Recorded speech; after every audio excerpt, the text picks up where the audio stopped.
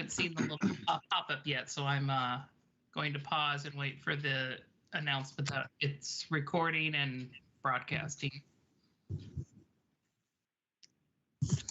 Okay, excellent. So we are, there it is.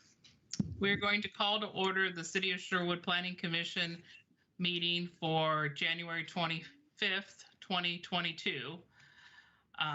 Roll call. I have Vice Chair Kai. Here. Commissioner Widola. Present. Commissioner Bance. I'm here. Commissioner Giles. Richard here. Here. And Chair Simpson is here. We will now move on to the consent agenda, which consists of the approval of the January 11th work session and regular meeting minutes. Anybody have any comments? If not, I'll entertain a motion. So moved. Seconded. All right, it's been moved and seconded that we approve the consent agenda. All in favor, say aye. Aye. Aye. Aye. Opposed? Motion passes. Council liaison comments and announcements. Councilor Scott. Hey. Greetings. I'll keep it brief. I know we probably have a long evening ahead of us, so not a ton to report. City Council did meet for the first time, second time this year. Last Monday. It was a pretty brief agenda. We will meet again next Tuesday at our normal time. Probably the item of most note to potential watchers and listeners out there is that we will be doing the first reading of a new chicken ordinance, which would allow chickens in certain residential areas in Sherwood with a process and a permit in place. So I know there's been a lot of interest in the community about that over the years, and it's getting close to the goal line. So tune in if you want to check that out and see what that's going to look like, or submit public comment. You can do so by the processes allowed. So check out the agenda on the sherwoodoregon.gov website, and there's links to submit public testimony. That's all I got. Excellent. All right. We're moving right into staff announcements. Good evening, Chair and Planning Commissioners. I don't have too many announcements tonight. I want to let everybody know who might be watching that we have 2 vacancies on the Planning Commission, and if you're interested in serving on the commission, and also if you're interesting, please check out the city's website for our application process. It's really easy, so I'm throwing that out there. And then our next meeting is on February 8th, and we have a legislative hearing scheduled for a code update about our marijuana business code. So with that, I'm just going to turn it over to you, Chair. All right. And as I've previously announced, I may not be in attendance at the February 8th meeting, so we'll be leaning on Vice Chair Kai and the other commissioners to meet the quorum requirements. All right, community comments. The community comment item is limited to those items not on the agenda, and pursuant to our COVID meeting laws, must have been submitted to a request to speak 24 hours in advance. We have not received any participants for community comments this evening. Okay, so now that we've, I just want to announce for anybody that's listening, we do now have the ability to have live community comments. All you need to do is register 24 hours in advance by contacting the city through the regular channels on sherwoodoregon.gov. All right. Are we ready to go on to public hearings? All right. So we have our first item this evening, the public hearing on case file LU 2021-015 SP Oregon Street Business Park is now called to order. The public hearing this evening will be conducted as follows. Staff will present the staff report. There'll be questions, if any, by the hearing body for staff. We will then open the public hearing for testimony, and time will be limited as follows. Applicant will have 30 minutes split between presentation and rebuttal. Persons in favor of the application will have 4 minutes each. Persons opposed to the application will have 4 minutes each. There'll be rebuttal allowed from the applicant with the remainder of their 30 minutes. Then, no other testimony will be taken from the public or the applicant unless public testimony period is reopened. There'll be final comments by staff, questions of staff, if any, by the commission, and then deliberation by the commission. A decision may be made by the Planning Commission at the close of the hearing, or the matter may be continued to a time and date certain.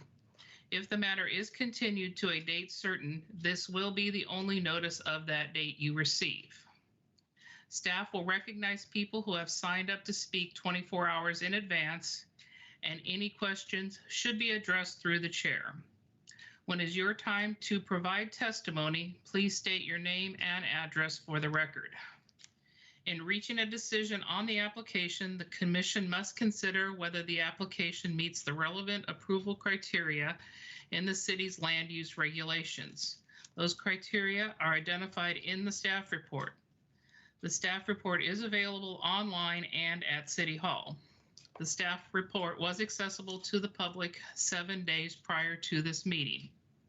The testimony and evidence must address these criteria or other criteria you believe to apply to this decision. Please note, failure to raise an issue with enough detail to enable the commission, the applicant, and the parties an opportunity to respond to the issues precludes an appeal to the City Council or Land Use Board of Appeals on that issue. Also, failure by the applicant to raise constitutional or other issues regarding proposed conditions of approval, again with enough detail to allow the commission to respond to the issue, precludes an action for damages in circuit court. At this time, I would ask members of the commission to disclose any ex parte contacts, bias, or conflicts of interest.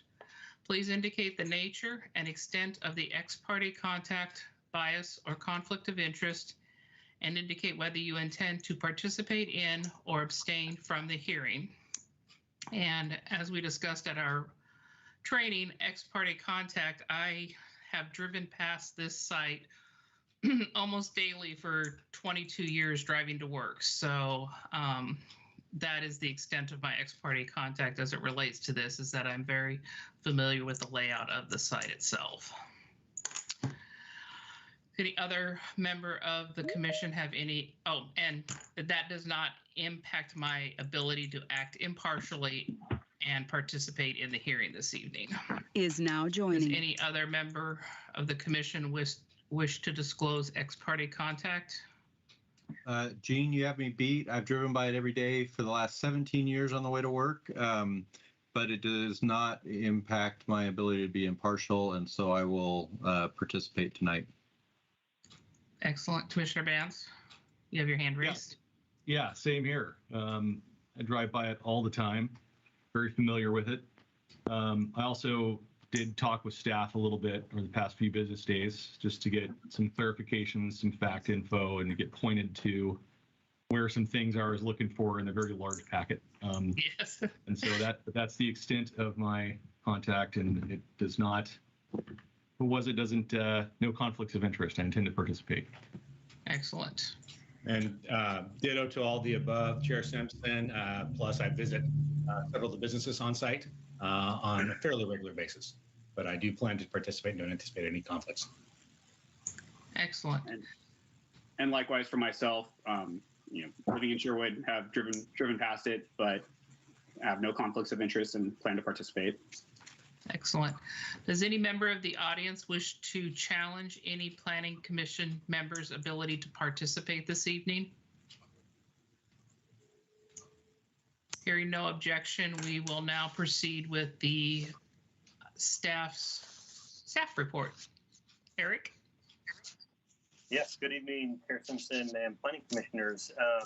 First off, yes, thank you for all your time the last week and a half, 2 weeks, going over all of this material and all 3 applications. I know staff appreciates it. I'm sure the applicants do as well.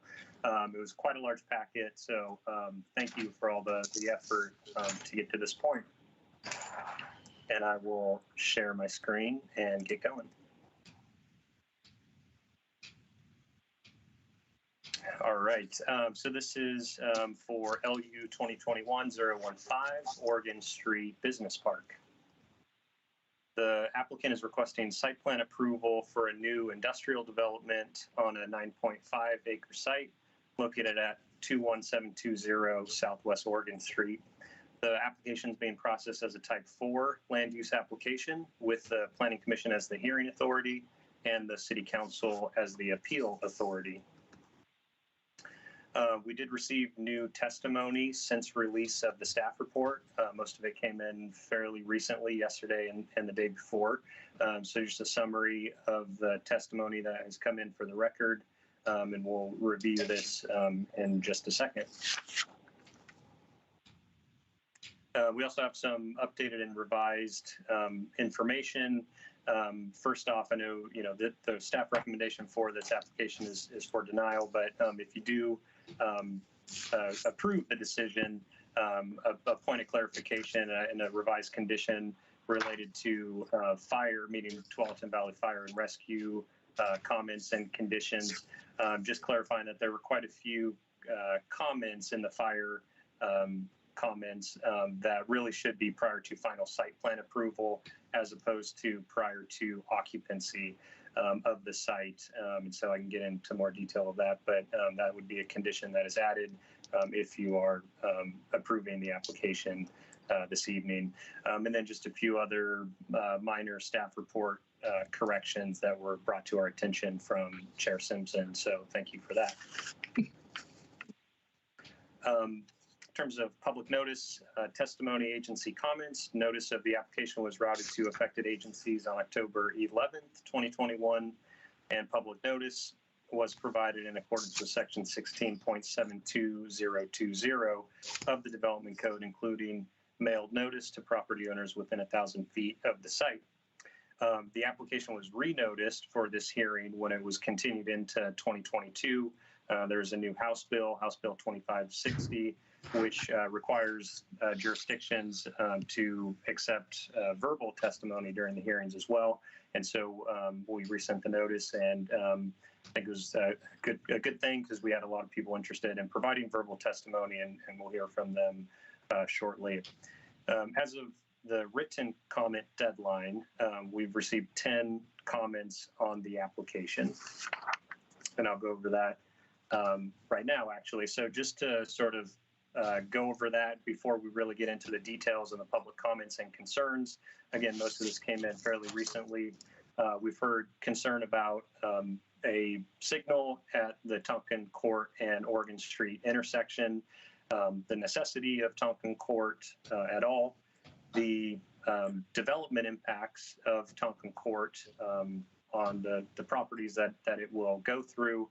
And then on the sort of flip side of that, we've also heard from adjacent owners who are in favor of Tonkin Court and would like to see the road construction to occur in order to allow development of their site interior to the Tonkin employment area. Just a few, yeah, that's the summary. I'll get into some details when we get to those specific slides. And I think this is also a good reminder that the application is a quasi-judicial application. And so the decision is required to be based off the applicable approval criteria in the city's development code. Here is the applicable code for reference. All right, getting into the details of the site. So the site is located on the south side of Oregon Street and the east side of Tonkin Road. There is a small portion of property on the opposite side of the street, but no development is proposed there. So all the development is proposed on this portion of the property outlined in red, which many of us drive by every single day. You can also see the city boundary, which is here in purple. And so it is, near properties here that are currently outside of the city boundary in this area here. These two properties to the south are located within the city limits currently, including this large property just to the side. Existing conditions, it's approximately 9.5 acre site. It's underdeveloped, has several small buildings that are currently used for the owner's business. The remainder of the site is fields and a stand of large trees. There is a wetland located here at the eastern edge of the property that's associated with this Rock Creek corridor and floodplain. The applicant is proposing to fill that wetland and replace it with a stormwater facility. In terms of the zoning and proposed land use, the property is zoned employment industrial. You can see the properties here in light purple that have been annexed into the city and applied the employment industrial zone, all of these being within the Tonkin employment area. The application states that the development is speculative and the planned users include manufacturing, distribution, and warehousing. The application also states that commercial uses and users are planned. The staff report has findings that clarify, because this is in the Tonkin employment area, there are very specific restrictions on commercial uses in this area. Notably, no standalone commercial development within 300 feet of Oregon Street. I think the idea was that Oregon Street didn't turn into a commercial street, and so there is a limitation on commercial development within 300 feet of Oregon Street. And there's also a restriction that the commercial development would need to be along the east-west, the planned east-west collector, which would run along here. So there's a staff finding just clarifying that which commercial uses are allowed and not allowed in this zone for the Tonkin employment area. Here's the proposed site plan, 5 buildings totaling approximately 121,000 square feet. The roads, 2 existing roads that abut the property, Southwest Tonquin Road to the east and Southwest Oregon Street to the north. Both of these are arterial streets under county jurisdiction. So both these streets are not under the control of the city, but under the county, and their classification is arterial. In terms of the site plan, buildings outlined here in yellow, landscaping in green, parking and loading area in the middle in gray.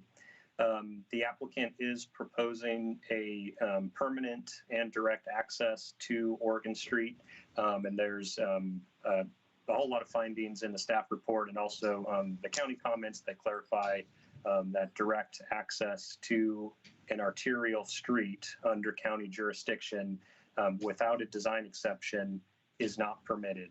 And so that's one of the reasons that staff is recommending denial. The county comments indicate that the application and TIA that was submitted did not include a complete submittal in terms of the design exception, and so they could not really approve or deny the application. And so in absence of an approval for this direct access to Oregon Street, that is one of the key reasons for denial of the application. The recommended denial of the application. Industrial design standards do apply to this development, again, because it's along 2 arterial streets. So anything within 200 feet of an arterial and visible to the arterial is required to comply with industrial design standards. These portions of the buildings outlined here in red are what would be captured under those design standards. The applicant is proposing to meet them through these bolded areas here, the bolded standards here. Getting into the actual design of the buildings, this would be viewed from west. This would be viewed from Tonquin Road, I believe.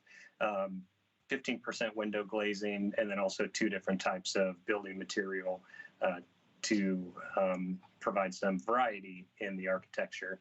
And this would be viewed from Oregon Street. Parking would be located to the side. Loading would be located to the side. And again, these would have the 15% window glazing and 2 types of building material. And kind of now getting into the sort of key part of, I think, the denial and where a lot of the public comments are coming in, and opposition to Tonkin Court and the signal.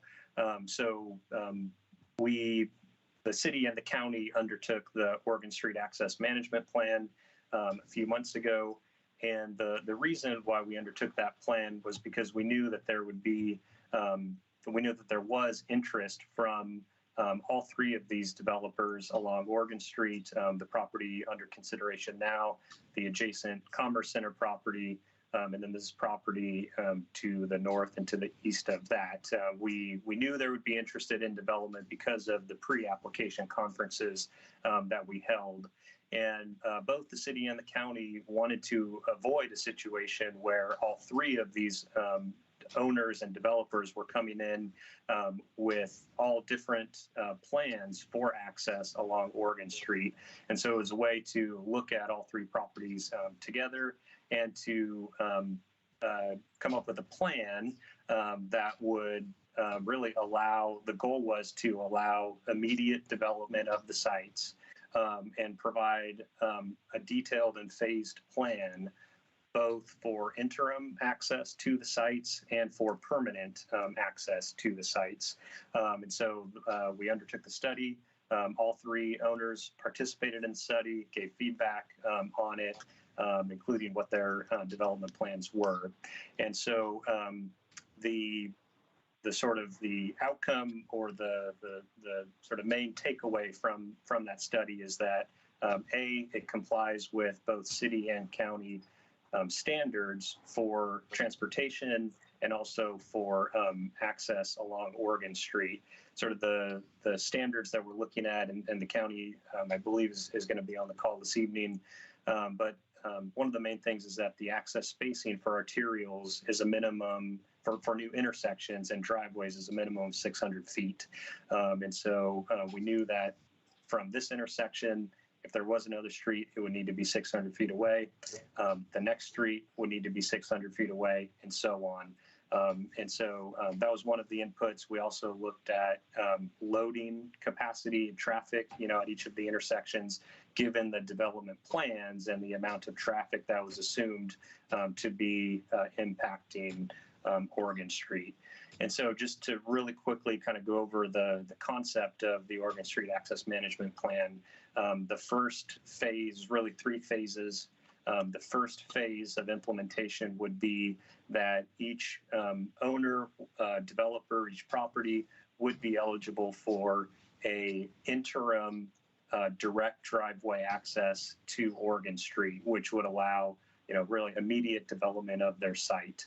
And sort of with that, those driveway locations, those interim driveway locations, we would also look at, and this was the purpose of the study, the long-term plan for the Tonkin employment area, so that we were not approving development along this street that then precluded the rest of the Tonkin employment area from developing in accordance with city and county standards.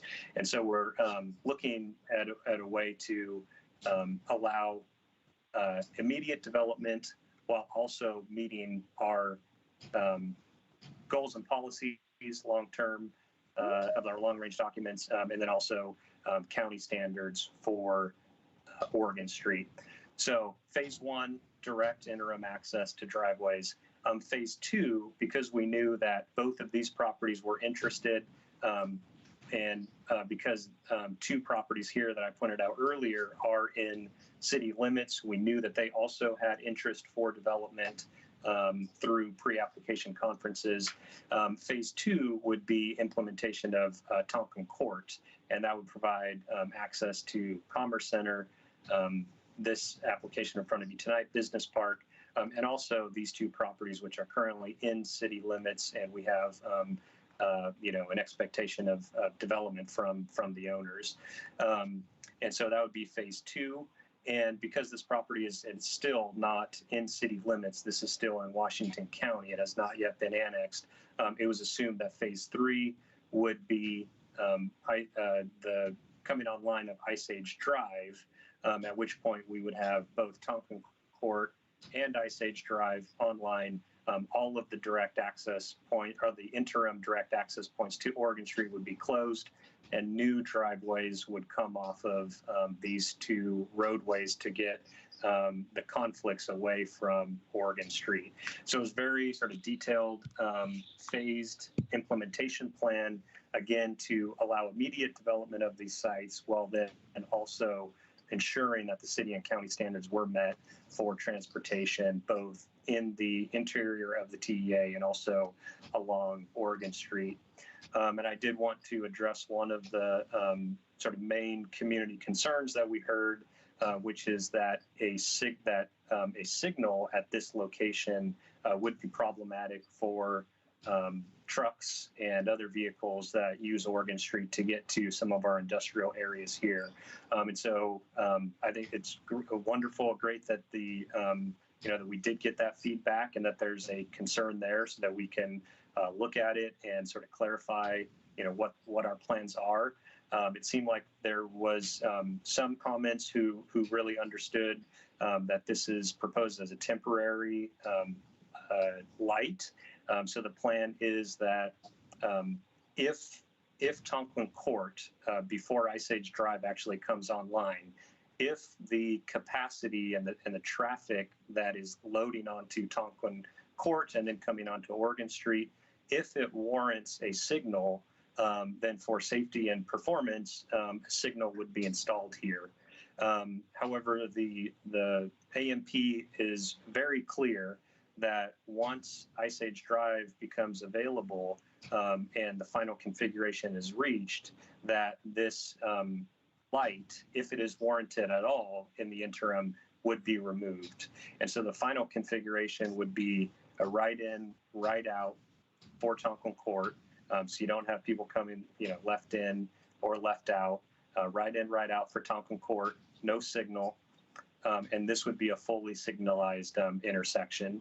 And the plan would be that eventually Tonkin Court comes all the way back around and connects to Ice Age Drive, providing yet another way for these properties to not travel on Oregon Street and to come Ice Age Drive, come down this back way onto Ice Age Drive, and then make their way to 124th and I-5.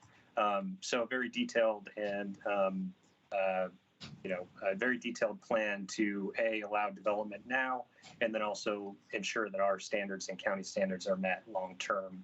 And I do just want to raise one more concern about the applicant's proposal relative to the AMP, which is, under the applicant's proposal, they are proposing direct and permanent access from the site to Oregon Street.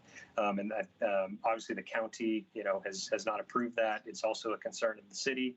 And I think a lot of the concerns stated around, trucks being impeded on Oregon Street, drivers being frustrated, moving around the slow truck traffic, we could have that situation under the applicant proposal. So I just want to express that concern as well.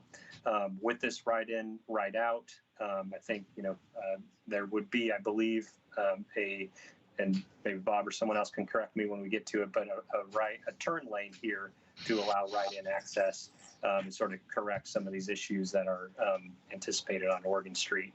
And so I want to, acknowledge the concern about the signal, but clarify that it would only be required on an interim basis if the traffic assumptions here in the interim require it. But at final configuration, there would be no traffic signal here, and that Ice Age Drive would be the only signal along Oregon Street. Just a few other considerations that I just want to explain in terms of, why these roadways were, why the intersections were planned at these locations and why the roadways are planned where they are. Of course, in addition to everything we just talked about, county spacing standards, speeds, loading distances, et cetera, the other few things that we had to look at were, these intersections need to be at 90 degrees. And so they have to be at 90 degrees for really safety, so that people coming to the intersection can see in both directions. We also, general practice is to have new roads shared along property lines. And of course, the main key being access spacing at 600 feet. So when you take all of those into consideration, while yes, the two intersections are on these two smaller properties, you can see that if it was shifted really in any direction, let's say we shift it to the north, and when we're still meeting standards, that's a significant burden on this property, which is even smaller than this property. If we shift it further to the south and have this intersection burdened on this property instead, Tonkin Court comes in, at an even more challenging location for this property. And so, while we understand that these two intersections are on these two smaller properties, given all these other considerations, 90-degree angle, that the roads then, if we go back to here, that the roads then travel along the shared property line, the AMP determined that those were the two best locations for intersections and why they were recommended in those two locations. And a last sort of final configuration or final consideration is that this, you can see this red line here. I added this in. This is to indicate that due to the really steep slopes here, there really is not a viable way to provide access to these properties in the southern portion of the Tonkin employment area from Tonkin Road. Tonkin Road is also very underdeveloped and worse shape than Oregon Street, has flooding issues, et cetera. And so for that reason, providing access to these properties from Tonkin Road was also not a viable option. In terms of what the applicant is actually proposing, they are proposing both a dedication and frontage improvements on Oregon Street, and then a dedication and fee in lieu of construction on Tonkin Road with temporary sidewalks here before this roundabout gets constructed. As I've mentioned, the staff finding is that the submittal is missing a key transportation component for the Tonkin employment area, which is Southwest Tonkin Court. In terms of requiring Tonkin Court, I'll get into in a second sort of our long-range planning documents that very clearly indicate that a local road is needed in this location, and also that an implementation plan that shows the roadway. The city is also required to demonstrate that the roadway dedication and any fee in lieu is proportional. And so this is an aerial that shows the Tonkin Court roadway as it's conditioned in the adjacent application, which we're hearing later tonight. I know we received a submittal from the applicant for this property that sort of showed a very similar PDF or sketch that sort of showed the impact of Tonkin Court. I just want to clarify that because this owner and applicant is not proposing Tonkin Court, the alignment, in order for the recommendation of approval on this property, the alignment for the roadway was shifted over here so that public utilities could be provided on this property alone without relying on this property who the owner, who was not agreeing to any roadway or utilities. And so I believe this is the most up-to-date information in terms of the actual impact of Tonkin Court, not what was submitted in the latest applicant submittal. And so the orange here shows the actual roadway dedication. And then this is based on the Commerce Center submittal. This would be the grading impact as a result of the roadway.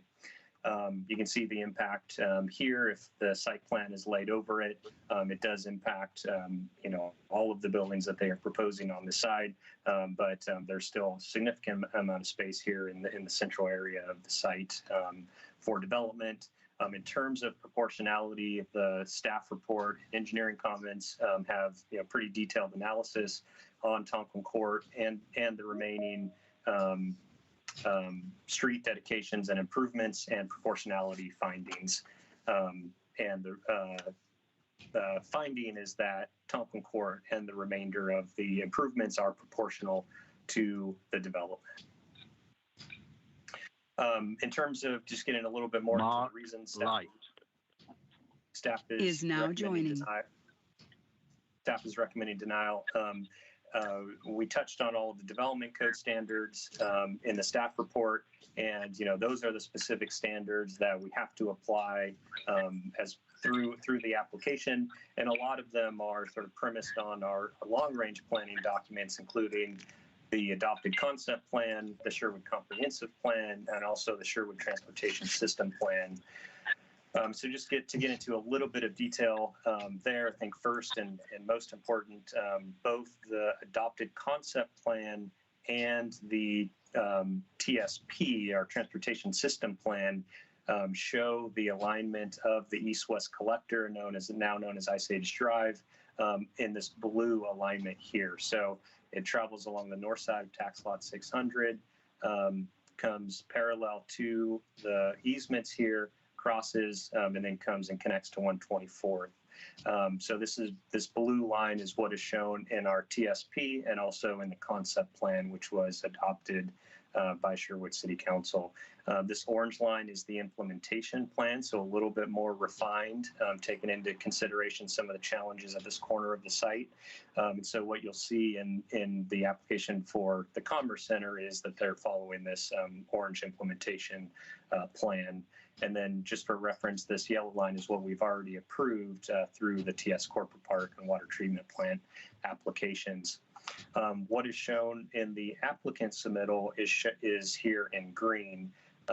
What they've shown as a future street plan is Ice Age Drive coming from this corner straight through the middle of tax lot 600. I didn't include it here, but there's a sort of a road that will continue south to provide access to these lots. And then Ice Age Drive would continue this way and connect up kind of as planned on this eastern side of the Tompkins employment area. A lot of different reasons in both the comp plan and the concept plan why this does not work. We're sort of a key component of the concept plan was to provide a variety of different lot sizes and development opportunities in the Tompkins employment area. The three largest parcels being these here, 1, 2, and 3, as all of these properties here are all about the same size, 10 to 12 acres, where these were 30 acres plus. And so the alignment of Ice Age Drive was very specifically chosen and the alignment determined in order to keep this property intact and to allow a variety of development opportunities to meet the city's employment goals for the Tompkins employment area. And so a lot of different reasons why this is problematic based on development, but also a key sort of concept in the concept plan is that this east-west collector, as it's known, actually goes from east to west and really acts as an alternative to Tualatin Sherwood Road. We want really all of these users as much as possible to use Ice Age Drive and get out onto 124th without going onto Oregon Street and Tualatin Sherwood Road. And so having this roadway come all the way down here like this and then come over is problematic from a development standpoint, but also from a transportation goal perspective. I kind of just went over this, what's in the concept plan. I'll skip that. And I think another sort of another key part of the concept plan and why the proposal does not meet our concept plan is because as with all development, especially in areas like this that are underdeveloped, there's no infrastructure in this area. The concept plan very clearly identified sub-area B1 and sub-area B2. And the idea was that these properties in sub-area B1 would develop prior to the lots in sub-area B2, primarily because they have access on Oregon Street to an existing roadway. And so, again, no access from Tonquin Road here. And so the other sort of thing that this map shows is that all of these properties here in orange are currently in city limits, while these properties in blue are outside of city limits. And so we know we have applications in front of us today for this property and this property. We also know that these owners here are interested in development. They've held pre-apps and are interested and are expressing, comments, public testimony about, the access. And so, another sort of key reason why Tonquin Court is so important is to provide access to these properties in sub-area B2 and allow development of the properties that are currently in city limits and ready to develop.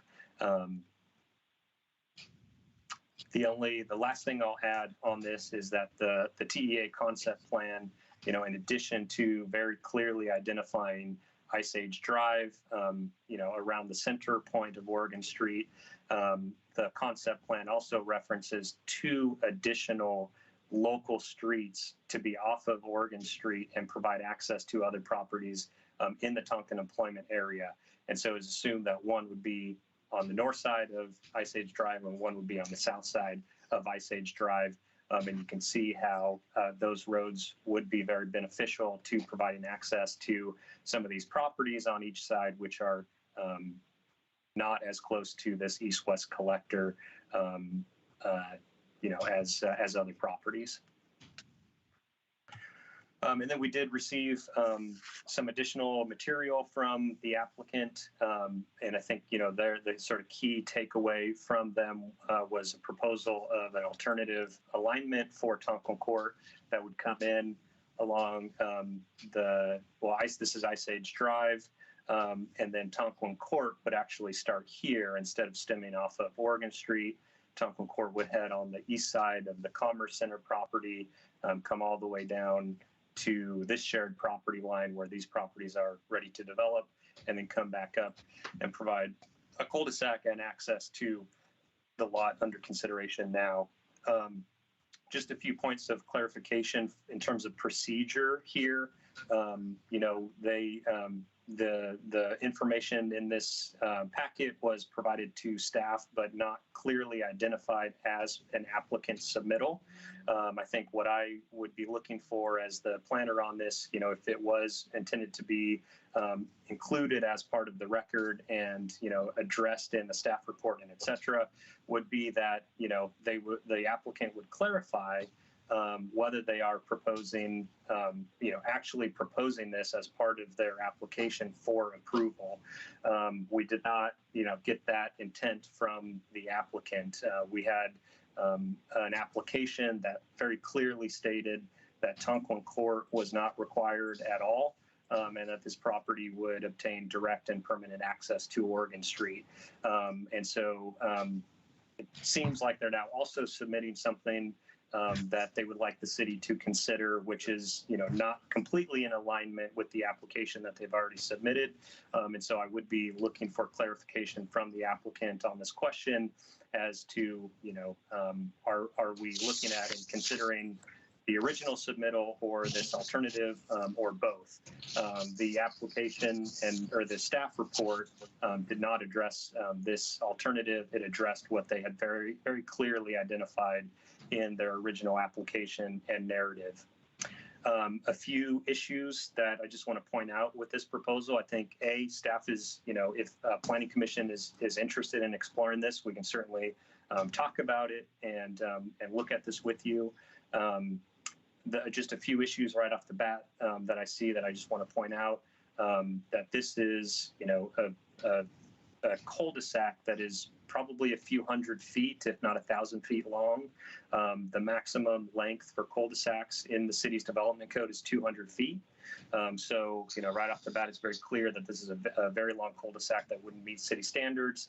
And another reason why we didn't think it was intended for the record, this would have very clearly required a design exception in order to get this approved. It has not been reviewed by the county. It hasn't been reviewed by the fire department.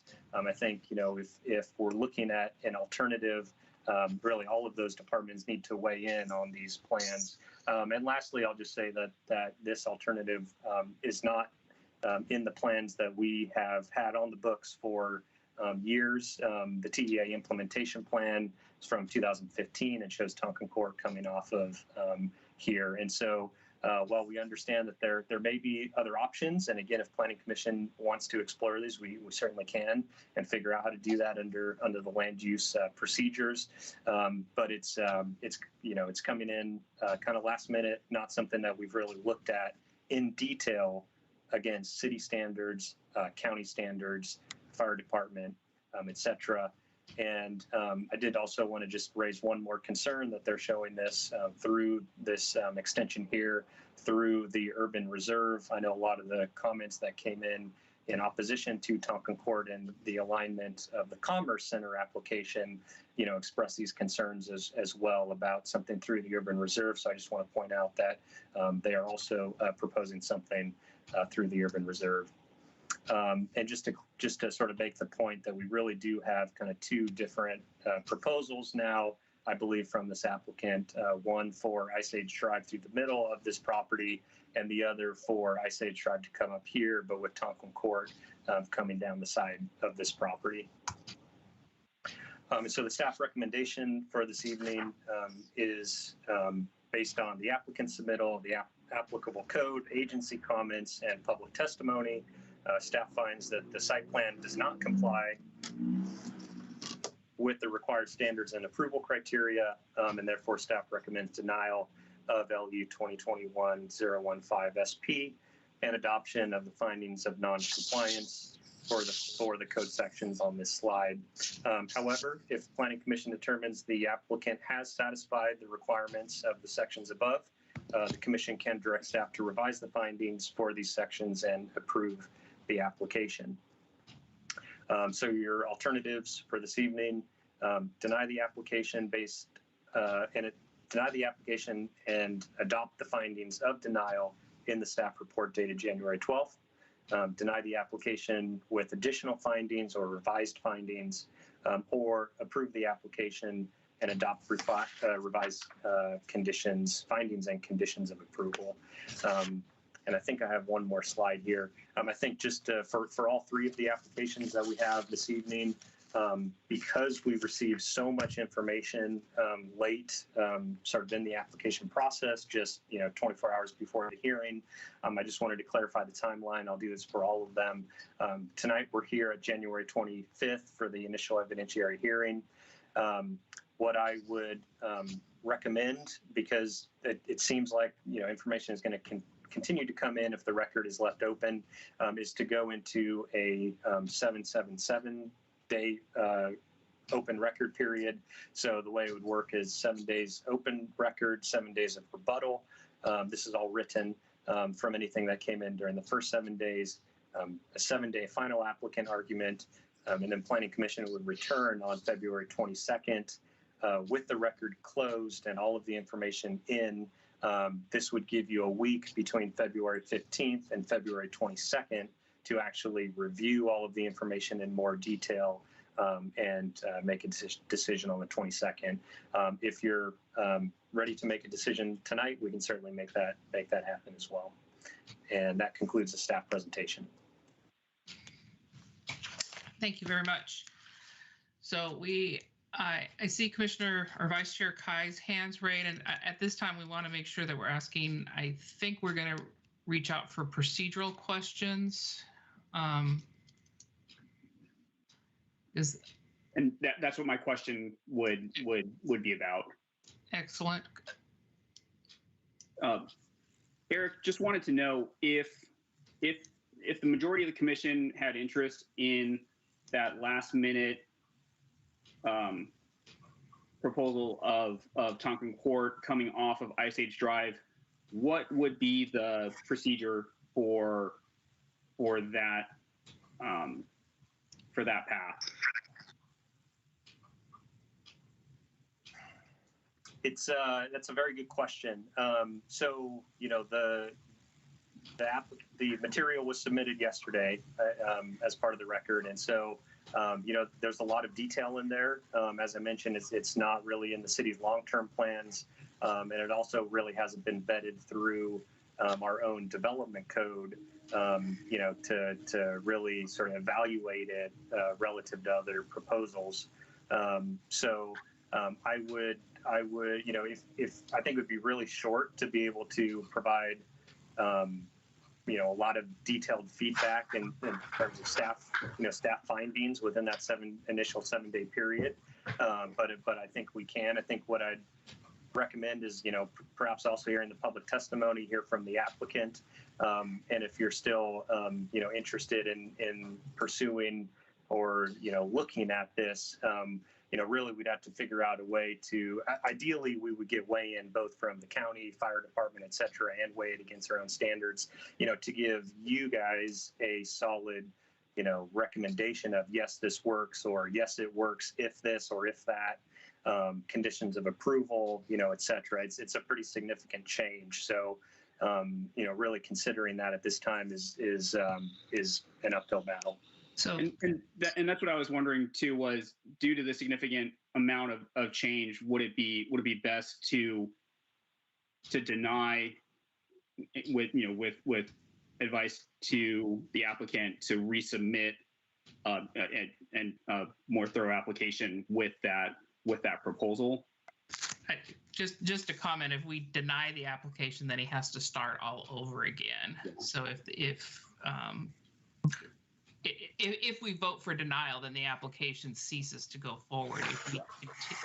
If the applicant sees this as a denial or wants to request for a continuance, then we'd have to do a continuance, but because of the time frame, there'd have to be a tolling of the 120 days to get all the accurate, complete, full reports from Washington County and our partner agencies.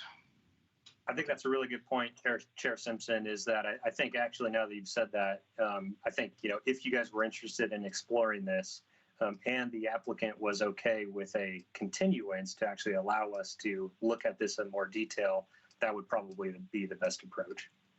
So before we deliberate on any matter, let's, Commissioner Giles, do you have a question on procedures, and then we can hear from the applicant?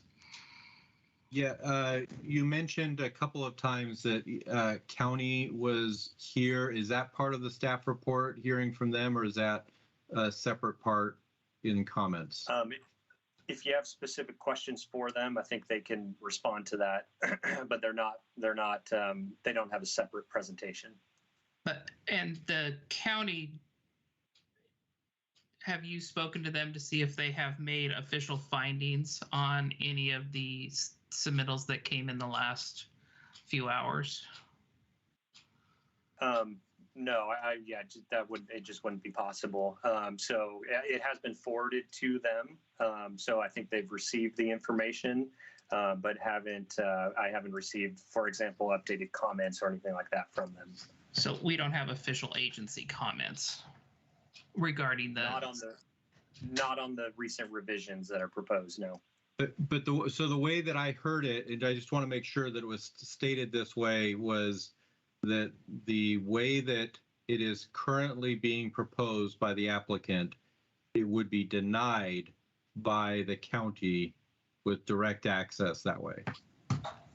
Is that what I heard you say? Yeah, so because the county, and it's a county roadway, and so they need to get a permit from the county, really for any access, whether it's interim, permanent, and so the application, the land use application, and a design the design exception for access to Oregon Street was submitted to the county. The county formally responded to their application for access and said that their TIA that they submitted was incomplete, and that they were not approving the proposed access point. So, normally we get a letter from the county comments that say, yes, it's approved, or it's approved with these conditions. And we wrap that into the approval, and then they need to, finalize everything with the county. after land use approval. In this situation, the county has reviewed the TIA and the proposal and has not approved an access point or approved something with conditions. The comment letter states that the applicant's submittal was incomplete, did not take into consideration all of the information that was required in order to get the exception actually processed. And so there's basically a finding of incompleteness from the county on their proposal. And so, that's part of the reason why the city is recommending denial, is because there's no permit, there's no approved access or conditional access from the county. Thank you. Thank you, Eric. Commissioner Widola. Yeah, I just need to clarify real quick, and I apologize. My comments for ex parte communications were actually for a public hearing scheduled for later today, not for this particular hearing. I've had no conversations with anybody regarding this on this particular project and plan to participate fully. So I apologize for the misstatement earlier. Okay, thank you. All right. We have any other questions of staff for procedurals before we call on the applicant? All right. And then I believe Erica is recognizing the people. Normally I would call on people, but normally we would be in person and I'd have blue cards and I'd get to mispronounce everybody's names. So I'm going to pass the baton to Erica and allow her the opportunity to introduce people for speaking. So just a point of clarification, Jean, do you want to start with the applicant presentation? Is that not what I said, applicant? Oh. Is now joining. Sorry about that. Yes, but I don't have names or anybody to call on, so I'm passing it to you to call on the applicant and introduce. Sorry about that. That's okay.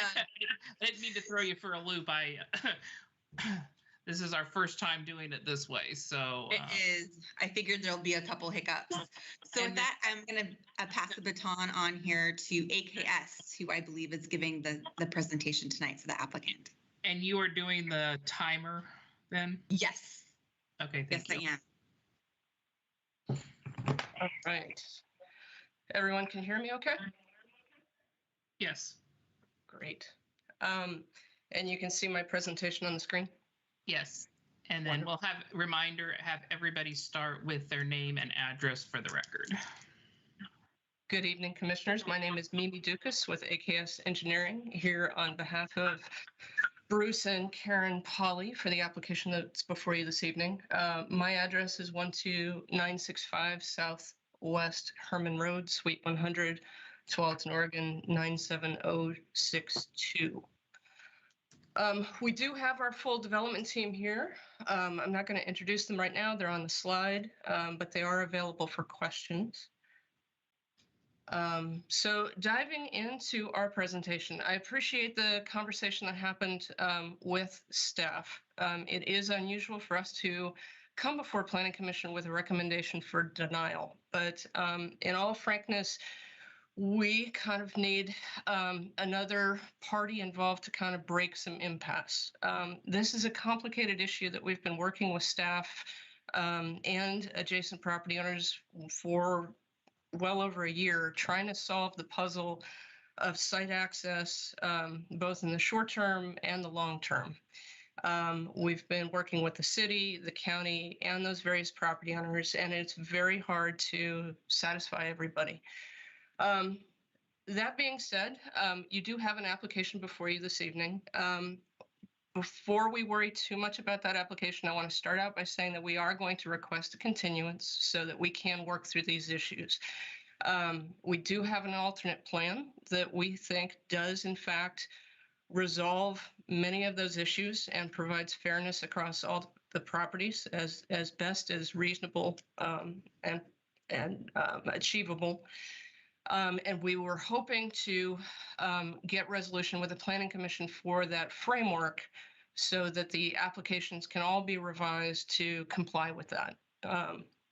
So we will request a continuance so we have time to work through those issues, but we do want the Planning Commission's feedback and direction for the best regional solution here. I also want to say that as part of that conversation that we've been doing with both the city and county, we did present this alternate concept back in November. We put the plan in front of everybody, talked through it. We did not hear a lot of support for it. So we thought we were submitting it into the application. I think there was a misunderstanding that it wasn't formally submitted, but we didn't revise the site plan details of the application to reflect that because we didn't hear support for the plan. It felt like kind of a dead-end conversation. So I'm sorry about the misunderstanding there, but this isn't necessarily a last-minute submittal. It is trying to raise that issue back up and again, find a solution for the whole region. So we're going to talk a lot about regional transportation. Mr. Rutledge already provided some of that framework, but we're going to give you a little bit more. Fundamentally, we're concerned about the share of impacts that Mr. Polly's property bears for this transportation network. And we don't think that the Tonkin Court extension provides a fair spread of the impacts across the region. We also think that the current plan that was in the Tonkin AMP, the Access Management Plan prepared by DKS, did not meet the fundamental goals of the Tonkin Employment Area Plan because it does not provide good connectivity for these properties back over to 124th. So we'll dive into that in more detail in just a moment.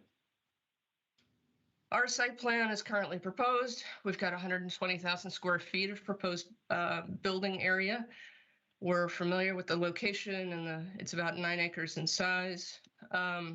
Another important thing to know about the site relative to how this fits into the bigger puzzle is that it is an unusual shaped piece of property and it carries a lot of topography, particularly for industrial development. So the property slopes from the high side on the east down to the low side on the west.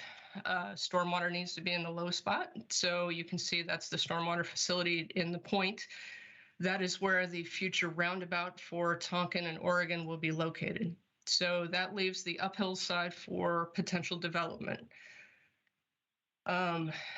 So let's back out into that regional transportation conversation that I said we were going to have.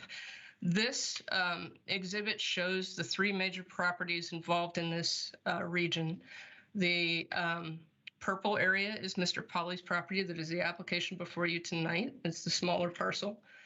The orange parcel is referred to as the Harsh or Schnitzer property. They recently had a name change.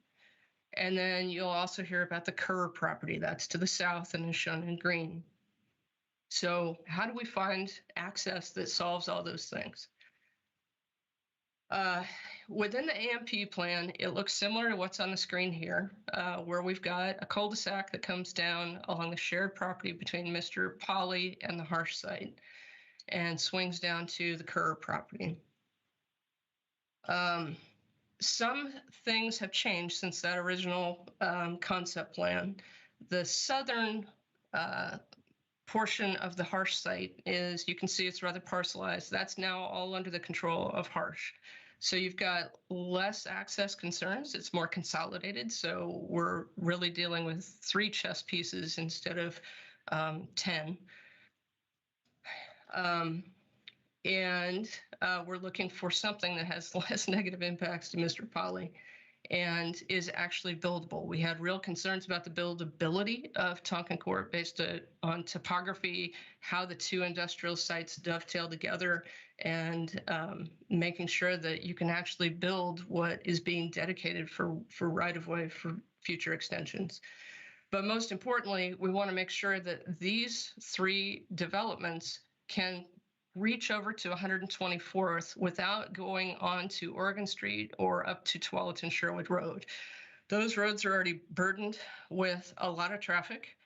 As we all know, they're important regional truck routes, and the capacity and directness of those roadways needs to be protected. And we'll talk about that temporary signal in a little bit. That is also a significant concern. So this is our Tonkin Court alternative plan, as we like to refer to it. We think it works for all the properties.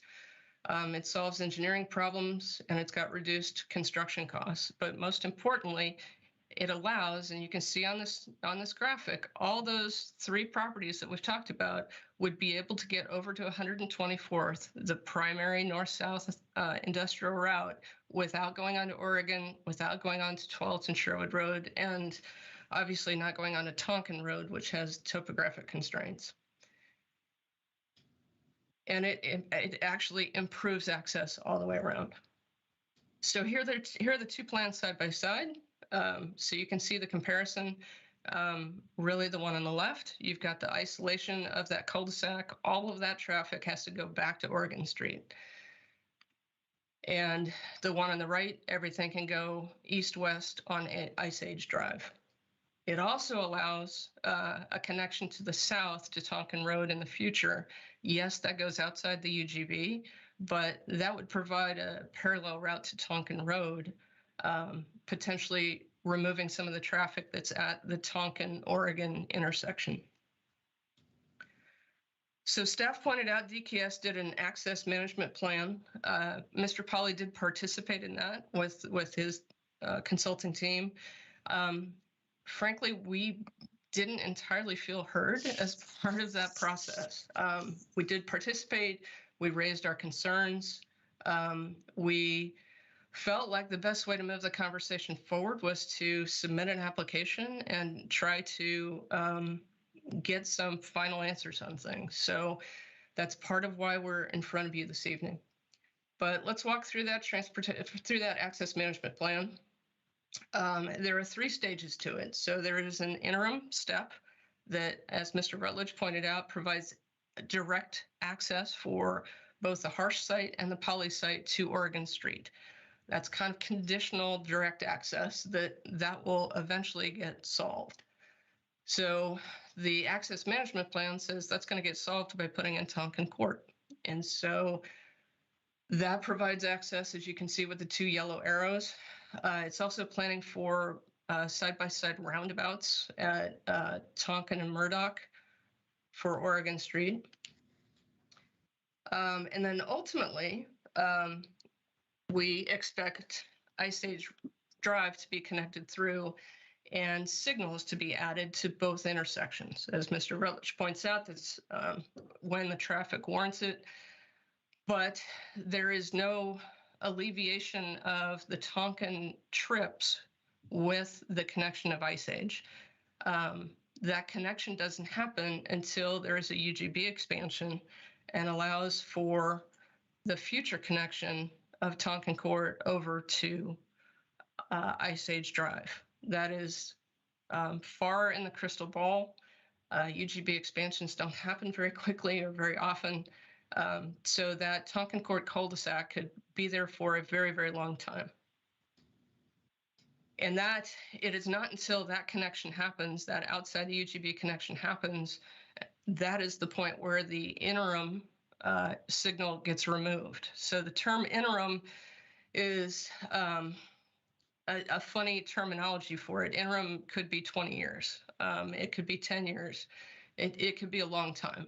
UGB expansions are simply not guaranteed.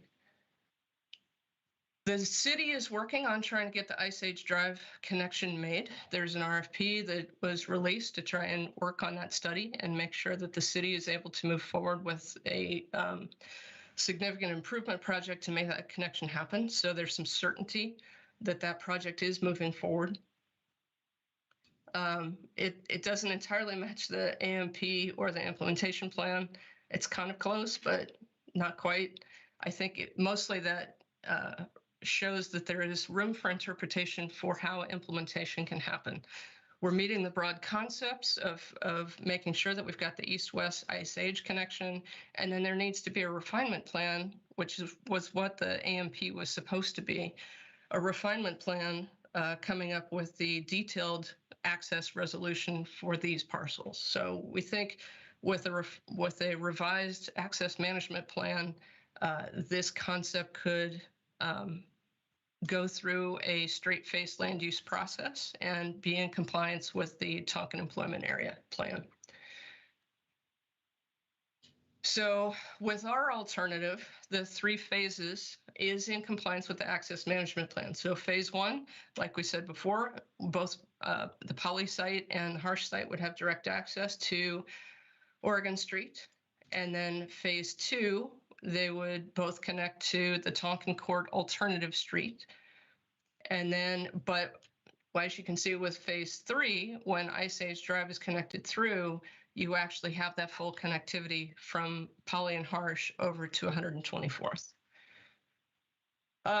So back to the engineering challenges of Tonkin Court. Mostly, there's challenges with constructing Tonkin Court between the 2 properties. There's a lot of grade changes. How those 2 sites interface, that's a challenge.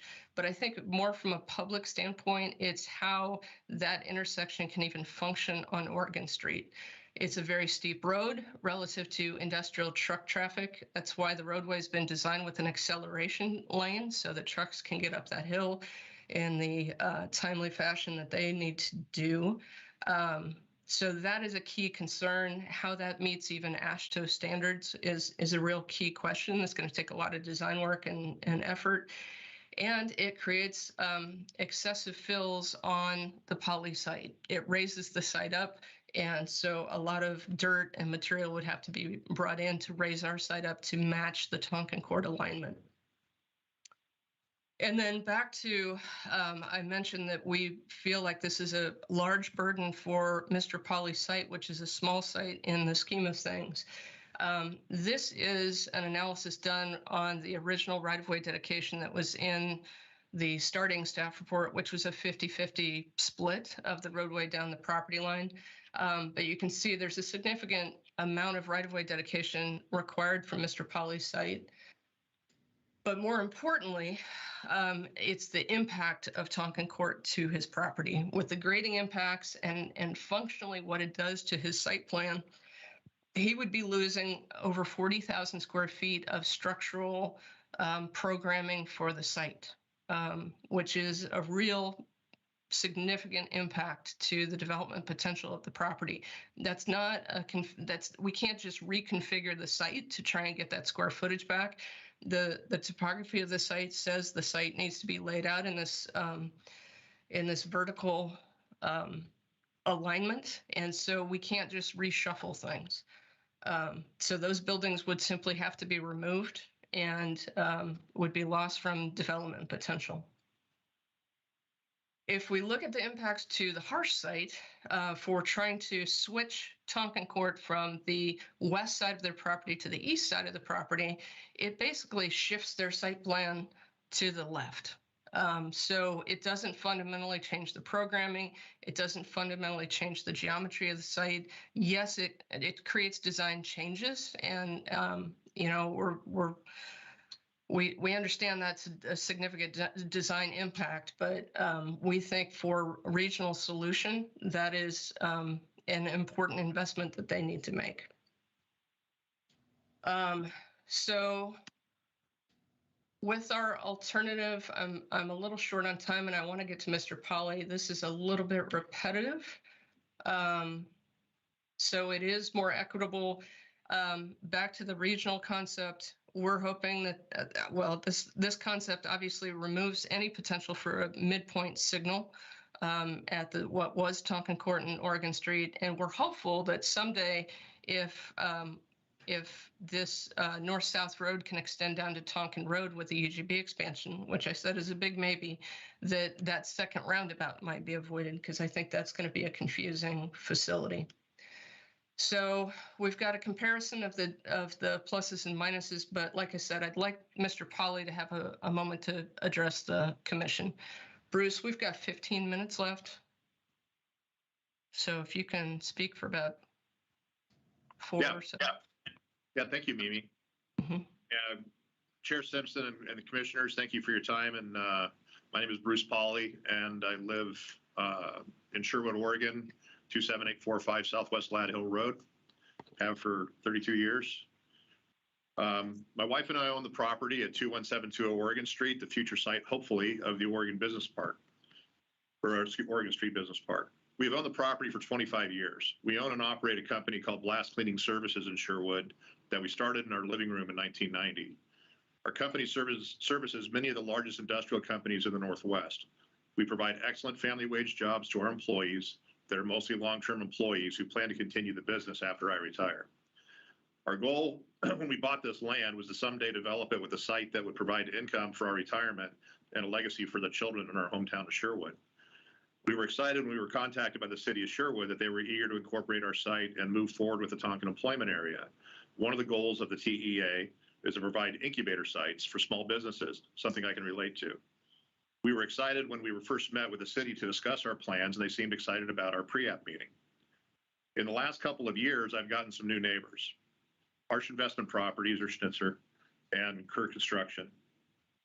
I was surprised when our early conversations included running a cul-de-sac down my east property boundary. My property is a 9.5 acre triangle on a sloping hill. I have two main roads on two legs of the triangle, Oregon Street and Tonkin Road. Surely they wouldn't impose a third road on my property, would they? The city encouraged us to meet with and work with my neighbors to find a compromise. But those conversations were like, well, we need to vote and it's 2-1. So, and then when I would push back with alternatives to Tonkin Court, the conversation always turned to, why don't you just sell us our property and make it easy? Literally over 10 times this was the conversation. I was feeling like this road was being used as a tool to make me want to sell rather than develop. We have always tried to be good neighbors to our business community and the homeowners around us. I was pretty frustrated with how this process was unfolding and would just like to build the business park that the TEA asked for and not lose the most buildable part of my property, which is indeed the east uphill section. The right-of-way being asked for will impact us severely and may jeopardize the viability of our project by taking square footage away of the buildings. We have provided the city with an alternative for future access, which we did have a meeting with the city and the county to discuss the alternative that Mimi's showing you back in November. I was in the meeting and I had conversations with Galati about how I would accept, the ultimate solution to having the cul-de-sac come around from the back. And I said, absolutely, that we could live with that being our ultimate solution. I am stumped as to why the city and my new neighbors are pushing for an inferior solution. I'm sure you've already heard about the negative impacts of siting on the intersection with Tonkin Court on the hill with limited sight lines, a steep grade on one of Sherwood's busiest streets that apparently just about everybody on this call drives on. Anyway, the Tonkin Court cul-de-sac, in my opinion, is a dead end. I support the development of Sherwood Commerce Center and the rest of the TEA. I also support my project, the Oregon Street Business Park. I do not support the dead end on the slope that takes so much away from our project. Thank you so much for your consideration. I hope you can help us. Thanks, Bruce. So that is generally our presentation. Like I said, we would like a continuance. We would like to find a solution with staff and the Planning Commission. We think we've got a good alternative. I think the next step is a updated access management plan and refinement of our submittal. And then we can come back before you. But you've got an application after us that is clearly impacted by this concept. So they would be in the same situation. And frankly, we will be testifying on that application to the same effect. But we are trying to find a solution. So with that, I will stop my testimony and open it up to questions.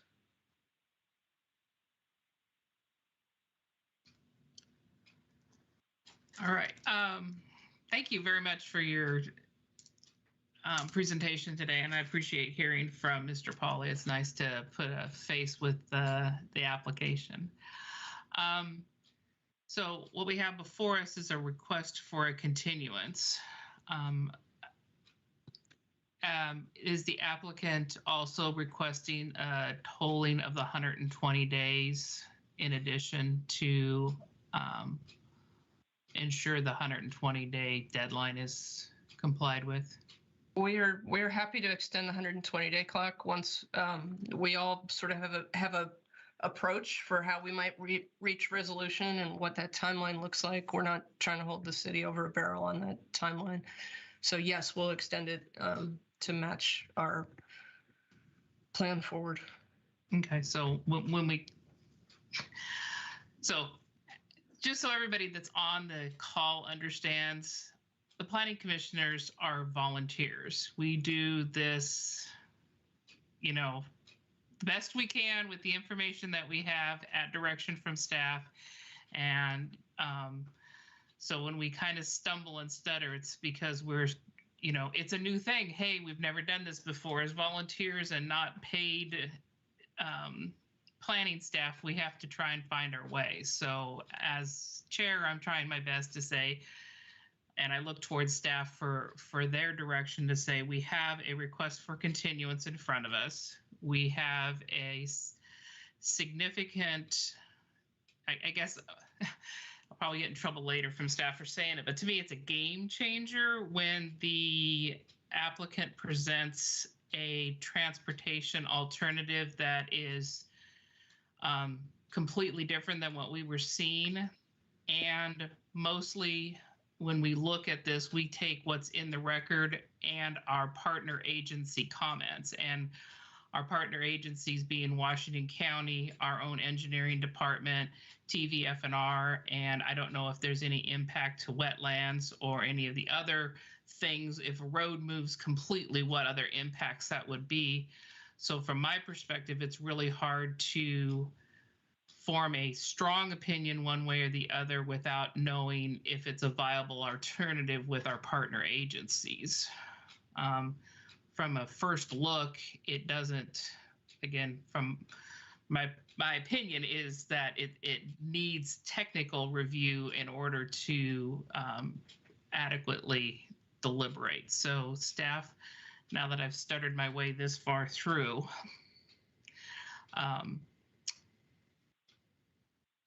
so Chair, what I might recommend is that we go ahead and go through the rest of the public testimony. My hunch is that we probably need some sort of continuance for the applicant team and staff to huddle up again after we get sort of some initial thoughts from the Planning Commission and some feedback.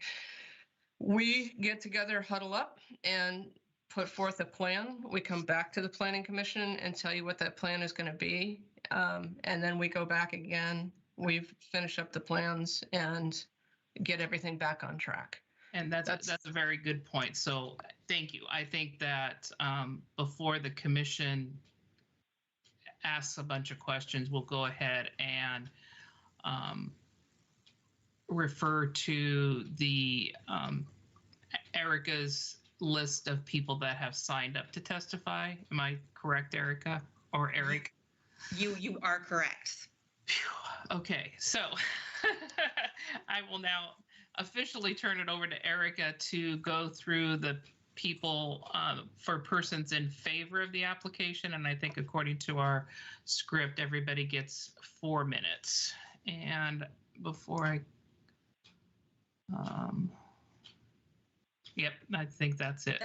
That is correct. Yep. Okay. And remember to state your name and address into the record. And the first person I have is Matt Langer. Are you on the line? Yeah, Erica, thank you. This is Matt Langer, 15555 Southwest 12th and Sherwood Road, Sherwood, Oregon. And so I'm testifying in support of the project here that is before us right now, particularly due to the Tonquin Court and the signal that's associated with it. I keep hearing the word interim, and I just heard and saw it interim a few times again tonight. However, interim appears to be subject to a UGB expansion long term, and I just don't think that appears feasible. What does appear feasible is this supplemental plan that I see AKS just presented. That makes sense to me. I heard staff saying the long-term plan is that the majority of the traffic in this area of Tonquin employment is supposed to eventually be mostly on ice age. And so why not just build towards that right off the bat? Why bother building a temporary signal for a temporary Tonkin Court that you say you don't anticipate much traffic is even going to be on to begin with? Plus, you can tell the two applicants here have a little heartburn about Tonkin Court going right down between the two property lines. And if I followed right, it looks to me like both properties, it appears to me from, if I followed right, and AKS can maybe confirm that or somebody can, but it looks like both the property owners actually net more square footage, which should result in more property taxes for the city. So the city makes more money, and so do the property owners, and the traffic on Oregon Street doesn't have to deal with a signal on a slope, which is just a huge red flag right off the bat. So hopefully I've made a few clear points. That it seems pretty clear and obvious to me. I'm not sure quite what's going on here, but obviously from watching what's occurred here in the last hour, there's some confusion over a bunch of things, and it looks like everybody here is on the right track to go solve the problem. And thank you, Chair Simpson, for all your many years. You're probably one of the longest volunteers, you and Keith Mays, for the city of Sherwood. And I trust that you will lead us through to a solution that makes some sense here and we don't end up with a signal on a hill. Thanks a bunch. Have a good night. Thank you. And thank you for your kind words. Erica, next. Yes, hold on one second. I have to reset my stopwatch.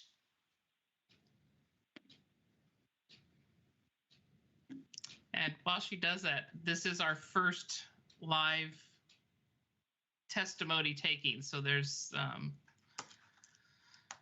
probably some logistics that we're going to be working out bugs on. For sure. So the next person here on my list is Amy Thornton.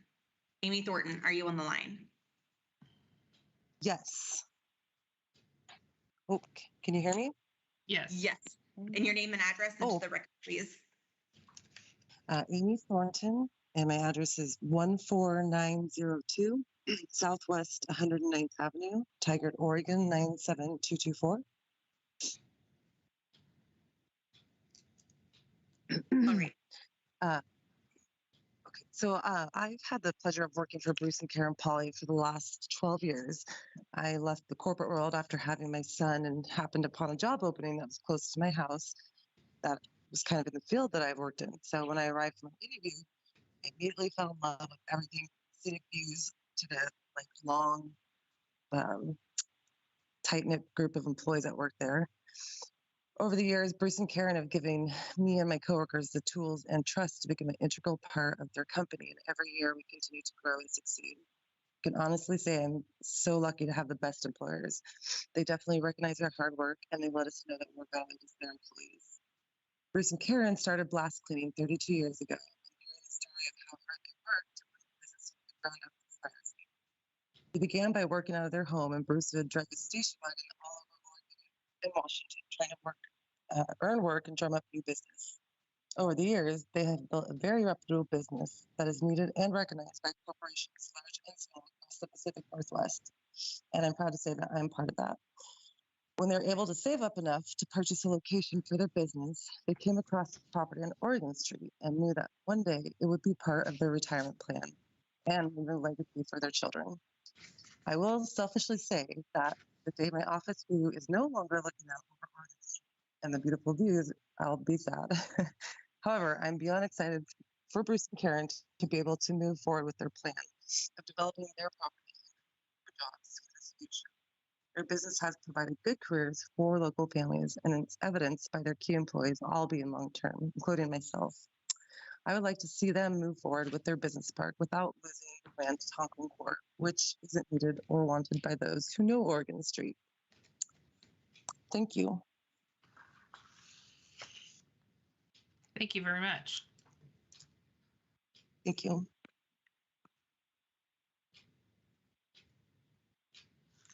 The next person on the list is Steve Durrell. Is Steve on the line this evening?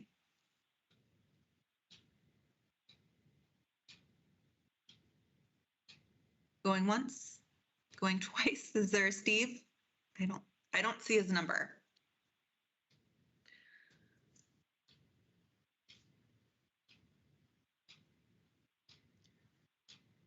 May I suggest that we circle back around and call one more time after we've completed all the other ones for anybody that's not on the line exactly right now, in case they fell off. The next person on the list is Tim Kerr. Tim, are you on the line? And I don't believe I see his number either.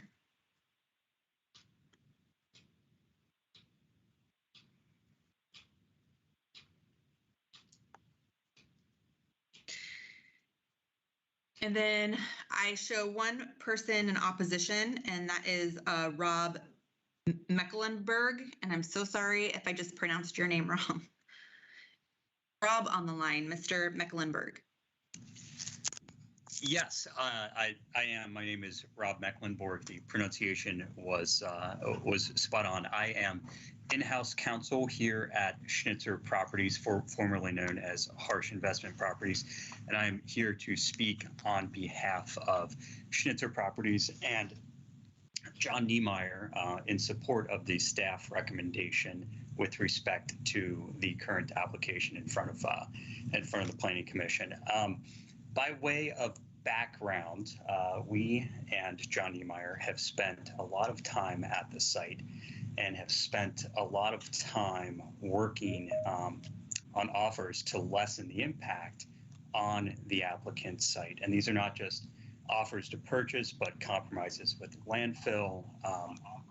We're actually shouldering, I think, 2/3 of the cost of Tonquin Road right of way. So we've been at the table and tried very hard to make this work. And also, I would add that by way of background, as was mentioned in staff's report, these are years of city plans that have come into place that we are looking at, and the applicants are evaluated on. So this is not something that can just change overnight. I should go back, or actually I'll give you my address at the end if that's okay. I realize I missed that. So with respect to the application in front of you, we counted 26 places in the development code where the applicant is not in compliance with the code. And that is in addition to the lack of compliance with the TEA preferred concept plan, the comprehensive plan, and the AMP. Again, these plans take years and years to evaluate and become and have a lot of work that the city puts into it. And there's also a formal process to amend them. And to our knowledge, that has never been brought about. So we are in support of the staff recommendation with respect to the findings with respect to the code and the plans. I would be remiss if I did not add that we are also in support of the city's finding that there is a legitimate governmental interest in the exaction that is contemplated under the staff report, and that legitimate governmental interest is multifaceted. But one thing that I would bring up in the interest of time is that it is in furtherance of the Tonquin employment area plan, specifically that once a diverse group of parcels in size, and currently we hold fee title to the largest undeveloped parcel, and it's stated in that plan that the Tonquin employment area is encouraged to have campus-like feels. And I think we need to look no further than Intel's recent chip location in Ohio, and have to think that Oregon does miss out on some big projects because we don't have those big parcels. So, and furthermore, we agree with the proportionality analysis that has been well tested within the city of Sherwood's code. So, in closing, this new option that was put forth in writing to the city yesterday, to our knowledge, is not part of the formal application. We urge the Planning Commission to render decision based on the application that has been submitted and that staff has spent countless hours and days and weeks evaluating based on the current criteria of the development code and the plans in front of you. So that is all I had. Again, Rob Mecklenburg on behalf of Schnitzer Properties and John Niemeyer. The office address is 1121 Southwest Salmon Street, Suite 500, Portland, Oregon, 97205. Thank you.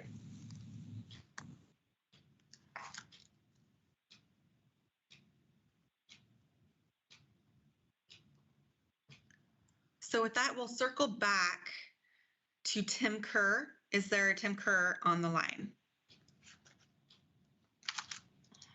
Erica, this is Kirk Olson with Trammell Crow Company.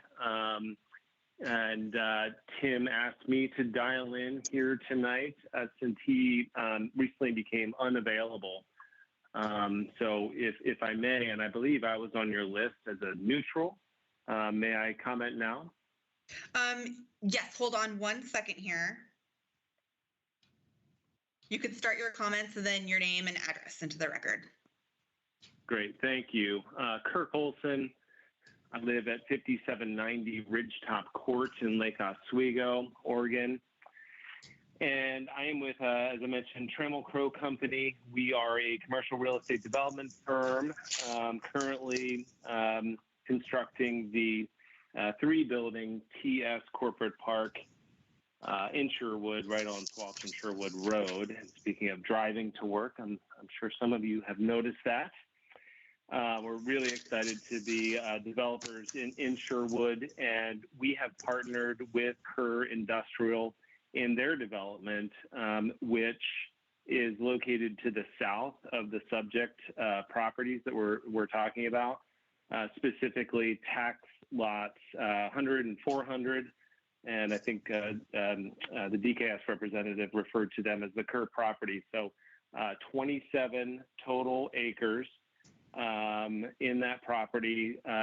It's in the employment area. It's within city limits and zoned employment industrial. And we want to develop those properties as soon as possible. We want to, add to Sherwood's employment base and tax base and get something going. And our comment is pretty simple. We need access to those properties, and we need appropriately sized utilities in that those roadways to be constructed for our development on those 27 acres. And whether it's Tonquin Court coming down, I think Eric opened with his comments how critical extending Tonquin Court to the south to the subject property for me, lot 400, is to the future development in the area, or whether it's DKS's idea of coming in from the west. We think that has merit too. Whichever the scenario is the result here, we simply want staff to ensure that the proper alignment is planned for Tonquin Court. Much of it, especially that bend, occurs on Schnitzer's property to the south of the subject development. So we want appropriate, extensive alignment and plans for that future roadway. And again, as I mentioned, we want to make sure that what is constructed by way of utilities is appropriately sized for our future development, or else we're landlocked. I mean, that is our simple problem. Right now, as contemplated, the time frame when we could develop may very well be never. Really hard to plan a development when you're beholden to neighbors to the north for access. So we're just really looking for city staff to ensure that we have adequate access, and that is our comment and request. Thank you. Thank you. And And then we're going to circle back to the last person that we had sign up this evening, and that was Steve Durrell. Is there Steve Durrell?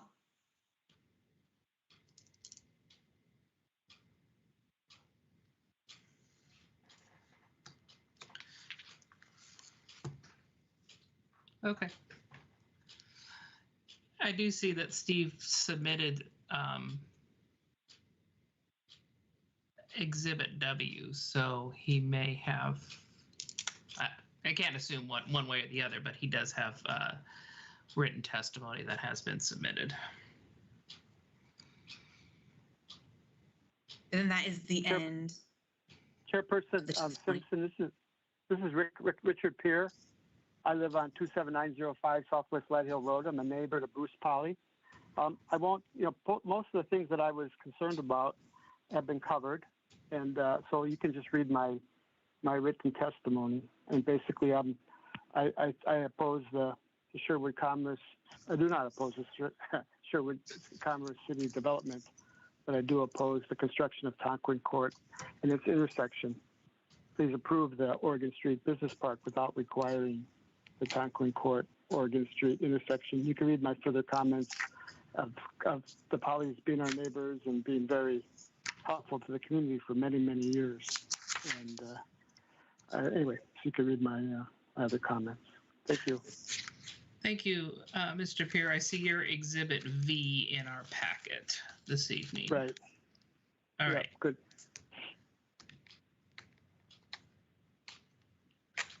All right. Erica? There is nobody else on our participant list for public testimony. All right. Then we are going back to the applicant rebuttal, which you have the timer going. I think they have about 15 minutes left if I were to. They have 9 minutes and 24 seconds. What? Okay. Before we do our rebuttal, would you like to check in with staff on how they might want to approach kind of next steps? Do you want to take a recess? I want to be able to accommodate what everybody needs to find resolution. And so I just want to check in on that before we do any rebuttal. That's a really good call. So I don't have if staff needs some more time, that's reasonable as well. Well, Madam Chair, this is Spencer Parsons from Erie, Elsner, Hammond. I'm kind of sitting in for Josh Soper, advising the city in a legal capacity. Oh, hello. So say your name again, because I was... Spencer Parsons, Beery, Elsner, Hammond, 1845 Northeast 45th Avenue, Portland, Oregon. I've been helping staff out with their land use applications while Josh Soper was on leave. And so to kind of follow up on Ms. Ducas's question, you have a request for continuance. And so when the request is made like that, the city's obligated to honor it with either continuing the hearing or leaving the record open. What she's proposed is continuing the hearing so that the applicant's team and city staff can get together and try to work through some of these issues that we've been discussing this evening and get some input from the county and other agencies. So she's also indicated willingness on the applicant's part to extend the 120-day clock. So what you're going to want to be thinking about is, if that's the case, entertaining a motion to continue the hearing to a date certain in the future and coordinating that so that the 120-day extension kind of matches that, so that we don't run into an issue down the line where we're trying to sync them up later. And then at that same time, I guess we have two options for the continuance. So just for clarity, because this, like I said, we've got new commissioners, a new process, and a lot of moving parts. this is the first evidentiary hearing, and at the first evidentiary hearing, a continuance request from either the applicant, proponents, or opponents, anybody testifying, is accepted as a continuance, and the applicant making the request tolling the 120 days allows us to continue the entirety the way we've done other applications where we would have a second evidentiary hearing, or we can continue it as requested or suggested by staff, which would be a 7, 7, and 7, where there would be 7 days of testimony, 7 days of rebuttal, and 7 days of applicant response. Yeah, that's correct. If you closed the public testimony but left the record open for written submissions, you wouldn't not be receiving additional testimony, though. When you came back after that 777 period, it would just be for deliberations. Whereas if you continue the hearing, you can come back and hear from everybody again. What Eric was talking about, and Eric, feel free to jump in if I'm putting words in your mouth here, but he was recommending the 777 approach simply because the city was constrained with time. And so the applicant's saying that they're willing to provide some breathing room to the city to accommodate that if the city is willing to entertain continuing the hearing. Okay, so I see Commissioner Kai and thank you, Spencer. I saw you earlier, and just as a sidebar, I saw you earlier, and I thought, I'm not sure. And then for people that are watching this, Spencer is considered part of staff, so either there is no ExParty Contact, there's no time limit, and we're free to ask him questions as an applicant, so he's able to interject as if he were Erica, or some other member of staff. He is staff as it stands. So, Commissioner Kai, go ahead with your question. Yeah, question for you, Spencer. In a situation like this, where it's unclear what that date certain might be for continuance, what would we need to do, or what would need to be contained in the motion? We need to, what the Planning Commission needs to do is see, you're going to need to coordinate the continuance. First of all, the motion to continue needs to state the date certain in it, or so that the city doesn't need to renotice the continued hearing.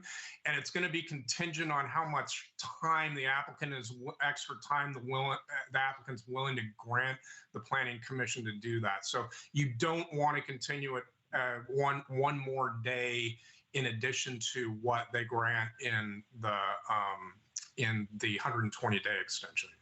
Okay, because we don't have that to spare at this point. Okay, so we'll just need to coordinate with city staff and the applicant as to the best date certain. Yeah, yes, and I just kind of defer to city staff and the applicant how much time they think they need to get this additional information.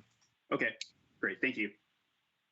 And usually this is where we're in a big room with everybody and we take a 5-minute adjournment and staff, pulls the applicant off to the side and they come back, and then staff tells me something, and then I look really intelligent when we come back from a couple-minute recess. So, and that's part of why I hesitated on rebuttal. I wanted to make sure that staff had a chance to think about what this all looks like. And my rebuttal is probably actually pretty short, so I can go ahead and do that. But as part of my rebuttal, I would normally address what I think we should do from here, but I don't want to do that without staff's input.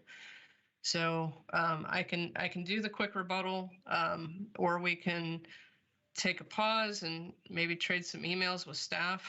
And I think also, Mimi, if you wanted to, if the Planning Commission is willing to entertain the continuance, you can push off your rebuttal until you've received the additional testimony if you wanted to do that, or take that approach.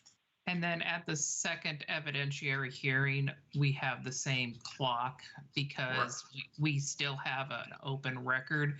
So the applicant would do their presentation, and then we would still entertain proponents, opponents, neutral people, and the rebuttal would occur comprehensively then. Yeah.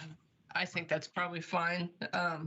I was just going to address the plans and applicability and flexibility, that it's local streets and you have flexibility. So absolutely, I'm not taking away from your ability to rebut. I just want to make sure that commissioners are understanding what we're doing between the two options, which is to do a full continuance to a date certain and keeping the record, or keeping it a written record 7, 7, and 7. So again, I'm much more intelligent when staff has 5-minute break and they come back and tell me what I think. So. We can take a 5-minute. We can take a 5-minute break, Jean. Okay. Just if to coordinate the timing of when we would do this and the number of days that we're continuing and the extension of the 120-day, why don't we allow the applicant to do the rebuttal while you and Eric get some underpinnings ready to go, and then we will take a 5-minute break after the applicant's rebuttal. So, and Eric, I'm going to make a suggestion that Erica, if you want to send a meeting invitation, like a separate meeting invite to Mimi and Eric, and and that way you guys can discuss during that 5-minute break. Yep. Okay. Oh, great. I was going to, but I didn't have Mimi's email address, so I couldn't do that for some reason. It's populating. So, Eric, I'm emailing you my cell phone number if that's easier. So, Mimi, Eric or Erica? Yeah, that sounds good. Go ahead and Mr. do that, Rutledge. Mimi, and then I can. Yeah, that sounds good. Go ahead and do that, and then I can add Erica to the call. Great. I will talk to you shortly. Okay, and so you're going to do your rebuttal now, and then we will. And then I see one. Let me ask. Commissioner Bance has a question, so we want to ask that before you do your rebuttal. Or his hand, Commissioner Bance. Yeah, my hand was up. Yeah, just thinking about the what's happening during this extension period, the continuance period. We're working out. It's for you guys to work out with the surrounding properties, more of this street concept. Is that what's happening? Is being proposed? Because I mean, if the street concept gets changed, I mean, there seems like there's a whole nother process we got to go through as a city to deal with that. And I don't know how long that takes, but 120 days. I mean, that we're going to be up against it again before just the way cities operate. I don't know. I'm curious if that's enough time to deal with what we're really proposing here. So we and that's part, yeah, and that's a really good point, because we could continue the hearing instead of just trying to push it to February 22nd. We could select a date in March and allow that's where they're going to go offline and figure out how long it's going to take for all of our partner agencies to comment and come back to us. So, am I mistaken? 120 days is May. We not? So it's 120 days from the date that the application was deemed complete by the city. So the clock has been running during the time that the application was under consideration. So if you go to page 1 of the application, our 120-day deadline expires March 23rd. The applicant has agreed to say that if we push if we continue the hearing at her request or the applicant's request, and we continue it for 28 days, then they take March 23rd as our deadline and push it out another 28 days. So everything just shifts based on the length of the continuance. And that's why it's important that we ensure that whatever continuance we do, that we toll the 120 days that same amount of time, so that everybody has a new deadline. But an important piece to this is feedback from the Planning Commission. I think we all need some feedback from the Planning Commission to make sure that when we're meeting with staff and all the affected parties, that we know some of the responses from Planning Commission to what you've heard tonight. Because I think that would be helpful to all of us. Eric, if you want to weigh in on that. Yeah, so I think first maybe even I don't know if we can clarify from Planning Commission kind of what you guys would like to see. Is it so? Just to clarify, what we are sort of meeting on?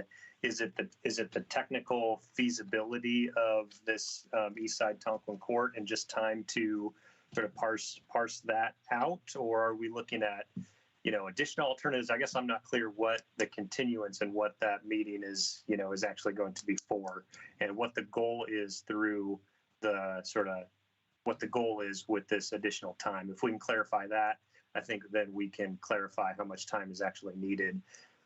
So based on my understanding from what's happened so far is that we are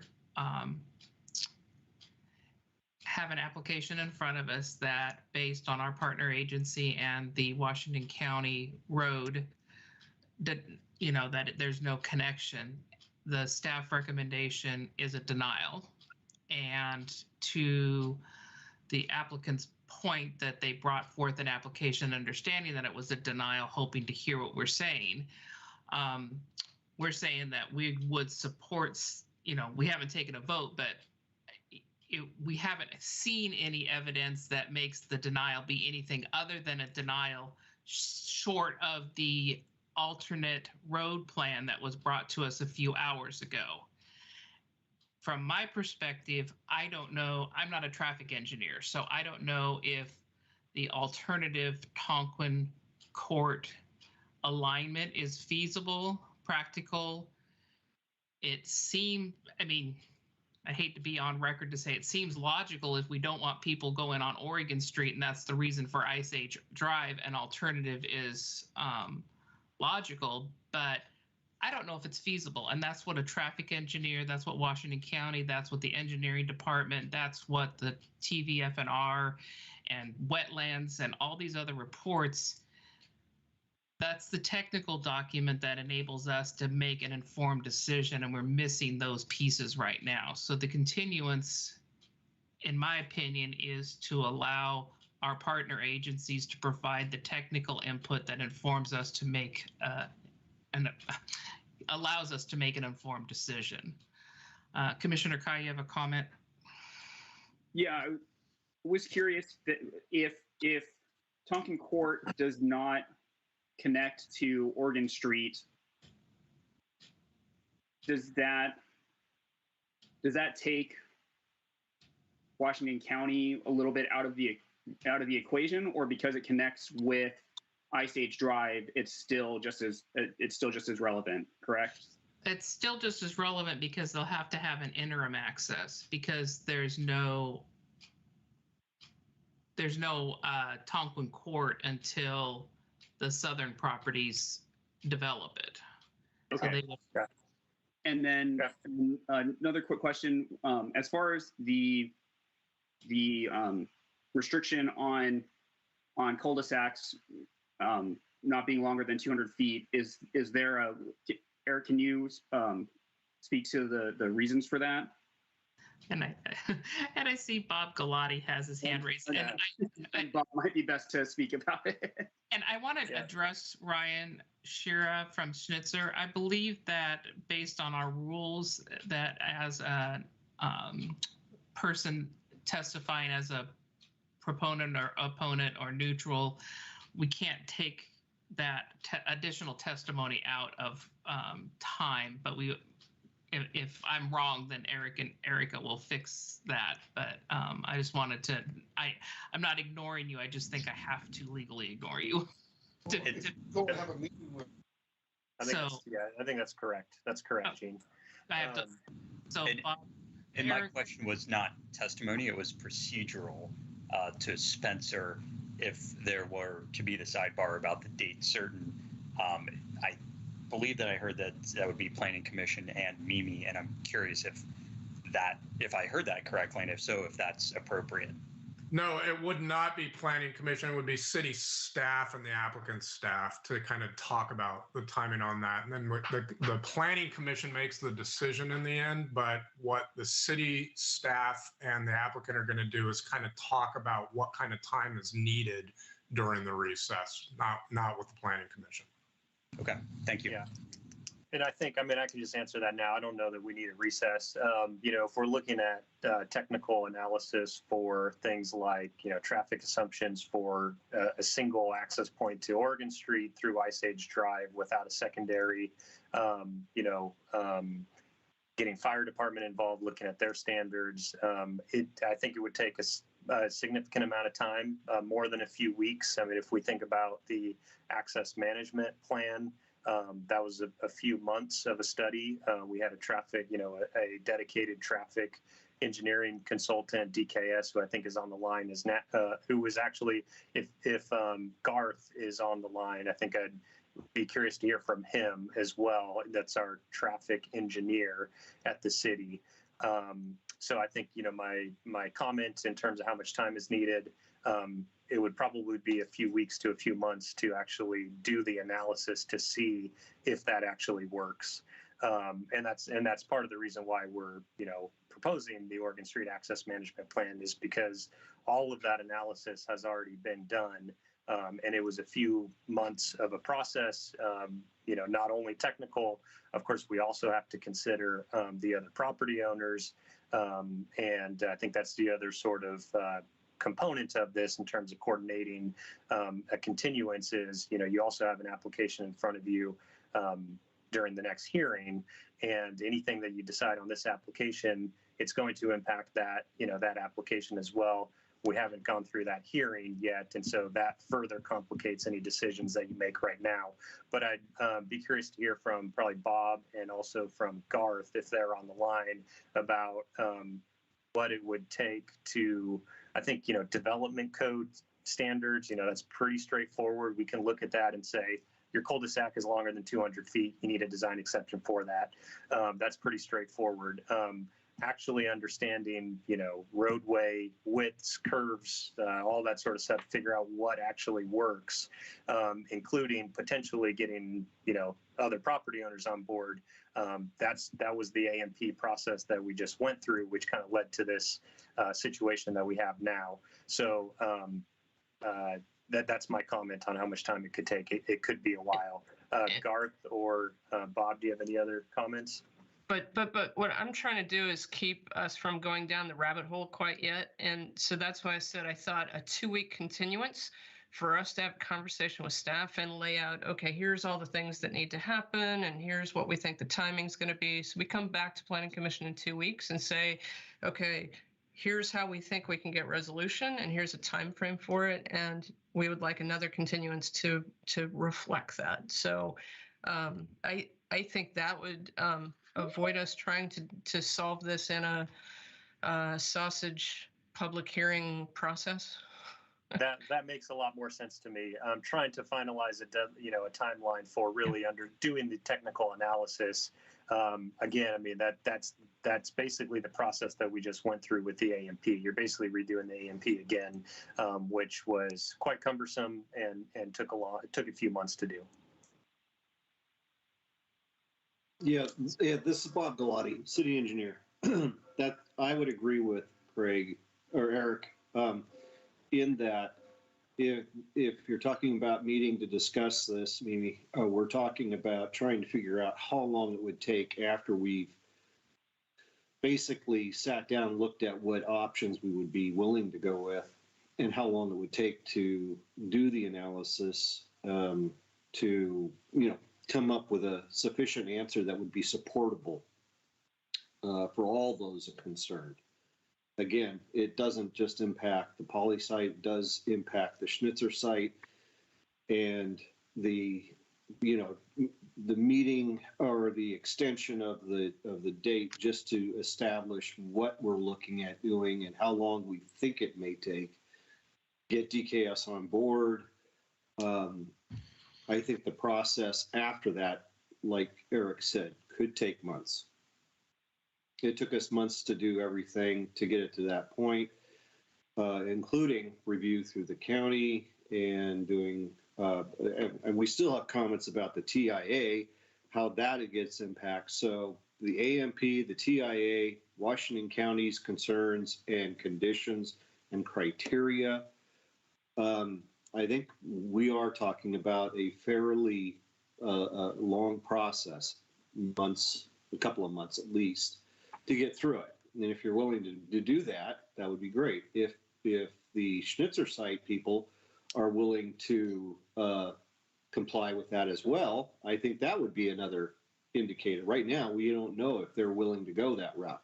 They basically have complied with all the conditions that we have placed upon them regarding Tonquin Court, Ice Age Drive, frontage improvements, and their compliance with the AMP as it stands right now. So there's a two-edged sword here that I don't know how to. I could agree to you, but does that mean that the next up is the Schnitzer site? Do they automatically get put off as well? How do we say we're going to extend yours, but they have a viable thing that actually has staff approval at this point in time?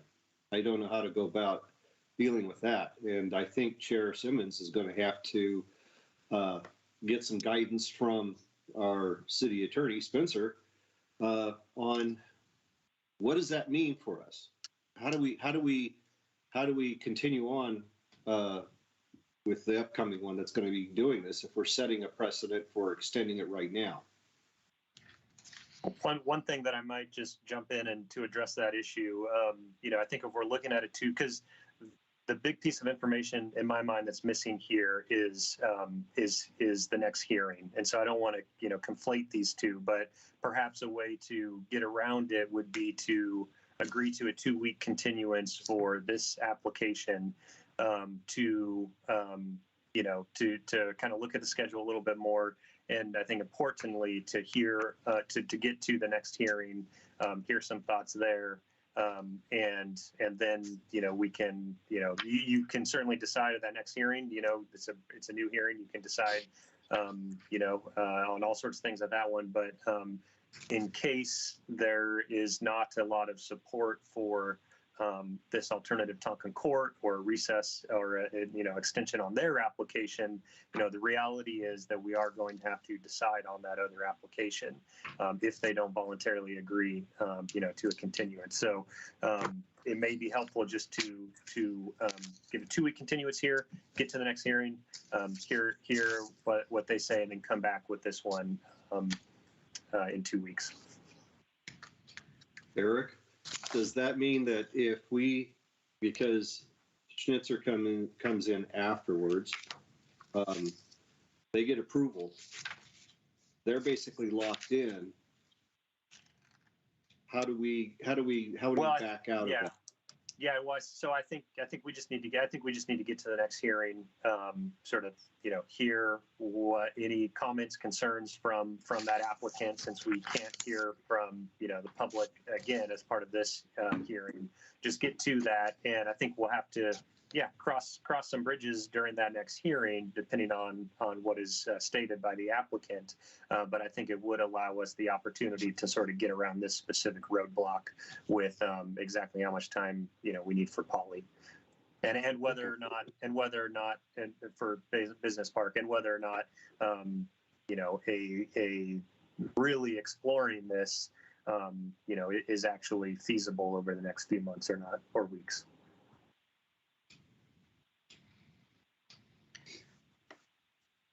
Okay, so what I hear from all this is that the continuance would be 2 weeks.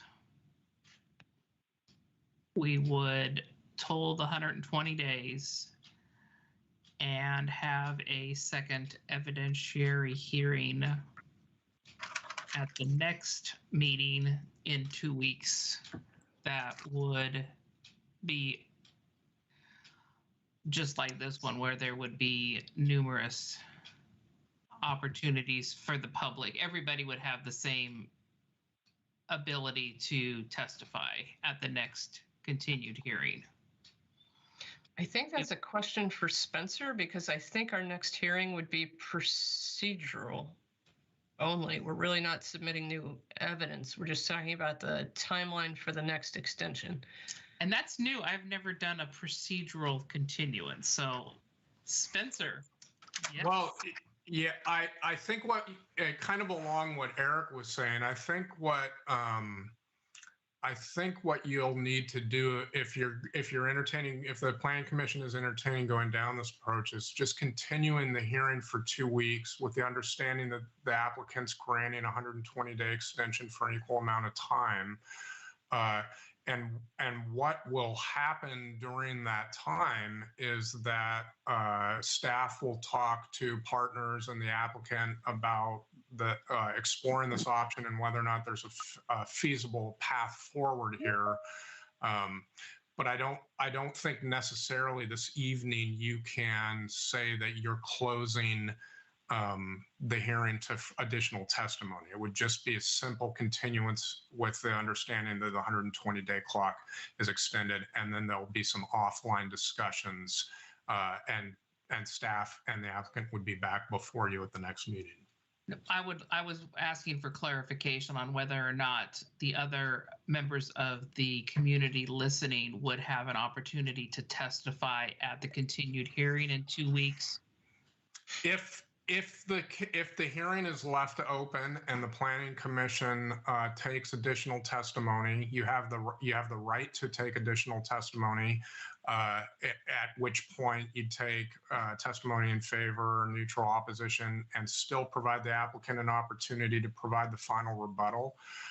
Or you could the initial evidentiary hearing is the only time that everyone is by law required. So at that continued hearing, you could decide not to take additional testimony and deliberate toward the decision.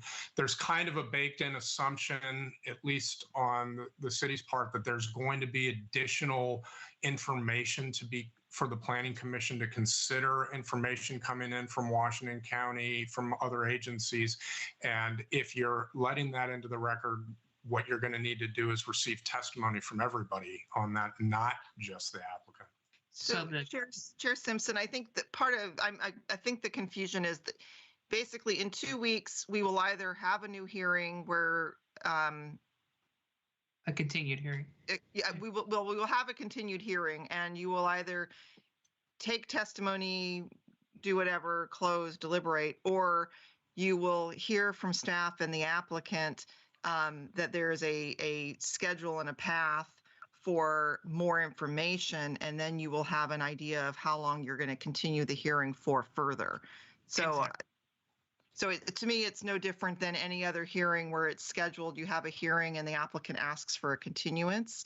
So in 2 weeks, they might either say, we want to go forward and have you decide on what was, and we're not going to be able to reach a path, or we think we've reached a path for at least additional information and review. Here's the time frame that we think it's going to take, and we'd like you to continue it for 2 more months. Okay, and that was my confusion, because the phrase procedural continuance, that's where I'm wondering, that was my confusion. So people, when they come for a procedural continuance at the next hearing, to keep things simple, you just want to continue this hearing to the next meeting, leaving the record open for that potential additional information, and applicant will be providing a 120-day extension for an equivalent amount of time. Okay. That would be our request. 2-week extension with an extension of the 120. All right. Staff, and the reason we're considering, because I think what's happening here is it seems like, because of course staff has recommended denial of this thing based on a lot of city code. Presumably, it seems like that'd be the direction it'd be trending. And rather than just getting a denial, I think the applicant would like to continue it to entertain a different road plan so that we can eventually get out of the denial and get to approval under a different road plan. The problem is that road plan can take a long, long time. And so it seems like, okay, 2-week extension to get to that point of understanding, we as a commission would be amenable to that, because we see the potential value in rewriting this road plan, that maybe the current one has some issues. Otherwise, we'd just be like, no, we like this road plan, let's just stick with it. But we see merit in potentially changing the road plan. That's why I'd be okay doing this 2-week extension. The problem is, as Eric just mentioned, we're gonna have another application right behind this that we're gonna have to talk about, and staff believes they've complied. And so that, if approved, could totally, change the ballgame on this. Right. So, but we start with this one because we see that merit. And the first procedural part of this is that because the applicant requested a continuance at the first evidentiary hearing, we're obligated to accept the first continuance. So irregardless, we're going to have a continuance, even if we're going to, even if tonight we wanted to take a vote for approval or denial, because the continuance is on the table, we have to continue it. Correct? Yes. Correct. I think the only correct unless, but yes, because the applicant is also agreeing to 120-day extension. Your other option would be what we've discussed, which is the 777, and then come back for deliberations. But since the applicant's tolling the 120-day clock, I think the right thing to do would be to do the continuance with 120-day extension. Okay. And to get us out of the chicken and the egg problem here, are we able to hear the next application and then say approve or denied with the caveat that we're still going to look at the road, or do we have to accept it all the way? How about we just move ahead and then these things will get sorted out as we continue. If we're able to do that, can we do a pause on this one and then vote on it after we hear the next one? I think we just do a continuance right now. Nothing else is going to change beyond that at this point. There other things will get figured out in that time, and then we will get to these other questions as we move on to the next hearing. Absolutely. Makes sense. Okay. Okay. And what about the applicant's desire to hear thoughts or feelings about from the committee? Is that something we would normally do, or is that? It seems like if we're not doing a discussion part of it now. So my experience on this in previous applications have been when a continuance is that the applicant is going to resubmit and they want to hear our take, has not been a technically complicated matter. Like they didn't quite meet the design elements of the building elevation and they have to come back with other building elevations. And so in my example, we gave him some ideas of what we thought would look better for building elevations to meet the design criteria. You can, there's nothing preventing you from forming an opinion on whether you like one traffic picture over another one. My only concern was we don't have any technical data to support the second one to be able to form an opinion. I think it doesn't do any harm to say, I think having a second traffic light on Oregon Street is insane, but that's just an opinion. I don't have an engineering traffic degree to say that has any merit, and staff has already said that that it's only going to be one light ultimately whenever everything happens. Yeah, frankly, I'm not an engineer either, but adding a traffic circle and 2 traffic lights, it actually might solve the problem of getting people off of that road, because that sounds like a nightmare to drive down. So if that's the goal, that sounds like, I guess, mission accomplished in the worst possible way by bad design. But anyway, let's, I don't know if we can just pause and do the continuance and then hear the next. I'm for that. What Commissioner Kai just mentioned. Should throw in some speed bumps too on that road. Yeah. I think, unless there's any pertinent feedback that we as commissioners have about it seems like that just the general interest is in the additional proposal that the applicant has set forth, and we're just looking at the overall feasibility of that. Unless there's anything else that's really critical to this, I think at this point we should just move forward. So, I mean, are you saying that say that again? That Yeah, as far as feedback from us as commissioners, I think we should really just try to keep it to what's really important, kind of make or break things at this point. If we're all in agreement that we just want a better understanding on the feasibility of the additional alignment that doesn't connect to Oregon Street, then I believe that staff has enough to look into that and bring back the information that we need. Is staff clear? Yeah, I think the approach of 2 weeks continuance is a good approach. I think that's fine. I think if you guys do have any sort of thoughts that you think are appropriate at this time in terms of in terms of this alternative and I think that would be helpful. We'd love to hear it if you have it. If you'd like to reserve comments until we take a little bit closer look at it, I think that's also appropriate. But I think the 2-week time frame just to get over the speed bump of the chicken and the egg issue and get to the next hearing, hear what they have to say. I think that's the right approach. So unless you guys have anything burning to say, then I think the 2-week continuance is the right thing to do next. I do want to just make a comment that I do understand that there's a concept plan, that there are roads, that there were arrows put on a map. But we have heard in many other instances that arrows on a map, that it's a concept map, are just movable arrows, that if there is, until there's applications coming forth, they're not permanent roads, they're arrows. And that concept plans are subject to refinement and interpretation as applications come forth. And you could put me on either side of the argument and I can argue either side, because I think there's merit to be had. And I think we need to find the technical part of this plan that works. And right now what we're presented with is an application that has a denial recommendation on it. So that's what we're facing.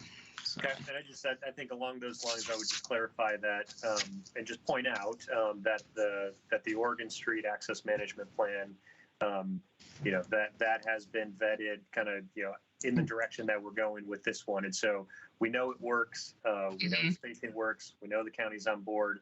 All of that has been done. And so, the question would be, is there something else that also works, and can we get other people on board? So, yeah, if a different access management plan had been presented and all the other numbers worked, we would have been potentially looking at a different street alignment. So maybe, I don't know. I don't know. But we do have you're right. We do have an access management plan that makes the arrows a little bit more firm, because they tell us where the dots end up on the intersection. So thank you for clarifying that. And Gene, I also want to go on the record as saying, first of all, I'm all for small business and help. I love that they're trying to develop more in Sherwood. I've like I say, I've lived here for 17 years now, and so, but I also see that hey, we got to be fair with all these people. And, we've already invested a lot of the city's money and county money and everything to do these original plans. And so I do see it as, extenuating circumstances and stuff to do some additional work. Thank you to the city, the staff people and this county and all that have put in a ton of time to make this work. And it's one of these things where I want to maybe just see a little bit more to see if there's any possible way to make it work. Because, it is a weird piece of land. All of that whole side of it's straight and it's all, and so we obviously we want to make it work, but and thanks for the long years of service and jobs and all of that. I love that, but I also realize we have a duty to try to be as fair as we can across all of the landowners. So it's not on deaf ears, but it also I want to make sure we're fair across the board on that. So we do have 2 additional hearings continuing on. So, if we're not keeping it to what's pertinent regarding regarding the road alignment, I think we should try to stay on track. All right. So we could go ahead and entertain a motion if there's no other questions of staff on this matter. And I'm ready to make a motion if there's not. All right. So I move the Sherwood Planning Commission continue the public hearing on the application for Oregon Street Business Park project number LU 2021-015 until, and staff correct me if this would not be the right date, until February 8th. At the request. That's correct. That's correct. Okay, thank you. At the request of the applicant with the agreement to extend the 120 tolling day deadline. I'll second. All right, it's been moved and seconded that we continue, oh dear, LU 2021-015 Oregon Street Business Park to the date certain of February 8th with the additional tolling of the 120-day deadline. Any further discussion? All in favor say aye. Aye. Aye. Aye. Opposed? Motion carries. Thank you. Thank you. We are going to take a 5-minute recess while everybody resets, and that puts it at 8:30 on my clock. Great.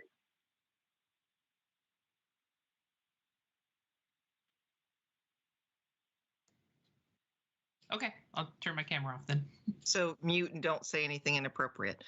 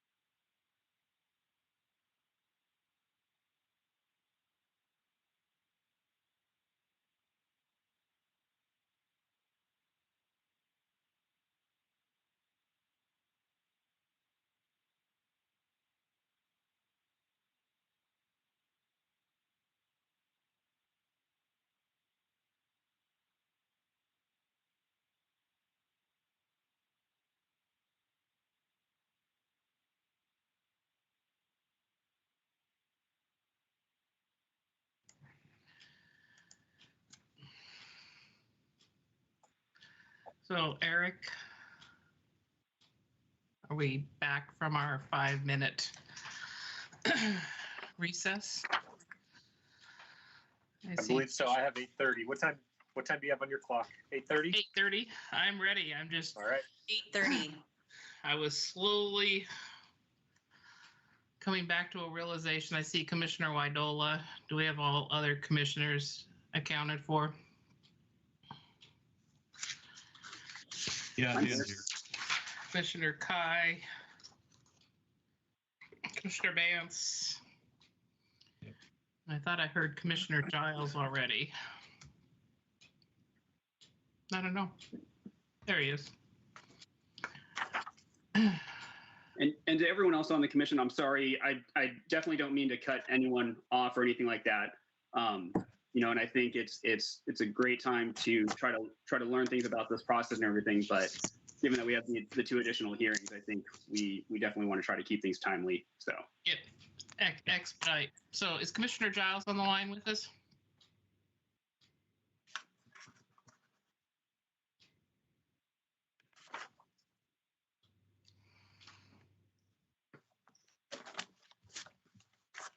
Yeah, 2.5 hours of pop's going to be a late night tonight. Yeah. Yeah, we can't do that. Yep. Well, and in a situation like that, once we already know that a continuance is needed, then it's a good opportunity to try to save some time and move on to the next since it's required. So. Excellent. One more check on Commissioner Giles, see if he is online or muted. Sorry, I'm here. All right, then we are good to go. Oh, I forgot. Sorry. We are. Sorry. The public hearing on LU 2021-012 SPCUP VAR Sherwood Commerce Center is now called to order. The public hearing this evening will be conducted as followed. Staff will present their staff report, questions by the hearing body for staff. We will then open the public hearing for testimony, and time will be limited as follows. Applicant will have 30 minutes split between presentation and rebuttal. Persons in favor of the application, 4 minutes. Persons opposed to the application, 4 minutes. Rebuttal from the applicant is the remainder of their 30 minutes. Then no other testimony will be taken from the public or applicant unless the public testimony period is reopened.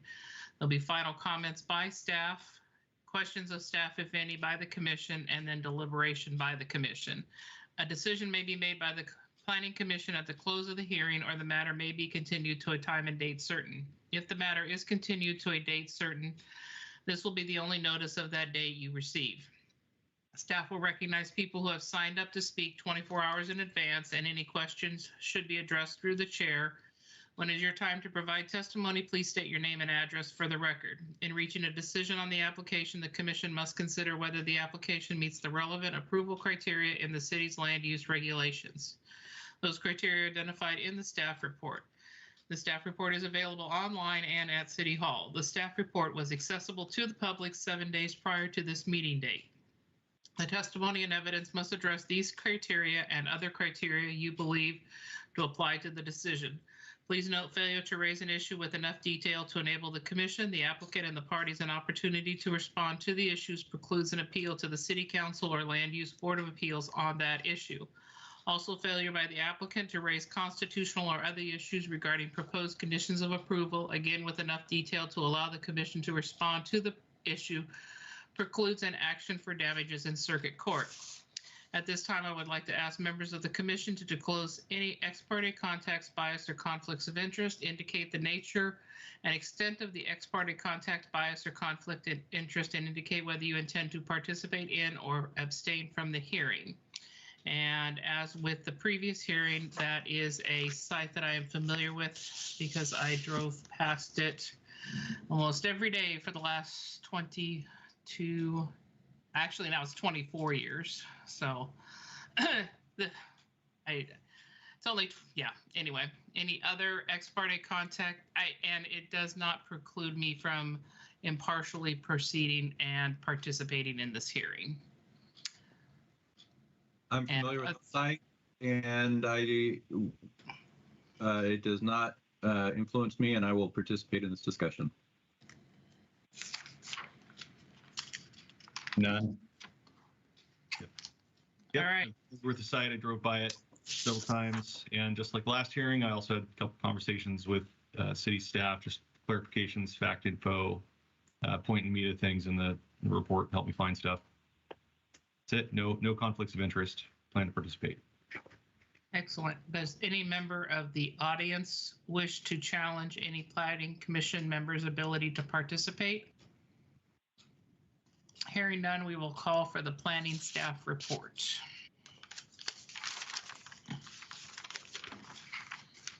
All right. Thank you, Chair Simpson and planning commissioners. Share my screen here. So this staff presentation is for LU 2021-012, Sherwood Commerce Center. The applicant is requesting site plan, conditional use, and variance approval for a new multi-family or new multi-building industrial development located at 21600 Southwest Oregon Street. The application is being processed as a type 4 land use application with the Planning Commission as the hearing authority and the City Council as the appeal authority. We had new testimony that came in after release of the staff report, kind of mirrored the same testimony that we had on the previous application, but here's a list of the testimony that came in for reference. And similar to the last presentation, we do have a few updated and revised pieces of information, the same condition of approval update related to Tualatin Valley Fire and just making sure the plans are updated prior to construction and occupancy. It's just an earlier check on making sure the fire requirements are met. We do also, because we are recommending approval of this application, released pretty detailed conditions of approval. We've worked with the applicant to revise those conditions based on just their understanding of the site and the proposal. And so we do have revised engineering comments, a few other revisions, conditions B3 and B4. And then we also have revised Washington County land use and transportation comments, which are related to timing. No changes to the substance except for clarification on the timing of those conditions of approval. And similarly, we have some staff report corrections. Thank you, Chair Simpson, for always making sure our staff reports are correct. The notice of application was routed to affected agencies on October 13th and December 11th. December 13th, 2021. Public notice of the application was provided in accordance with section 16.72 of the Development Code, including mailed notice to property owners within 1,000 feet of the site.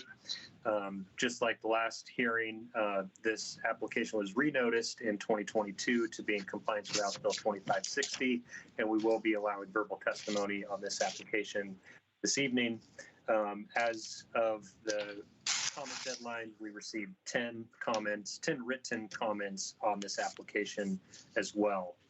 The comments were very similar to the last that we received, a lot of them the same exact, but just to go over those. Concern about a signal at Tonkin Court and Oregon Street, questioning the necessity of Tonkin Court and impact to property owners along the roadway. But we have also heard from other property owners that would rely potentially on Tonkin Court or some variant of it, that they are concerned about access and utilities being provided to their site as they are ready to develop. The applicable chapters of the Development Code are shown on this slide for reference, and just always a good reminder, even as we get into all these negotiations, potentially about alternative alignments and other considerations, that the approval or denial of all of the applications needs to be based on the applicable criteria in the Sherwood Development Code, which is shown for this application is shown here on this slide for reference. The site location is on the south side of Oregon Street in the Tonkin employment area. In terms of existing conditions, about 39 acres in size. Property is completely undeveloped, no existing buildings, previously cleared of most trees and significant vegetation. There is a slope to the site, starts here in the northeast and slopes down to the southwest. No floodplains or wetlands are known to be identified on the site. The applicant is proposing a new multi-building industrial park. So zoning and proposed land uses, the proposal is for a multi-building industrial park. Applicant's narrative states that the development is speculative. Planned users include manufacturing, small-scale distribution, warehousing, and other uses that are permitted in the EI zone. Due to the speculative nature of the development and the building sizes, the applicant's also requesting a conditional use permit for distribution and standalone distribution and warehousing greater than 150,000 square feet. We took this approach for TS Corporate Park in order for them to potentially, if an actual tenant came forward that met this use criteria, that they wouldn't need to come back for a conditional use permit, that we would approve this use as part of the site plan approval. In terms of the site plan, here's the site plan. You can see existing Oregon Street here. We've talked about the planned road known as Tonquin Court. This application is proposing Tonquin Court and also Ice Age Drive on the north side of their property here. The buildings are shown in yellow, landscaping in green, parking in white, and the loading areas on the interior of each building shown here in gray. In terms of the site access, the permanent proposed access points are shown here in red. So once Ice Age Drive actually comes online, 1 and 2 intersection, 2 driveways off Ice Age Drive, and then a third permanent driveway off of Tonquin Court. Blue is representing an interim driveway proposal. So this would be in conformance with the access management plan, which permits temporary access to Oregon Street, and upon which time either Tonquin Court or Ice Age Drive becomes available, this driveway would be closed and they would take permanent access off of the arterial street.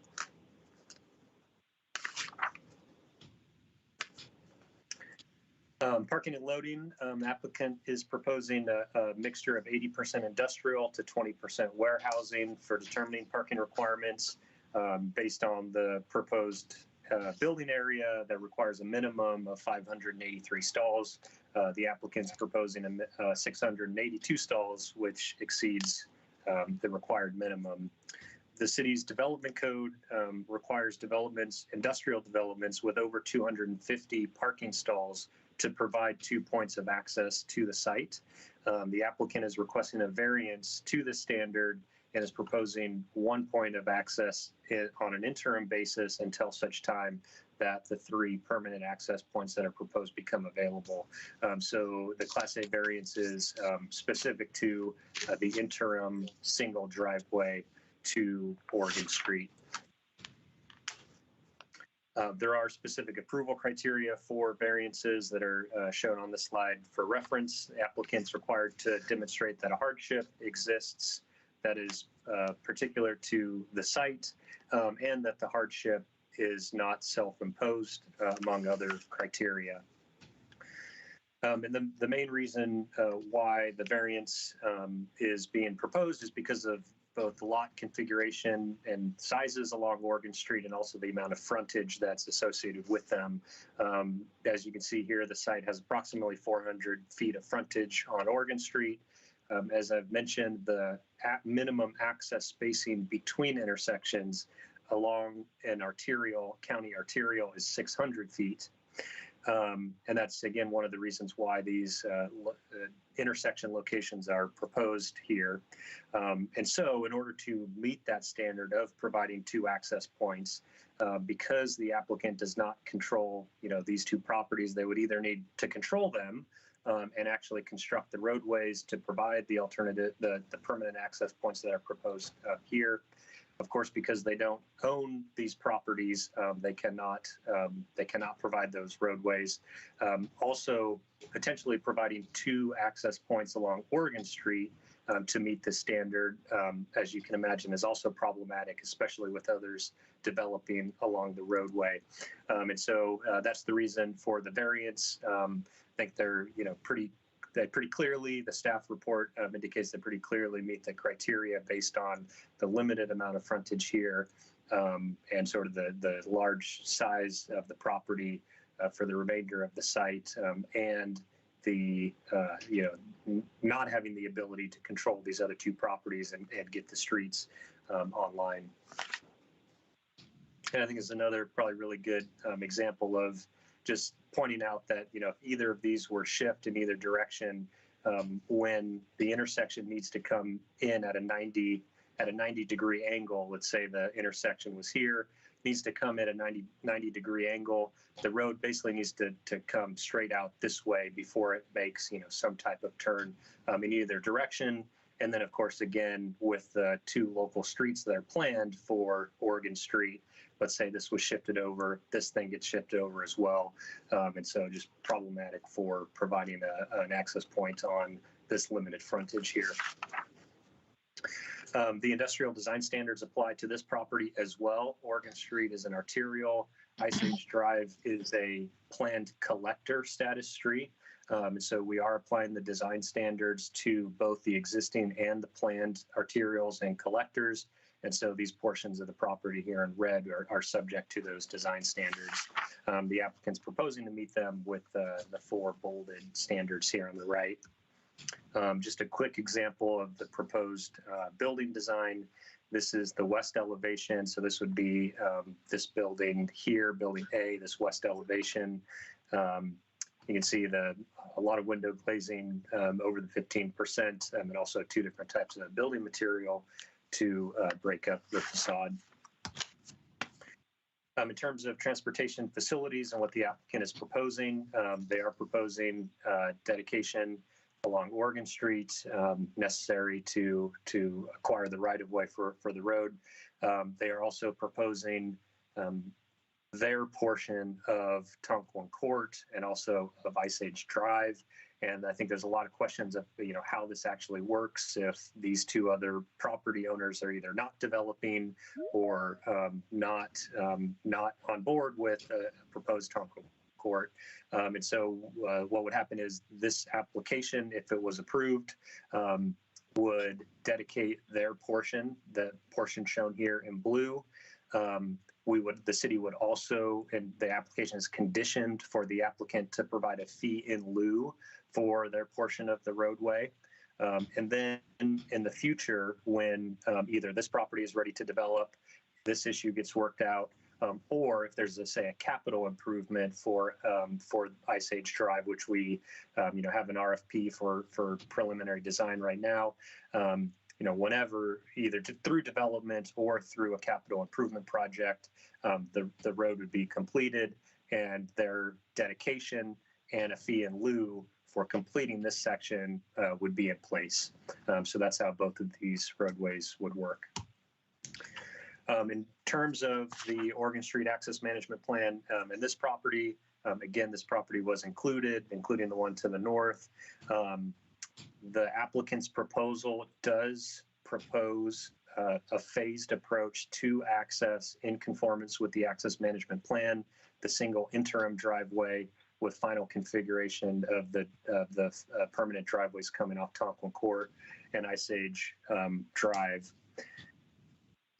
Just a few other things that I'll sort of reiterate about the access management plan here. Again, because there's 3 property owners here, 2 roads, it makes sense to have them shared along the property lines and with the intersection angles at 90 degrees and the access spacing requirements.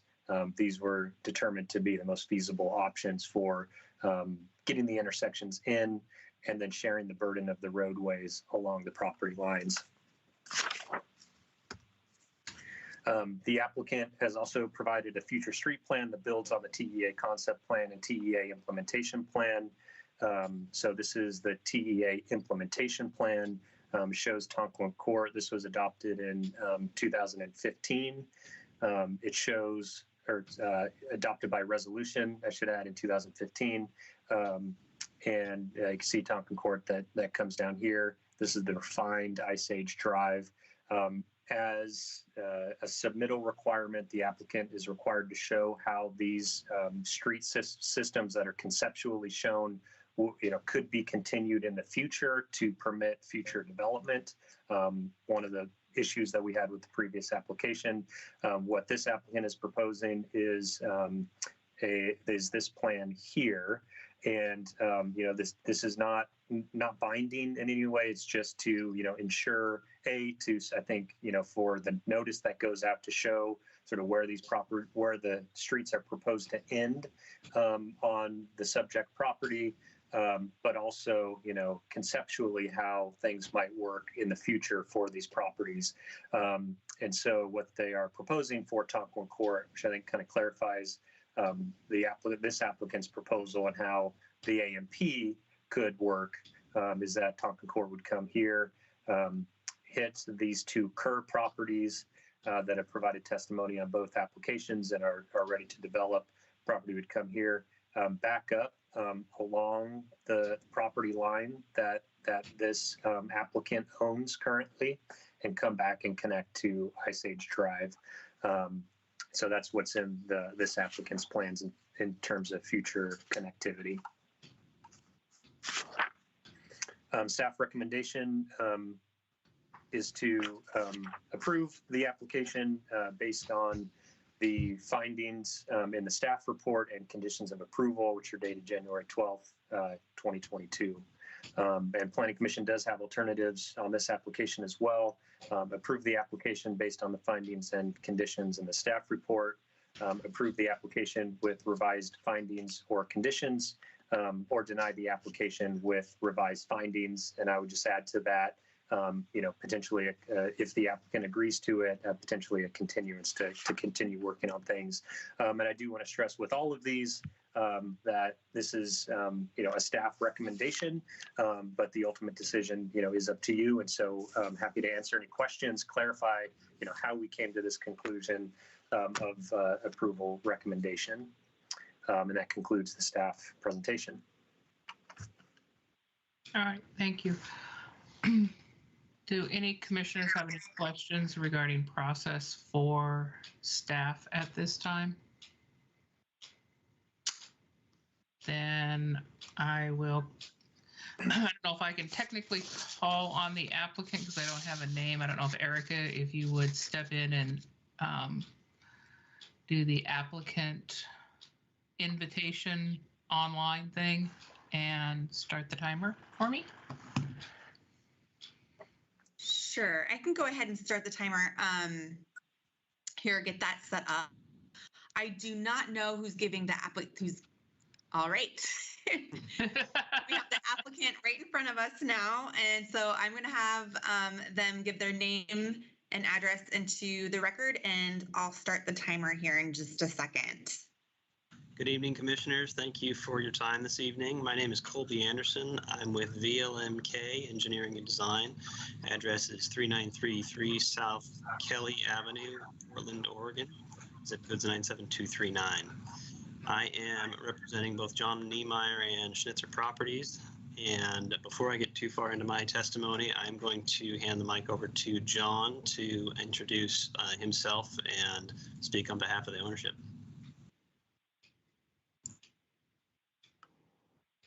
John, you're muted.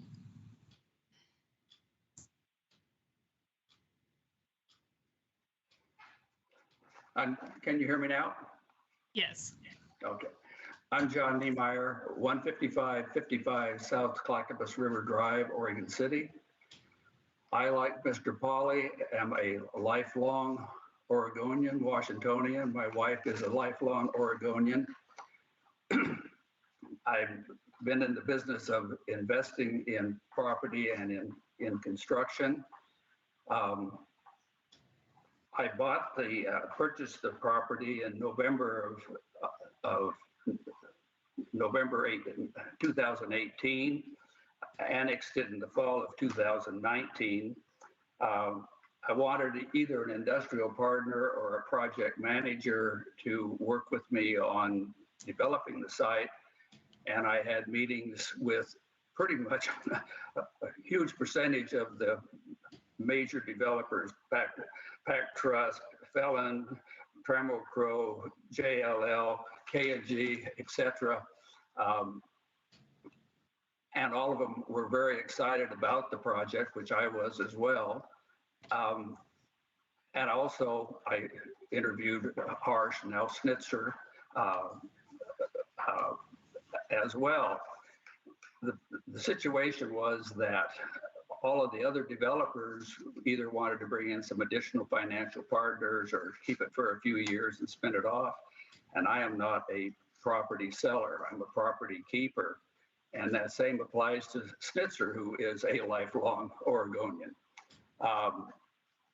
What further attracted me to dealing with Schnitzer is that he's developed several million square feet of industrial property, but more importantly, he's done them very attractive and very high level of construction. And if you're going to keep a property, that's what you want. So with that, we made a partnership and moving forward. Early on, I met with Bob Galati, actually before purchasing the property, and said, well, one thing you're going to have to address is Blake Road, which is now Ice Age Road, and he handed me the TEA. And finding out that these various reports that the TEA has been going on for about 10 years, developing and with several transportation studies, and pretty much they come up with the TEA. So with that in mind, we have, and supporting that transportation network, so we have done, excuse me, we have followed the TEA and the traffic management study as close as we can. And after several meetings with staff and adjoining property owners, that's exactly what we have done. We have worked with Tim Kerr and with Bruce Poley, and even with Poley, first of all, I fully recognize that the Poley site is a very difficult site to develop and a very costly site to develop because of topography and the shape of the land. But that doesn't take away from the fact that Kerr's property and our property has to have access. And that's where the traffic studies come in, and that's what we've done. But in consideration of that, we have offered to give Kerr other land. We've offered to take in a much greater burden in the cost of building Tompkins Court. So we have tried to make this a reality. With that, I'll turn it over to Stu Peterson, he'll say a few words. Thank you for your time. Yep. Hi, I'm Stu Peterson. I'm a commercial real estate broker of 40 years next month in the Portland area. My address, by the way, is 2 Center Point Drive, Lake Oswego, Suite 500. I'm a partner at McAdam Forbes. I've been involved in bringing quite a few of the projects to Sherwood that have been there to date. The Cypole Industrial Park, which is now home to Lamb Research, Federal Express. I'm the leasing agent right now on the Tualatin Sherwood Corporate Center, which you may have seen at the intersection of 124th and Tualatin Sherwood Road. Leasing activity there is brisk with employers that I think Sherwood would be proud to have. And my involvement here with John and Schnitzer is you know, it's one of the highlights of my career, probably. I mean, this is one of the last remaining, it is probably the biggest entitled or ready to be built industrial site in the city of Portland, in the whole Portland metropolitan area. The site meets the development plan that Schnitzer has provided, meets all of Sherwood's economic goals that I've heard of. It provides probably at its maturity, 3,000 jobs. I would say somewhere in that neighborhood, a couple $1 million a year in tax base. It's there's an acute shortage of industrial property right now throughout the metro area. The vacancies are lower than our unemployment rate.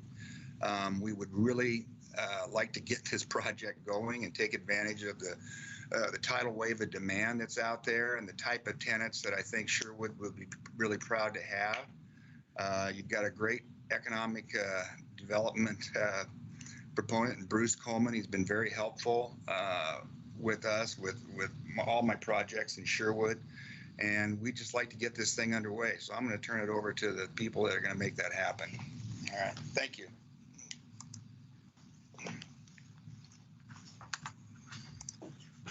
Good evening, Colby Anderson here again. And so I will get into the meat of our presentation here. And first off, I want to thank you, Eric, for your presentation. I think you did a fantastic job, and I appreciate all the time you put into that. I am going to attempt to share my screen here. So let me know if you are not seeing that within the next few moments here. We see it. All right, great. So I'll start off with, here's kind of an overview of the project. And this is an aerial shot looking to the south and to the west, just a bit there, that shows just a visual representation of. Sorry to interrupt. You're not in, I don't know the technical term, but we can see your slides and your big slide. Not in presentation mode. Not in presentation mode. Thank you. Let me see here. There we go. I knew someone would. Well. And we can go through with it this way. That's fine, but. How about we'll just do it like this, if that's all right. We have a little margin there, but does that work for you guys? Yeah, I'm cool. Okay, great. To be aware. So here's a kind of a visual depiction of the buildings. Again, here's the ownership information. You just heard from John Niemeyer, Schnitzer Properties, Ryan Shera, and Rob have been involved this evening as well. And again, my name is Colby Anderson with VLMK. We've had a long history of working with Schnitzer Properties, formerly Harsh Investment Properties, and it's been a pleasure to work with them over the years. They live up to their reputation of providing just exceptional facilities, and they're great to work with. So that being said, here is an overall kind of vicinity map where the site's at. I think by now we're all familiar with kind of where the property's at, but just in case, 124th Walton Sherwood, Oregon Street here. A little bit enlarged, this kind of shows the boundary of the site here and where our property lies within that. Eric covered the details of this fairly well. I'll speak to just some of the details here. This shows kind of, it's a speculative development, as Eric mentioned. So tenants are not known at this time. The strategy that these buildings were designed to uphold is a variety of tenant sizes. So in total, the layout that we have currently can accommodate up to 24 different tenant spaces, ranging from pretty small at 5,200 square feet up to 52,000 square feet. So quite a variety of potential use cases. And it should provide a great opportunity to attract a variety of different businesses and really quality jobs that can come to a facility like this. As far as the site itself, it's heavily landscaped, lots of tree coverage, as we know is valued in Sherwood. There's trees all over. I'll get to that in a little bit and show kind of a landscape plan of that. We've also included some kind of park-like amenities. We wanted to create a campus-like feel, as has been discussed. So trying to provide a campus that not only provides a lot of functional uses, but is also enjoyable to use and is pleasant to be in and be around. And like I said, the goal with Schnitzer Properties and John, the goal is to make this something that's really beneficial for the community and enjoyable to be in and around. Parking, Eric touched on this. We've got plenty of parking for high employee volumes, indoor and outdoor bike parking to meet the city code. We also have some truck trailer parking on the interior of the site for any users that may need that.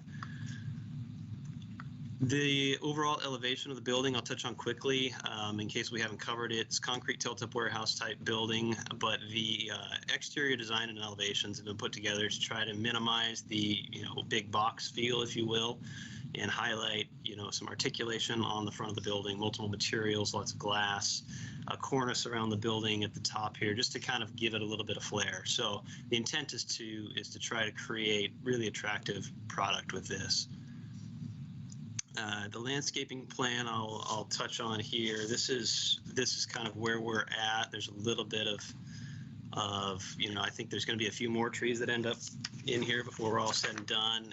And this is a little hard to see maybe with the size, but just kind of a variety of tree species and sizes and colors and things to really give it a good overall feel and a pleasant thing to be in. So let me see here if I'm missing anything. Overall site circulation, this has obviously been a topic of discussion this evening. I'll back up to this slide. As Eric mentioned, we have access points to the site, and in the final condition illustrated on multiple sides of the site with the intent of allowing easy circulation within the site, knowing that we have smaller tenants potentially here, larger tenants over here that may have different use cases for these.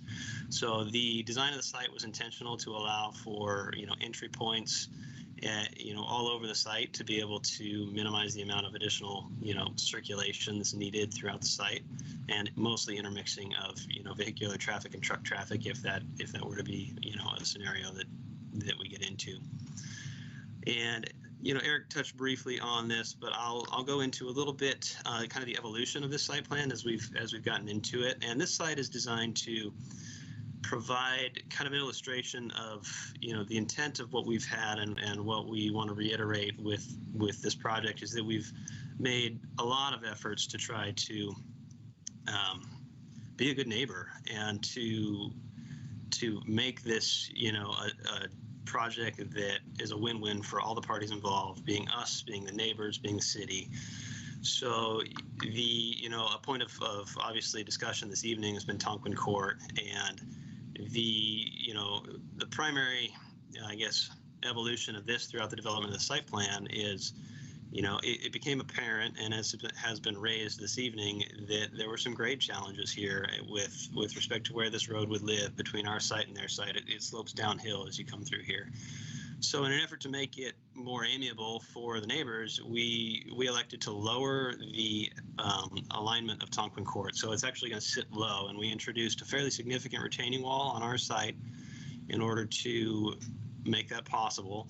So not an insignificant cost, and it also cost us, in order to provide kind of a ramp up into the site and a circulation path, it cost us just nearly 10,000 square feet of usable building area within this building A alone. So, the efforts made there were an attempt to, again, provide a compromise that works and makes this plan work for all the parties involved. And I'll speak to Ice Age a little bit as well. We had several conversations with the city regarding where the AMP and the TEA really wanted this road to go. And there were a couple of strategies tossed around initially, but ultimately, it became apparent that this would be the ideal alignment that would allow for circulation within the TEA, that the scope of the projects beyond just our projects need to be able to work. So trying to be conscious of the fact that we're not the only development that's going in this area, and there's going to be more that come after us. So the compromise in this case was, the red outline here shows kind of the buildings that we had initially. We lost right around 33,000 square feet of building on building C here in order to reconfigure the site and pull that back so we can move the alignment through our property, and it renders kind of a triangular piece of the property that's nearly an acre in total by the time you count this dedication in that triangle. So it's not an insignificant piece, but again, it was an effort to move things forward. So let me see here, and I'll speak to in a little bit more detail. Eric brought this slide up earlier, and again, this was a conceptual future connectivity plan that we provided as a part of our application. I'll speak to a couple of points on this. The first point that has been brought up a couple of times this evening that I think needs to be clarified is the concern over a traffic light being proposed at Southwest Tonquin Court and Oregon Street. To be clear, we are not proposing a traffic light in this location as a part of our application. The documents, the AMP that are being evaluated that outline this criteria say that it is possible a light is needed in the event that this development and future developments beyond our application are all put into play with additional traffic on Oregon Street before that trigger would be met. We ran kind of a back of the envelope, number to check that, and our indications are that even if the site neighboring to the west and our site were to go online, and potentially even the Kerr site, it still may not be enough to trigger a traffic light there. Obviously, that'll need to be vetted in the future, but I think there's concern there that may not be warranted at this point, given how early we are in the process. And again, as a part of our application, these roads are being proposed as a dedication and a fee in lieu of to the city. So that work would be in the city scope down the road. And I'll speak briefly to, how this meshes with the AMP. The intent with this alignment was to be in compliance with phase 3 of the AMP, which shows connectivity all the way through here. So, the alternatives that have been discussed tonight with regard to, pulling Ice Age Drive down and looping around and ending in a cul-de-sac here, I think there are issues with, the availability of access, for example, for the Kerr site. If, Ice Age Drive, if access comes through here and down and around, and Ice Age Drive is a city capital improvement project that we don't have control over, a timeline on, that essentially hamstrings this project until a date that we don't have control over. So I think there's risk associated with that. And I think, there are ways that we can do this and that we can fall in alignment with the plans that have been established that also make sense. I should note as well that the condition of approval for our project is to take basically 2/3 of the dedication width of Tonquin Court onto our application and onto our property. So the center line of that road is actually shifted 10 feet onto our property. And so, 42 feet is being dedicated for ours, and I think 22 feet would be remaining. So I think, the point I'm trying to make is that we're really trying to create a scenario where this is a beneficial project for all involved. I will try to wrap up shortly here. I know you guys have had a long evening. I guess in parting, what I would ask is, we've made a great effort to meet the City of Sherwood's development code and to fall in alignment with city staff. And we would ask that you guys consider our project and ideally render a decision for our project, given that we have tried to, come in compliance with the current code and provide a project that's hopefully a win-win for all parties involved. So with that, I will, terminate this portion of our testimony. Thank you. So, Erica, are you prepared to accept it and call people in favor of the application? Okay, you're good to go. I am ready. I do want to let Colby know that they have 10 minutes and 46 seconds left for rebuttal time. All right. And the first person that I have here on my testimony list is a Mr. Todd Mobley.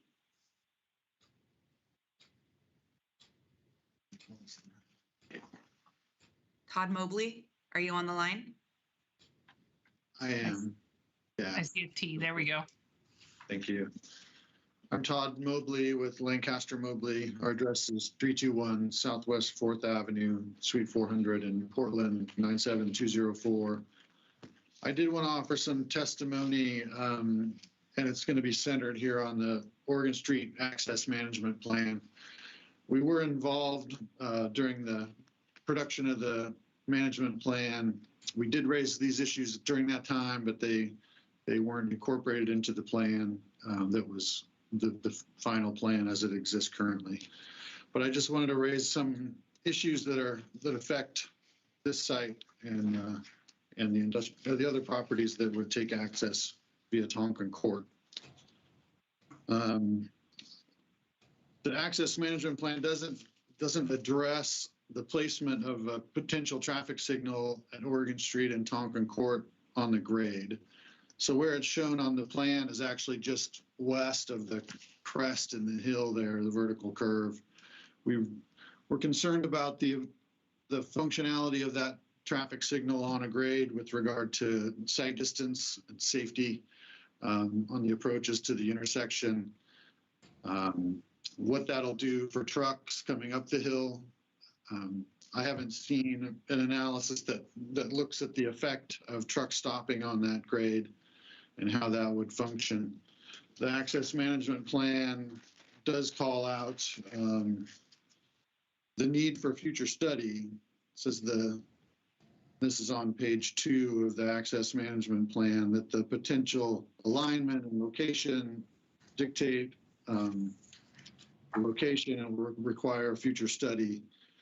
And to date, I haven't seen that future study. Traffic impact studies, including ours on an adjacent property, look at capacity of the intersection, but there hasn't really been an analysis that shows that this is a suitable location for a traffic signal.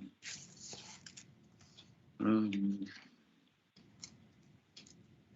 I also wanted to address the future connectivity between Tonkin Court and Ice Age Drive.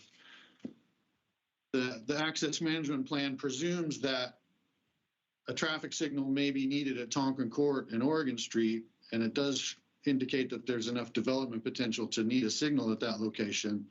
But then it presumes that when a signal is constructed at Ice Age Drive, which is a collector arterial intersection where a traffic signal is appropriate, but when it's constructed at Ice Age Drive, it's removed at Tonkin Court. But it doesn't consider the scenario where there's no connection yet between Tonkin Court and Ice Age Drive. And in that case, we'd have enough traffic on Tonkin Court for a signal at that location, enough traffic on Ice Age Drive for a signal at that location, and you wouldn't be able to remove the one at Tonkin Court unless there was connectivity between the two. So we're concerned about the feasibility of some of those connections, kind of the silence in the plan about really how that comes online and the timing of that. We think that's a potential fatal flaw in the plan and would lead to the need to revisit some of those assumptions and analyses. I think that concludes my presentation. I just wanted to raise those issues just specific to the access management plan. Thank you very much. Thank you. Just a point of clarification for you, Chair Simpson. All the participants on the testimony list that I have are all in opposition except for one neutral party. Okay, thank you. Next person is Matt Langer. Thanks, Erica. First, I want to say I'm not necessarily against the project as a whole at all. I'm against Tonkin Court and the traffic signal that it may or may not require. And regardless of whether it has a traffic signal, I don't think we want to encourage any more commercial traffic than otherwise is absolutely mandatory entering Oregon Street right there on that slope. So I think we all kind of need to go back to the drawing board, regardless of if 4 or 5 years ago somebody drew a colored arrow on a map and said, "Yeah, there ought to be a road right here." It looks to me like whoever did that was looking at Google Earth and thought that looks like a good spot. It probably did if it was a flat plane, but it's a slope. And I think all of us that live here know it's a slope, but something just doesn't quite seem right that we'd have an intersection on a slope when you're going to have another main intersection right at the top of the hill. So I get the fact that Schnitzer drew their road, designed their road right there where the pretty arrow was on the map. And I understand that I might have done the exact same thing, but looks like back in November, a solution was brought to the table, and who knows what kind of confusion may have happened. Who cares how we got here? The important thing is the Planning Commission's here to look out for the best interest of Sherwood and all the properties and all the citizens, and something goofy is going on here. Can't quite put my finger on it, but we need to fix this Tonkin Court problem. It looks like there's a solution on the table from the previous application. I suggest we just go look at that. And maybe it takes a few months, but you know what? That appears to be what is right for all the properties around there and Sherwood. Unfortunately, we're sitting here today with a designed project with a road that just lines up with this colored arrow that was on a map 4 or 5 years ago. That's where the problem looks like it occurred to me several years ago. Not with anything going on right now, but I think we just need to fix that. We've been through a lot of projects in Sherwood, and a few months delay here just to make sure we get it right, I don't think it's that big of a deal. So thanks for taking your time. And I know it's a long, late night. Appreciate everybody's time and interest. Is now joining. Thank you.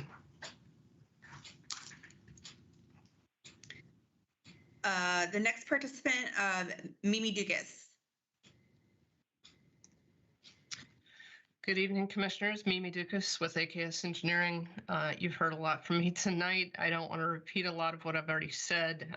I do want to be on the record that we have real concerns with Tonkin Court. We think there's other alternatives that should be explored. It's unfortunate that that might affect the timing for Harsh. We're sensitive to that.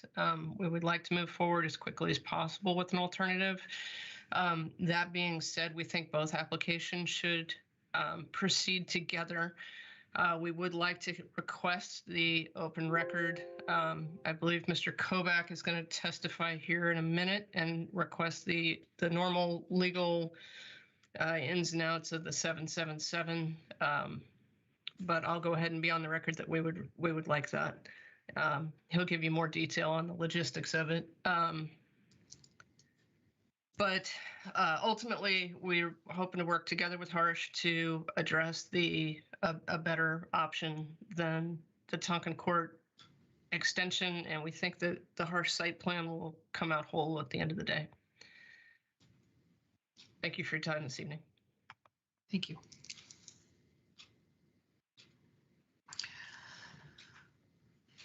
Is there a Steve Durrell on the line? Mr. Steve Durrell? Okay, we'll circle back at the very end to see if he's present. Next is Mr. Chris Kovac. Good evening, ladies and gentlemen of the Planning Commission. I represent Bruce Polly. I'm at 1331 Northwest Lovejoy, 97209. And I wanted to start by just echoing what Mr. Polly said. I don't think Mr. Polly or anybody on his team's against any development. I think he stated what he really truly believed, which is he wants to see everybody develop. But the reality that we wanted to bring to this is, in the staff report, it's acknowledged, and we presented it here, is that, you know, if Tonkin Court dedication goes in, that takes 3 buildings away from Mr. Polly's property. And we put some numbers to that. That's 42,250 feet of rentable space. And how an appraiser would look at that is that's a diminution in the value of the property by about $10 million. And so that was the significant impact that led us to start looking at a different alternative where the goals of the TEA and the TSP could be met without that significant impact. And you know, my comments are prefaced upon my assumption that the November 9th alternative street plan is part of our proposal. Because how that came to be is we were proposing access on Oregon Street, and the county pointed out you can get interim access because we can't deny you all access, but you got to show us how the long-term plan works. And so we put that together, and we met with staff twice in October and then presented it in November. And so I think we all thought it was part of what we were proposing to show, similar to the plan you just saw from the applicant, how this long-term goal should be accomplished and can be accomplished. And I guess our thought process was, and it still is, well, if you can deny Mr. Polly's application with that same plan, the November 9th plan, then how can you approve another proposal that's basically got the same long-term plan. We think Mr. Pauly's is maybe a little better because they both have long cul-de-sacs.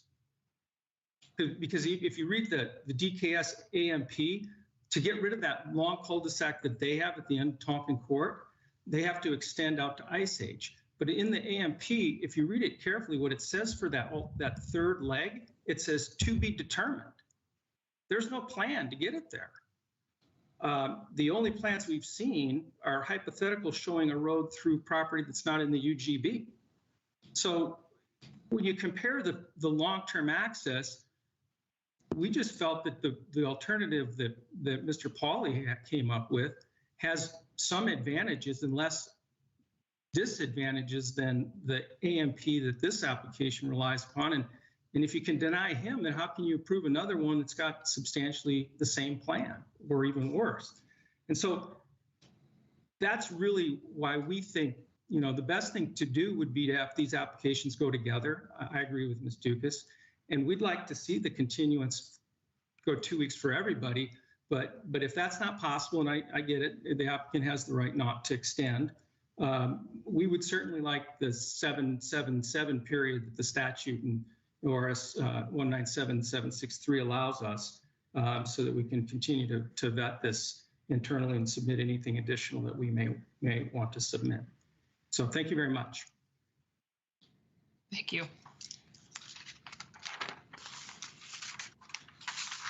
Next on the sheet here is Bruce Pauly.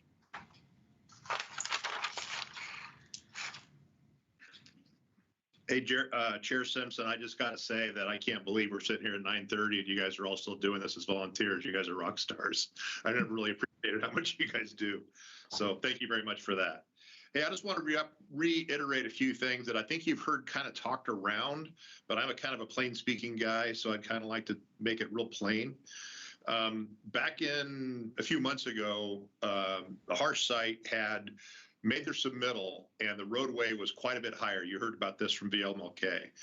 But the grade slopes came hundreds of feet onto my property. I mean, maybe 120 feet. It was a big problem. I mean, it was a glaring problem. So yeah, they went back and they reworked it, but it's still to make this, you know, these arrows on the map, like that you mentioned, Chair Simpson, that were conceived of a long time ago, trying to, you know, solidify that as being, you know, somehow chiseled in stone when we all know that it's not. So what I'm hearing is that people want to hurry this thing along and hurry this thing along. I was, in one of the first conversations I had with Bruce Coleman from the city, I said, man, I'm ready to go. I mean, I was ready to be building this June until this whole thing about Tonkin Court comes up. You also heard from BMLK that they lost square footage off the end of Building A. They lost 10,000 square feet when they changed that grade. So if you look at our solution and put it on the opposite side of the Harsh property, they don't lose any more property. That stays net equal. But they'll get back 10,000 square feet of buildable or industrial space. So I can't understand why it's better for them and better for us, but they won't look at that as an alternative. The last thing I wanted to say, and you've seen and heard a number of times, that if you put Tonkin Court through, it wipes out the most buildable part of my funny little sloping triangle that I'm trying to develop. And what that would do is put me in a situation where the project doesn't become viable. What that means is I won't get to build it. What that means is there ain't going to be no Tonkin Road or Tonkin Court because I can't afford to build it with, you know, a quarter of my property or a third of my building space gone. Nobody's going to give me a loan. So that's where I'm at. So if we want to hurry things along, we can hurry things along and hold them up for a long time. Or we can take a little time right now and get this right and do a good job of getting traffic off Oregon Street, off 12th and Sherwood Road. I drive it just like you all do, and get it out onto 124th.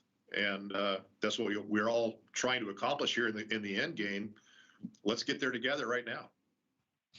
Thank you. Thank you.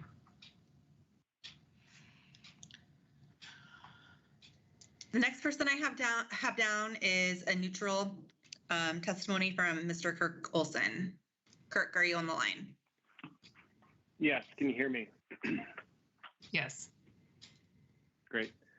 Kirk Olson, 5790 Ridgetop Court, Lake Oswego, Oregon 97035.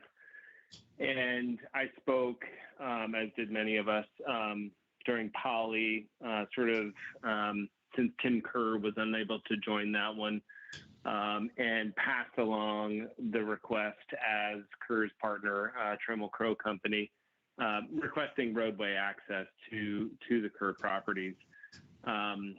You know, and here I am personally with the Schnitzer-Niemeyer registered as neutral, but I must say, you know, like the Poly development, I am in favor of this development. The layout is very thoughtful. The buildings will be very functional and really a long-term asset to the community. And I've got my own thoughts on roadway access. And I will leave it at that. I think personally, I am happy to share those thoughts and continue the discussion. Thank you.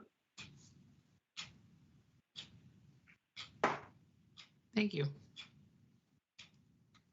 And I'll circle back for the last time if there is a Mr. Durrell on the line, a Steve Durrell.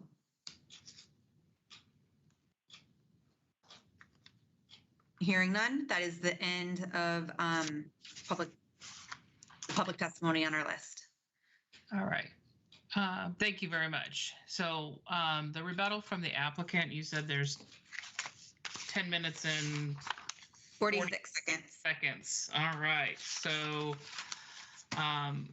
is the applicant ready to provide your rebuttal to the testimony provided? Chair Simpson, if I could just mention one thing quickly. I mean, so you do have this question on the table, kind of as we did during the last hearing.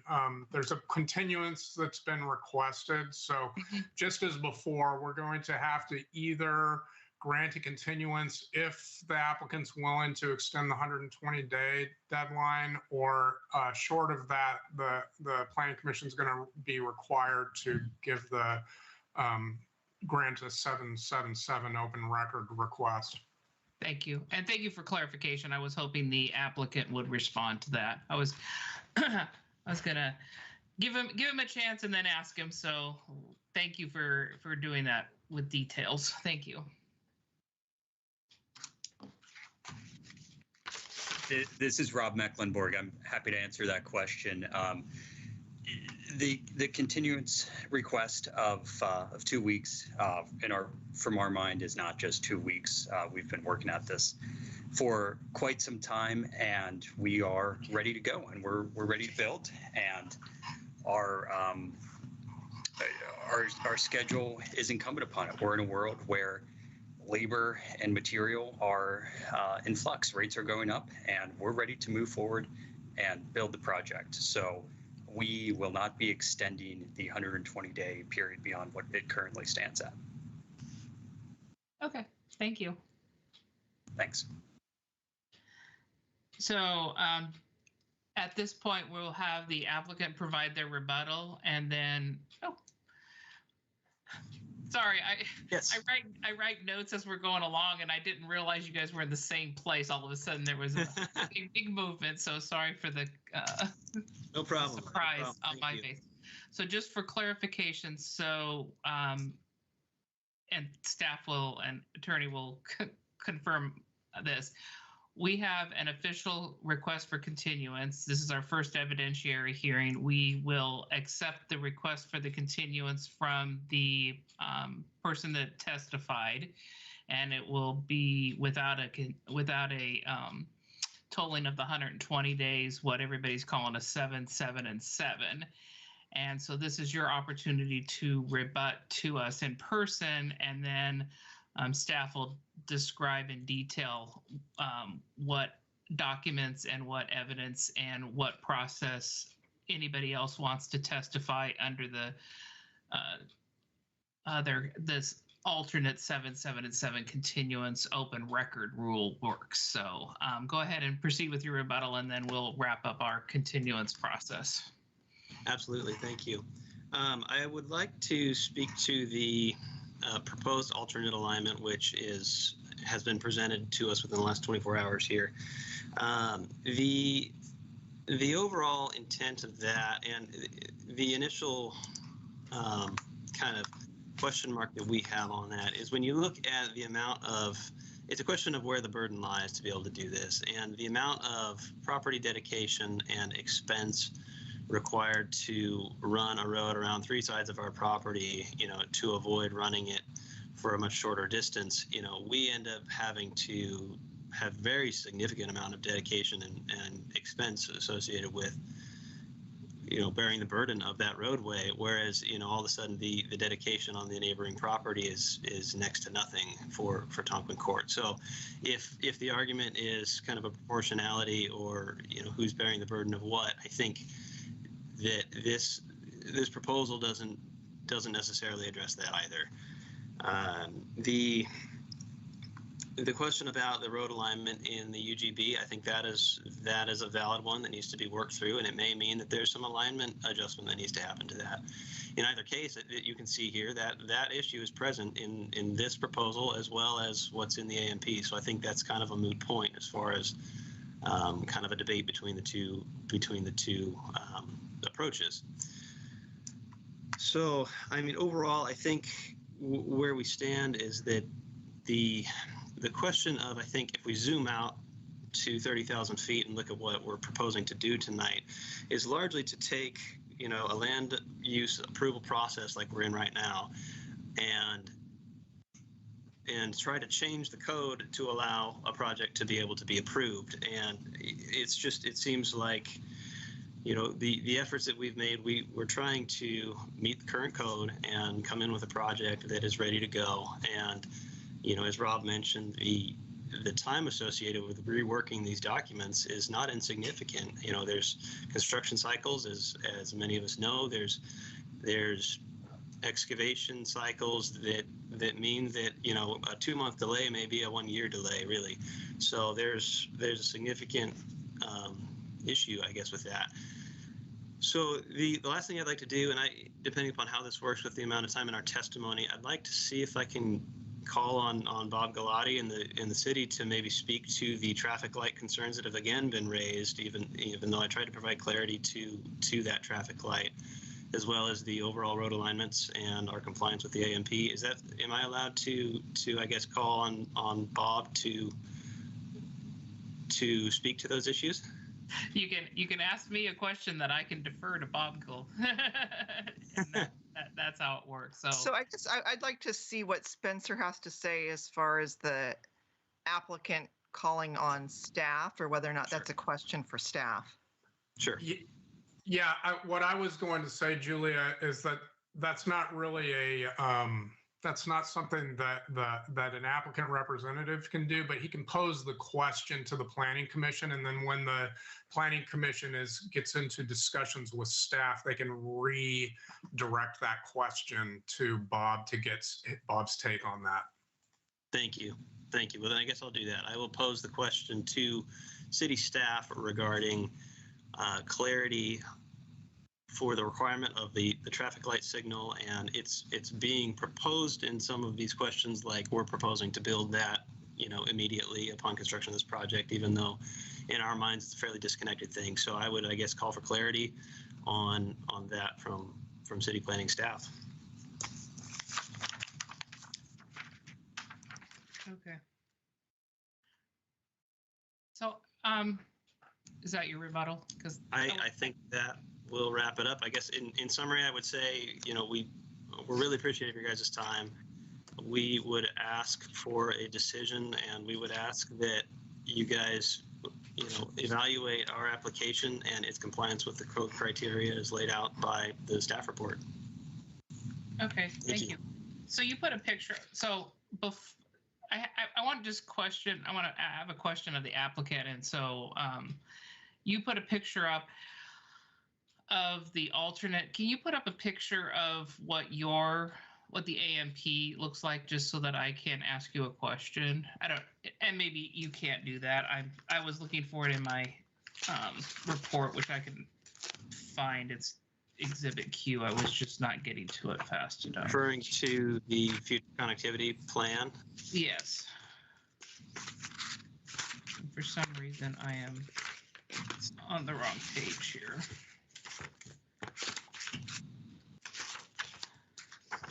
And I know it was in your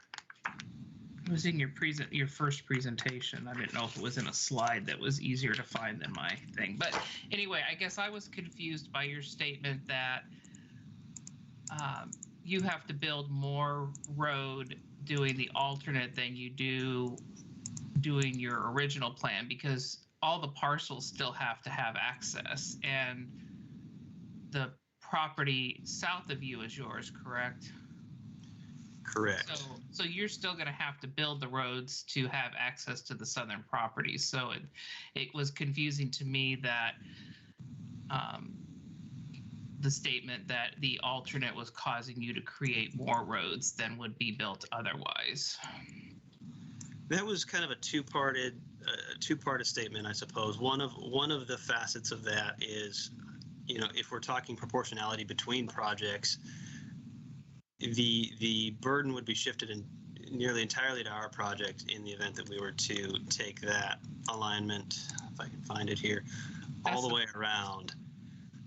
And it would remove the entire burden for this other application. And, to speak quickly to the layout of the buildings and the loss of square footage, I mean, we had to lose square footage to rearrange our roads, and losing square footage because a road is there is one thing, but moving a building is also an option, and we had to do that in at least a couple of places on our site as well. Yeah. Okay. This just helped me. That's the picture I wanted to see, and I couldn't find it fast enough. You still have to build. You still have to build the blue line that's a U around the bottom anyway, regardless, right? Correct. That is the case. Correct. Okay. That answers my question. Thank you. Thank you. All right. I see two more questions. I don't know who came first, and if you have questions for the applicant, we're not going to go into deliberation because we have a continuance, but if you have a question that the applicant can answer, because we will not be able, if we do a 7, 7, and 7 continuance, we will not be able to ask the applicant questions at our continued hearing. So my question could be answered either by applicant or staff. So since we have them both, we can probably see what they say. Okay. So in the event that the neighboring Poly property does not develop, what happens to the alignment of Tonkin Court? You spoke briefly, and I want to make sure I understood you correctly, that you guys are prepared to dedicate more roads, so the road would shift more onto your property. Is that correct? That's correct. The alignment is shifted onto our property for the entirety of the time that it parallels our western property boundary. The center line of the road is 10 feet onto our property until the point at which it turns and 90s over towards Oregon to the west. Cuts over that way. Okay. That's correct. And then question for you was, if the road alignment changed to your eastern edge, looking at the map, the portion that runs along the western edge and the eastern edge, they understandably it looks a little bit longer on the eastern edge, but it looks fairly comparable in terms of road dedication. Correct. So I'm not seeing how that's losing it from. It seems, and in that scenario, it seems like that there's square footage to your buildings that you wouldn't have to lose. I would say that we haven't fully evaluated that. We had seen some draft versions of that layout, but we had not formally seen that until about 24 hours ago or 27 hours ago. The ultimate goal that I've stated that our application is trying to accomplish is to fall in alignment with city planning and city staff and all of the documents that have been in play in order to proceed with the project and in order to expedite the process that is established. And there's a code, there's criteria that are set out, and we've attempted to meet those codes and criterias in order to keep this moving. Okay. I'm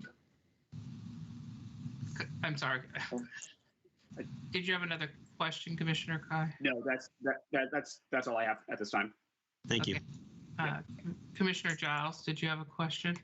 I did. So if the Poly project is gaining additional land, theoretically we could charge them something that would offset some of the cost of the additional road on the other side of this project, right? Or is that we can't, because we're asking, they're getting land back for not having Tonkin Court, but we're going to say, hey, you have to provide some more road or funds for more road on the other side, or is that not, can we not do that? That's a question for Bob Galati, probably, unless the applicant can respond. I will defer to Bob.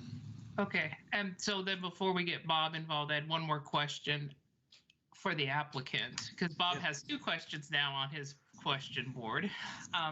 For applicant, does it, if the Tonkin Court accesses, if there's a new access management plan and it's determined that the alternative is proposed, you're still going to have the accesses, because your access initially is going to be direct, and then it's going to be on Ice Age Court, Ice Age Drive, whatever. So the alternate plan, do you feel that there's any objection to pursuing an alternative plan?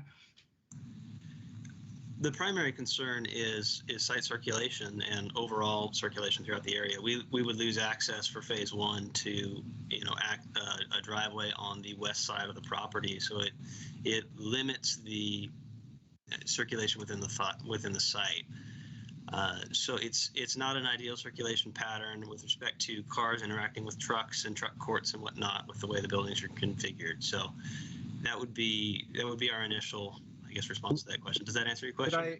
It does, but if the cul-de-sac were brought up to the corner of your property instead of the corner of the Poly property, then there's the access there. But well, so can I ask a follow-up question to that though? Would it prevent you? One of your reasons for wanting to move ahead is to get started on construction and things. And so would it prevent you from beginning construction and having that access point if we're saying, hey, we're still trying to figure out the court and the alternate plan? I will ultimately defer to Eric and or Bob on that, but my understanding would be that we would not be able to get a final site plan approval from the city if those road alignments are still in question. Is that fair? Yes. Bob, yeah, I think that's a really important point in terms of the timing and just logistics of all this and processing these applications, is that we need to finalize the alignment of the roadways on this application as well. It would be very difficult to, unless they were okay with sort of leaving, the entire western portion of their, or just east, whatever the side is, west or east, undeveloped until we figure it out. But just from a practical standpoint, I don't think it makes a lot of sense. And so I think this will likely, unless there's a sort of voluntary, continuance from the applicant, which sounds like there's not, and unless there is, the city is going to have to make a decision on this application, including the alignment of local roadways as well. Right. Go ahead, Gene. I was gonna say, but if Tonkin Court's never built, then he doesn't have the access anyway, and that's what the owner of the other site's saying, is that it's not going to be built, potentially becomes an unfeasible project. So, but that's not necessarily true, Gene. Well, and it's not. It may or may not be. I'm just saying there's a lot of scenarios out there. So, no, I'm saying that if the city deems that Tonkin Court is a necessity, the city can go out and condemn it and obtain it. That I just want to make that correction, that the perceived thing that if the other site doesn't want to give it and we're stuck, nothing happens, there is an option. It's a legal option, takes time. And I don't know if the city would ever want to go through it. I know that I've had to go through one condemnation process already, and it's not fun for me. It took me 1.5 years to do it, but it can be done. Right. And I think Spencer can weigh in on that aspect of it, but don't assume that with the I keep wanting to say harsh, but it's the Schnitzer site, we could get the roadway dedicated as conditioned, go back to the poly site, do our work with them. However it comes out positive, it comes out positive, it comes out negative, then the city would be under some sort of obligation at that point that they could still proceed with it under a condemnation right as a public need. Got it. Spencer, I'm going to defer to you to take the rest of that and make sure that I am not misspeaking on that. Yeah, Bob, I mean, what Bob's saying is accurate. I think that from a practical standpoint, what the Planning Commission's grappling with and what some of these questions are, is that you've got an obligation to render a decision based on an application as proposed by the applicant. And so this is what we're kind of looking at now. And so unless and until some of these hypotheticals that we're talking about actually come to materialize a little bit more in the realm of reality, what you're really talking about doing is just kind of rendering a decision based on what's proposed. To follow up on what Eric said, you will have to render a decision based on that, but also because Ms. Dukas and Mr. Kobach have explicitly requested the continuance, even if we don't have that extension, we'll have to do that 777 here. So the decision is not going to happen this evening. The city's compelled to hold the record open before it deliberates. So the only thing left is to ask any questions of the applicant before we ask for an motion to continue. So Commissioner Bance has his hand raised if you have questions of the applicant. Otherwise, other questions from staff process-wise and potentially deliberation would occur at our continued hearing. Okay, yeah. Boy, that you guys just dealt with the main question I have, because it sounds like Mr. Pauly has no interest in building that road. So what would we do? Because it looks like this building requires it. Sounds like it's another discussion, but I do have an applicant question here. Mr. Pauly mentioned in his testimony that you guys had adjusted some of your building, and you did mention this in your presentation. You lost about 10,000 square feet trying to adapt to that road, and he mentioned that would be a give back to you. You were concerned about absorbing the cost of building a road on the east side. Would that not offset an additional 10,000 square feet of rentable space, income there, perhaps offsetting the cost of development on the other side for other roads to be built? I would say that we haven't had time to fully evaluate the economics of that decision, but ultimately, site circulation is an important factor in how these sites work. So I don't know that I can give you a definitive answer on that at this time, but there's a lot of factors, and like I said before, we've tried to make this accessible for both sites by lowering that road and by putting a retaining wall in. So that's where we've landed at this point with the criteria that we had to design with our road locations based on the city's documents. Does that answer your question? One question I do have, I think that's very related to this and may shed some light on it. And I think getting Bob's input would be good on this as well. So on that east side Tonquin Court alignment, the property to the east, so the property, we can pull it up, but the property interior to the TEA, so not the poly property on the other So no, on the east side Tonquin Court alignment. So we're now running down the alternative Tonquin Court. The properties interior to the TEA of that are not in the city boundary. So I don't know what that means for a potential road, in that location. So, because we don't have annexation applications for those properties, as far as I understand. I know Bruce Coleman has done a great effort to get as many properties in the Tonquin employment area annexed into the city, including direct mailers. But I don't think there's, we don't have an application for annexation. They're not in the city boundary right now. So in terms of what a road actually looks like on that side, that's part of the analysis. I think that's part of the really detailed analysis that we're talking about of, how wide is this road? Exactly how much traffic is going to go on it, especially if Kerr, Poly, and Harsh are loading onto it. How wide does it actually need to be? And if those other properties aren't in the city, I don't believe that we can get right of way or construct on that side of those properties. Bob, width or anything like that considerations? Well,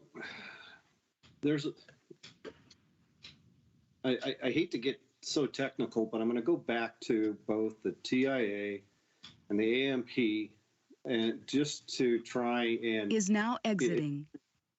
We're talking about specific items that are, part of the analysis that's gone through. My perspective of this is that I'm trying to provide for the future development of a regional area, and that doesn't necessarily, that is not necessarily what the applicant is supposed to do.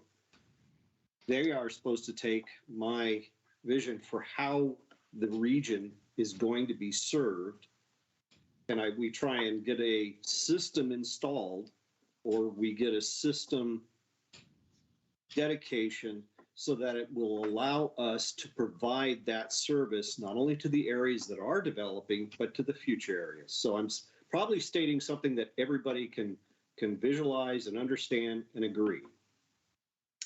Now, you want to get down to specifics about when areas develop, what areas are currently annexed into the city and are developable, and how they're going to get serviced.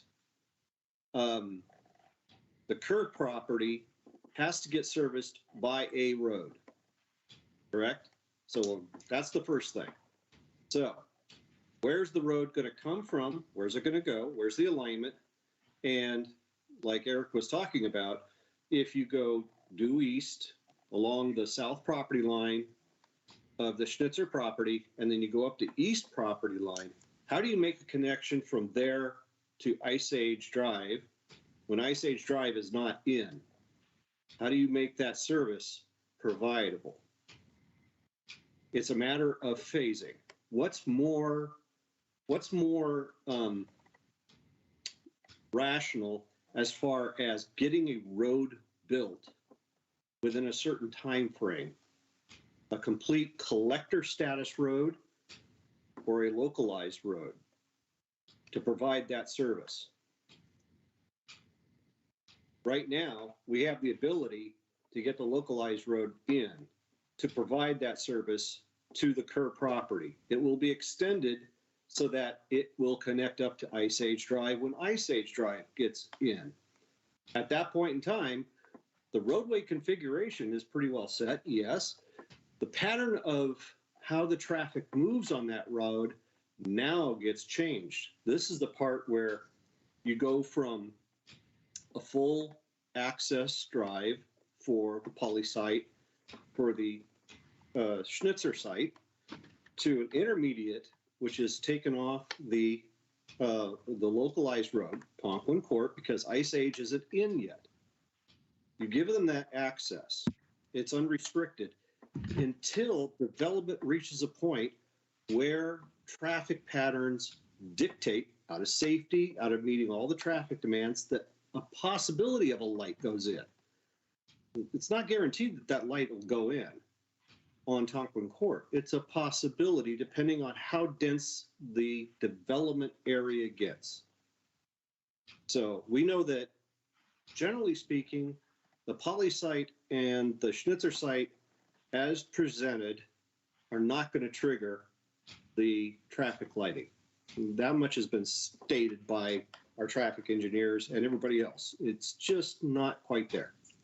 Kerr site may not do it at all.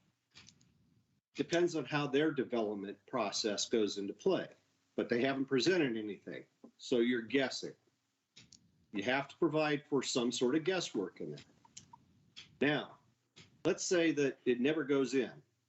The light doesn't go in, the area develops, we get Ice Age Drive built. Tonquin Court is built, and it's operational in the interim because we don't have Ice Age in. We're working on that. We have dedicated, the city has dedicated itself to getting that roadway designed and built. That's gonna be at a somewhat later date than Tonquin Court.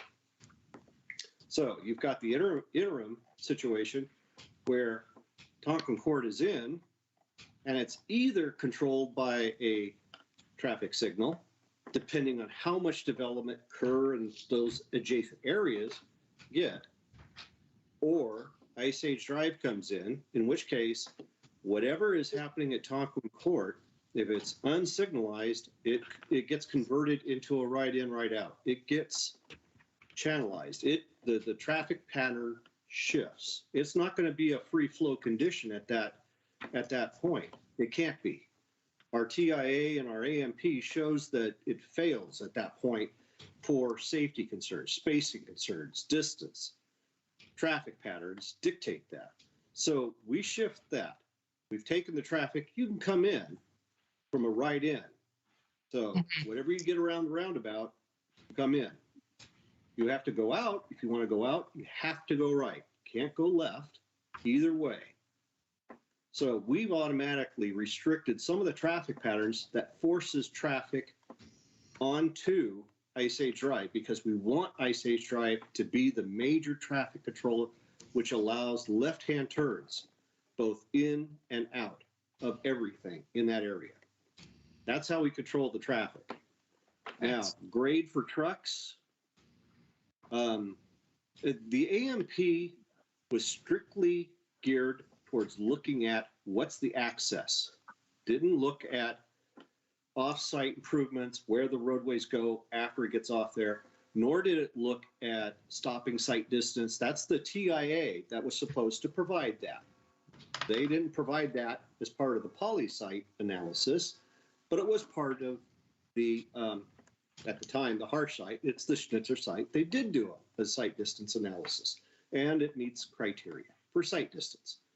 Grade stopping site distance for trucks in particular, that grade is going to be there whether you put a light in or not. Trucks are going to have to stop to turn in because if you have left-hand turns coming into the site, anything coming up that hill's got to stop for it. So the argument of it's going to make it worse, letting them have their access to it doesn't change that condition at all. All right. Thank you very much. That's all. That's why I had to go through some of this, is that we're talking about specific design criteria details that are very specific to the whole area being looked at, and which is why we did the AMP on a large area, is because we didn't want anyone to get stuck with the remainder issue of these two guys got theirs and suddenly we've got the leftover. Right. So did that answer the question, Eric and Commissioner Vance? Certainly, it helped. Okay. Okay, good. Excellent. Thank you, Bob. That. We get a chance. Uh-oh. So. Sorry, Can I just clarify? I just wanted to make sure that, because I think it really gets to, I think, what Commissioner Bance is getting to about, what is, if we go with this alternative alignment, what is the actual impact to this property? And I just want to point out that, it could be, I think this is why we need to look at it, but it could be challenging, again, because these properties here, and you can see it looks like it is over this property line. These properties here are not in the city at this point. And so, we certainly can't dedicate here. We can't construct here.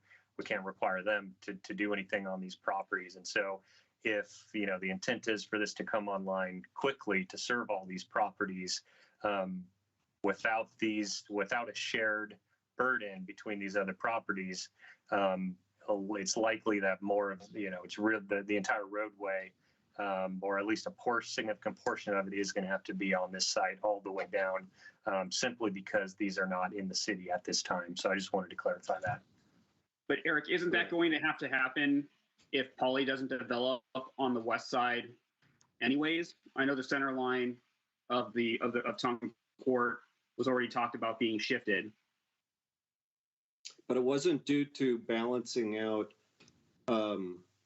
The shifting had to do with the placement of public utilities within Tonkin Court. Our standards for utilities are they have to be placed within the paved area. So you go curb face to curb face. And they have to meet spacing standards. And if you centered that road, then it's a local road. It's not a collector road. Tonkin Court's just a standard road. You center that road, there's not enough room to put the utilities, the public utilities, which are storm, sanitary, and water, which they have complete design for. That's what they're planning on within that section of their property. Then the roadway has to shift over so that should Tonkin Court be built partially, their utilities will go through a road section, a right-of-way section, properly spaced. So is Tonkin Court shifting whether Poly develops or not, regardless? Regardless. Okay. So in no case will the center line of Tonkin Court be on the property line, correct? No. Okay. Unless the applicant for Business Park agrees to provide Tonkin Court, but again, because they have not, we cannot allow Commerce Center to put utilities on their property. Right. Okay. Okay. You would have to run the utilities within a public utility easement within their property, and we don't like doing that. As much as we can, we try and keep it on the outskirts. If no other option allows an easement, but generally speaking, not through the center of the site. Okay. All right. I had an additional final question for the applicant, Chair Simpson. Okay. I think I saw Commissioner Bance's hand, and then I saw someone else's hand up, but they went. I can't see who it is anymore. But go ahead, Commissioner Kai, Vice Chair Kai. So, given the complexity of what we're dealing with, and given the multiple continuances that the Planning Commission granted the sister property, in conjunction with everything else that's going on, would you guys, as the applicant, be willing to show, just a measure of good faith to the 2-week continuance of the 120 tolling days? If that's, we understand that the tightness of all of this, but if you guys would be willing to do that, that would probably go a long way. So, and again, after the 2-week period, after the 2-week point, if you choose not to extend it further, I think that's fully understandable, fully reasonable. This is the first evidentiary hearing that we're having on the matter. So, yeah, I think there's concern on our end about the 2 weeks and what that time frame allows. At this point, I think that we would not like to proceed with that. The challenge with this, we can appreciate the complexity, but we do want to try to bring this into the realities of let's evaluate it based on the code that we were prescribed to design our site to, and the implication to consider changing the code to make another project approvable is a little bit challenging. Well, so I think the code's not getting changed, correct, Chair Simpson? Code may be the incorrect word. Maybe approval criteria would be a better term for that. I don't think we're changing either the code or the approval criteria. We're looking at an access management plan that is different than there is the access management plan that came through on the staff report, and now the other applicant is proposing a different access or an alternative that is not in, it's not caught, neither one of those are codified. They're just staff. And I understand that you guys are working towards what's best for your client, and that's fully within your right. Please try to understand that we're trying to do what's best for all parties involved, the community, Sherwood in general. And so, if you guys could extend that 2 weeks, that would mean a great deal. Sure. Thanks for your message. This is Rob Mecklenburg. We are not in a position that we're going to extend the 120-day period. We've been involved and exercising and working hard for quite some time, a year and a half, 2 years, and we are prepared to move forward with the project. Thanks. Thank you. Thank you for doing everything you possibly can then. You're welcome. Commissioner Vance has another question. Sorry about the skip on you. It's okay. I was just noticing, I mean, there's like almost 10 pages in the staff report of approval conditions. I mean, you guys on the applicant side, have you looked at those, and those are not, I mean, you ready to accept those? I mean, because if we go down the approval route with all these conditions, it's a lot there. Have you reviewed those and you think they're feasible? The conditions of approval is what you're referencing? So specifically, do you accept the conditions of approval as written from staff in their staff report as amended? As revised. As revised. As revised. Correct. As revised and amended, we do accept the terms and conditions. Okay. Okay. Well, Chair Simpson, we keep talking about continuances. So, yep. I'm confused. Is there another one on the table now for this one too? Yes. I don't understand how this works. If the applicant hasn't requested one, where's this coming from? There's a continuance regardless, even with their refusal. Well, so if an applicant requests a continuance and they toll the they can toll the 120 days. At the first evidentiary hearing, anybody that testifies at the first evidentiary hearing can request a continuance, and we can continue the hearing, but only have it as an open record continuance. And instead of having a second hearing where we take testimony, the written record remains open. And when we come back after their 7, 7, and 7 hearing, we will only deliberate on the evidence in front of us. And the applicant will not be able to provide any, and it will be, there will be no additional testimony. No new evidence, no new information can be presented at the continued hearing on this application if we do the 7, 7, and 7. Because once the written record is closed, that's the end. Okay, when I can't remember the calendar. When is that one?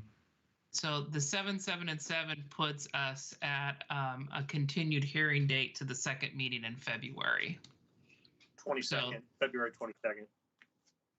So, and the time frame for our 120-day rule is why we have to do that, is because all the on this application, the 120-day deadline expires on April 6th. So without the continuation of the 120 days, we keep the record open for 7 days. And at that point, anybody can submit into the record. Then the next 7 days is a rebuttal period. And then the last 7 days, the only testimony that can be accepted is from the applicant, and that's their final submission. And when they make that final submission on the third 7, then the staff will prepare a report, and that's what we make our decision on with no additional new evidence at the February 22nd meeting. So Gene, even with that April, what you said, what date was that? April what? April 6th is the final.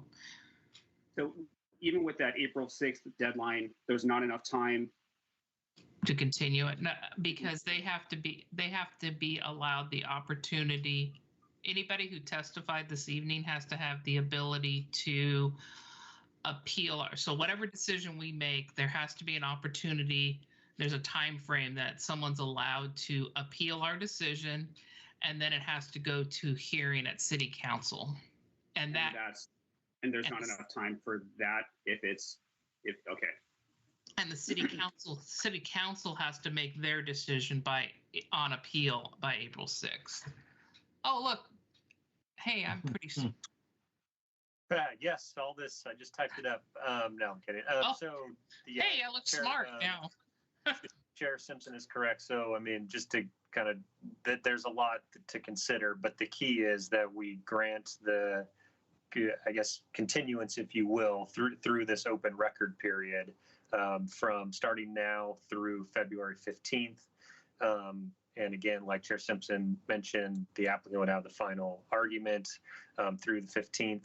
And then you guys would come back a week later on the 22nd and actually just deliberate on everything that has been submitted so far, plus anything that was submitted during this 3-week open record period.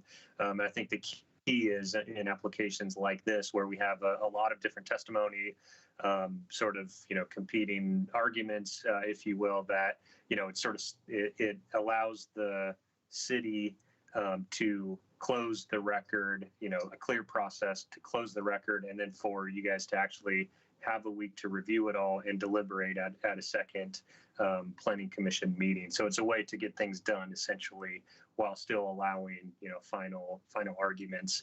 And then the key is, you can see here that after this 22nd meeting, we have to turn around the next day and issue a notice of decision so that we can get through the appeal period, and then also send out public notice for this appeal to the appeal hearing to City Council.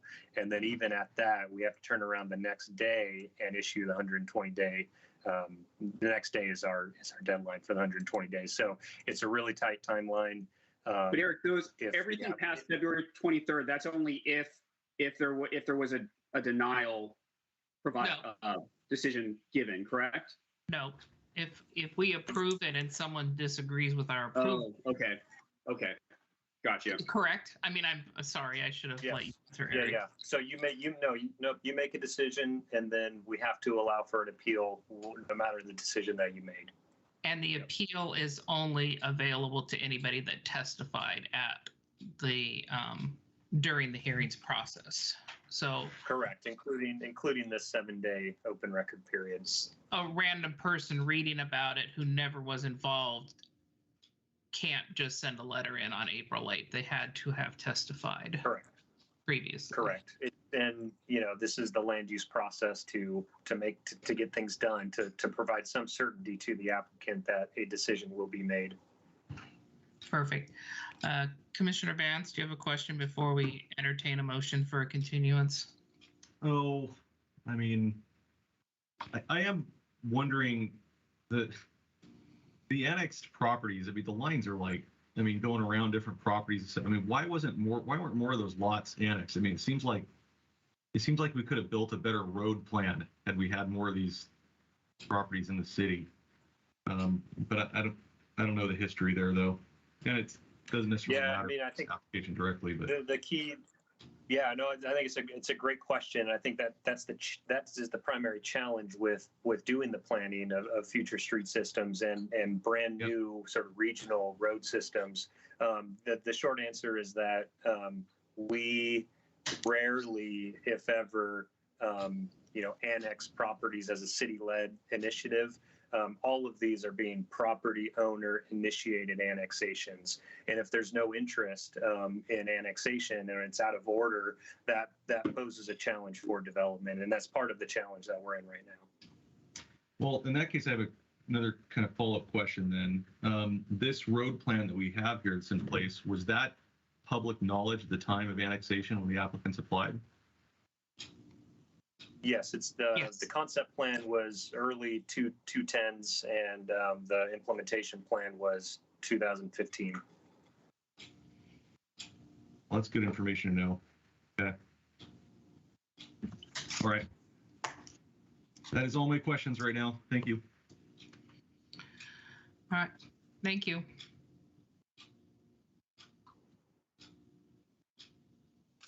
As a commissioner, Justin, Vice Chair Kai, are you ready to? I am. I'm ready. All right. And we have all the commissioners ready to yay or nay. Yes. All right. Okay. Okay. I move the Sherwood Planning Commission close the hearing on the application for Sherwood Commerce Center project number LU 2021-012, but leave the written record for submission of additional testimony in accordance with the following. 7 days for anyone to submit additional testimony ending at 5 p.m. on, Eric, do you know what date that would be?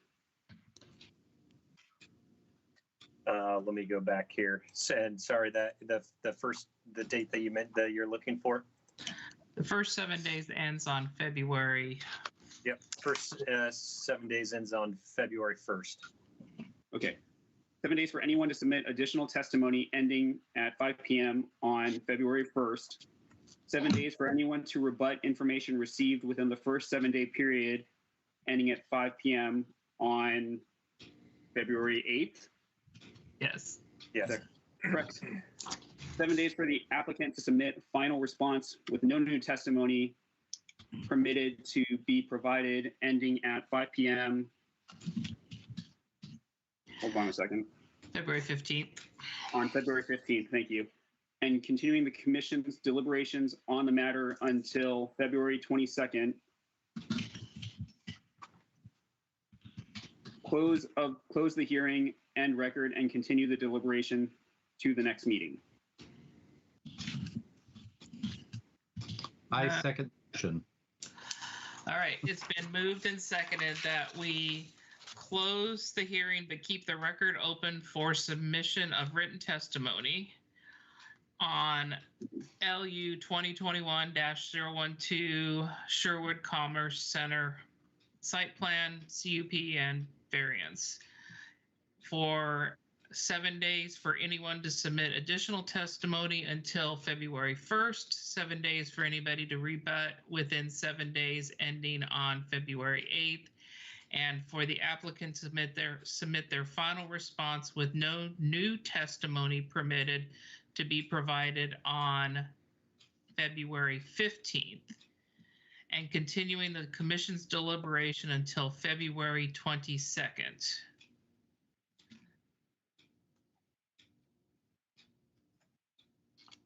All right. All those in favor say aye. Aye. Aye. Opposed? Motion carries. And then for clarity, the applicant is not, the applicant provide new testimony on his last 7 days, correct?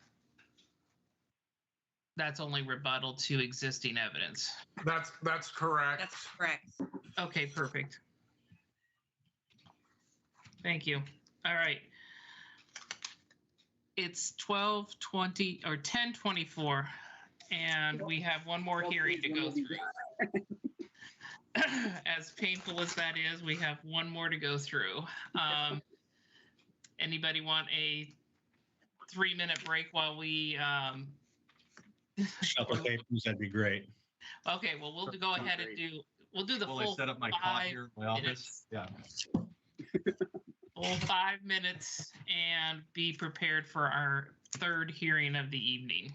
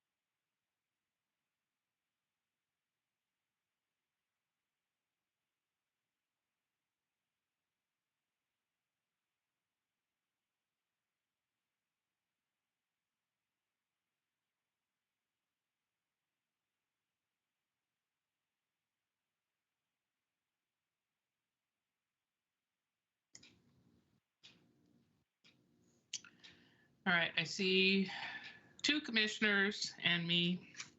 Do we have 2 more? Yeah, I'm still here.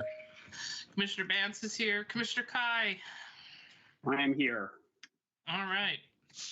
All formed and present and accounted for. All right. I don't drink caffeinated coffee, but I should have today. I shouldn't have tried to stay up till midnight reading the packet that was delivered last night. Yeah, yep. The public here. Sorry, I did need to read it. I was just tired. Yep, agreed. Eric, are you ready? I am. I'm here. Yeah, if you want to read the script, and then we're ready to go. Yep. Yep. I'm good to go. The public hearing on LU 2021-009 MM Cedar Creek Plaza multifamily is called to order. The public hearing this evening will be conducted as follows. Staff will present the staff report, questions by the hearing body for staff. We will then open the public hearing for testimony, and time will be limited as follows. Applicant will have 30 minutes split between presentation and rebuttal. Persons in favor of the application, 4 minutes each. Person opposed to the application, 4 minutes each. Rebuttal from the applicant is the remainder of their 30 minutes. Then no other testimony will be taken from the public or applicant unless the public testimony period is reopened. There'll be final comments by staff, questions of staff, if any, by the commission, then deliberation by the commission. A decision may be made by the Planning Commission at the close of the hearing, or the matter may be continued to a time and date certain. If the matter is continued to a date certain, this will be the only notice of that date you receive. Staff will recognize people who have signed up to speak 24 hours in advance, and any questions should be addressed through the chair. When it's your time to provide testimony, please state your name and address for the record. In reaching a decision on the application, the commission must consider whether the application meets the relevant approval criteria in the city's land use regulation. Those criteria are identified in the staff report. The staff report is available online and at City Hall. The staff report was accessible to the public 7 days prior to this meeting. The testimony and evidence must address these criteria or other criteria you believe to apply to the decision. Please note, failure to raise an issue with enough detail to enable the commission, the applicant, and parties opportunity to respond to the issue precludes an appeal to the City Council or Land Use Board of Appeals on that issue. Also, failure by the applicant to raise constitutional or other issues regarding proposed conditions of approval, again with enough detail to allow the commission to respond to the issues, precludes an action for damages in circuit court. At this time, I would like to ask members of the commission to disclose any ex parte contact, bias, or conflicts of interest. Please indicate the nature and extent of the ex parte contact, bias, and conflict of interest, and indicate whether you intend to participate in or abstain from the hearing. And I will say that I have visited that site frequently for just visiting the businesses, and doesn't affect my ability to perform impartially, and I will be participating. Any other commissioners? I visited the site, but I plan on participating. Likewise, I'm familiar with the site and the businesses. It does not affect my impartiality, and I plan on participating. Yeah, I same thing. Been there many times. Also did, again, just like the other applications, I talked to staff some, collected some factual information. They pointed to some information and helped me out with some definitions and some clarifications of things. But otherwise, no ex parte contact. I have no conflicts of interest, and I intend to participate.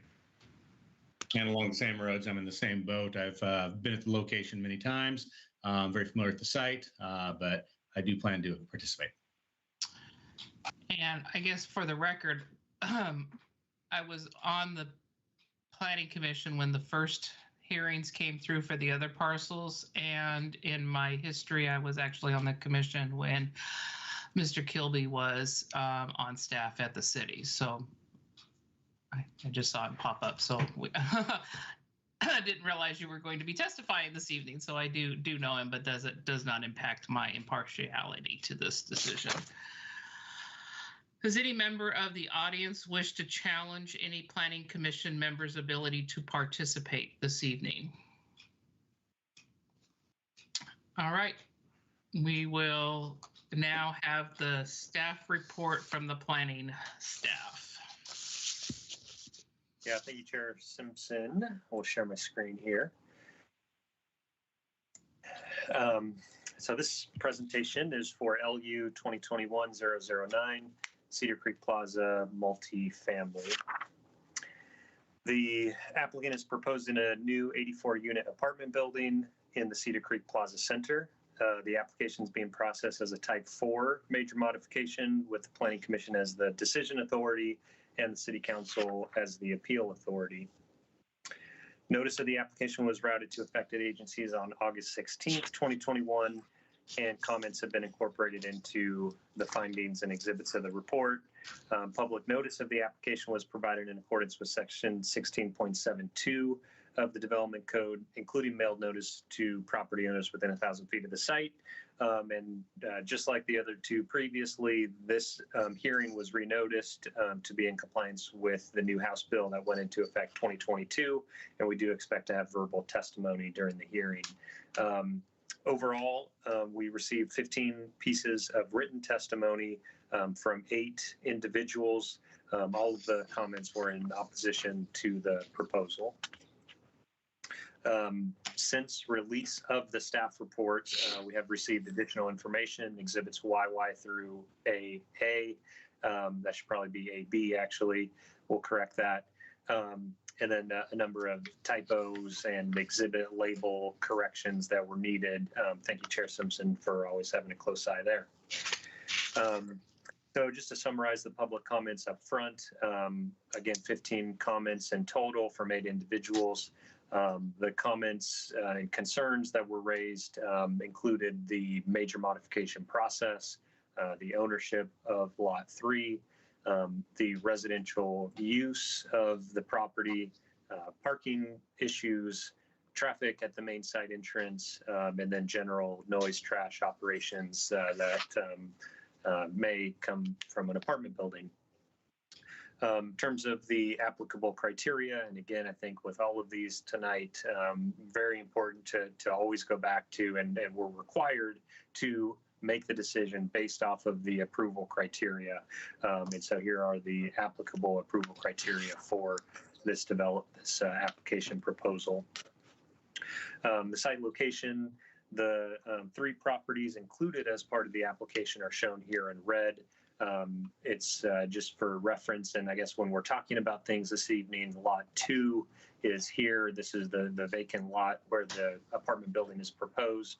Lot 3 is immediately adjacent. This is where the Mud Bay and Sophia's Cafe is located. That's Lot 3. And then Lot 7 is here in the corner. I can't think of a few businesses that are there, but also a commercial business here in the existing commercial building in the Cedar Creek Plaza development. General location is here at the corner of Edie Road and Highway 99 in the city. Existing conditions, the city issued site plan approval for the Cedar Creek Plaza in 2017. This Providence building was already here, and the Ackerley and all of these commercial buildings and the parking lot here were, I guess you could say, developed and redeveloped in 2017 as part of that site plan approval. In terms of Lot 2, the vacant lot you can see here, Lot 2 was included in the transportation analysis for that original approval. However, in staff's opinion and findings, a specific use on Lot 2 was not adopted by the city. So I want to be clear on that. The findings in the staff report for that original approval did not specifically approve a hotel on Lot 2.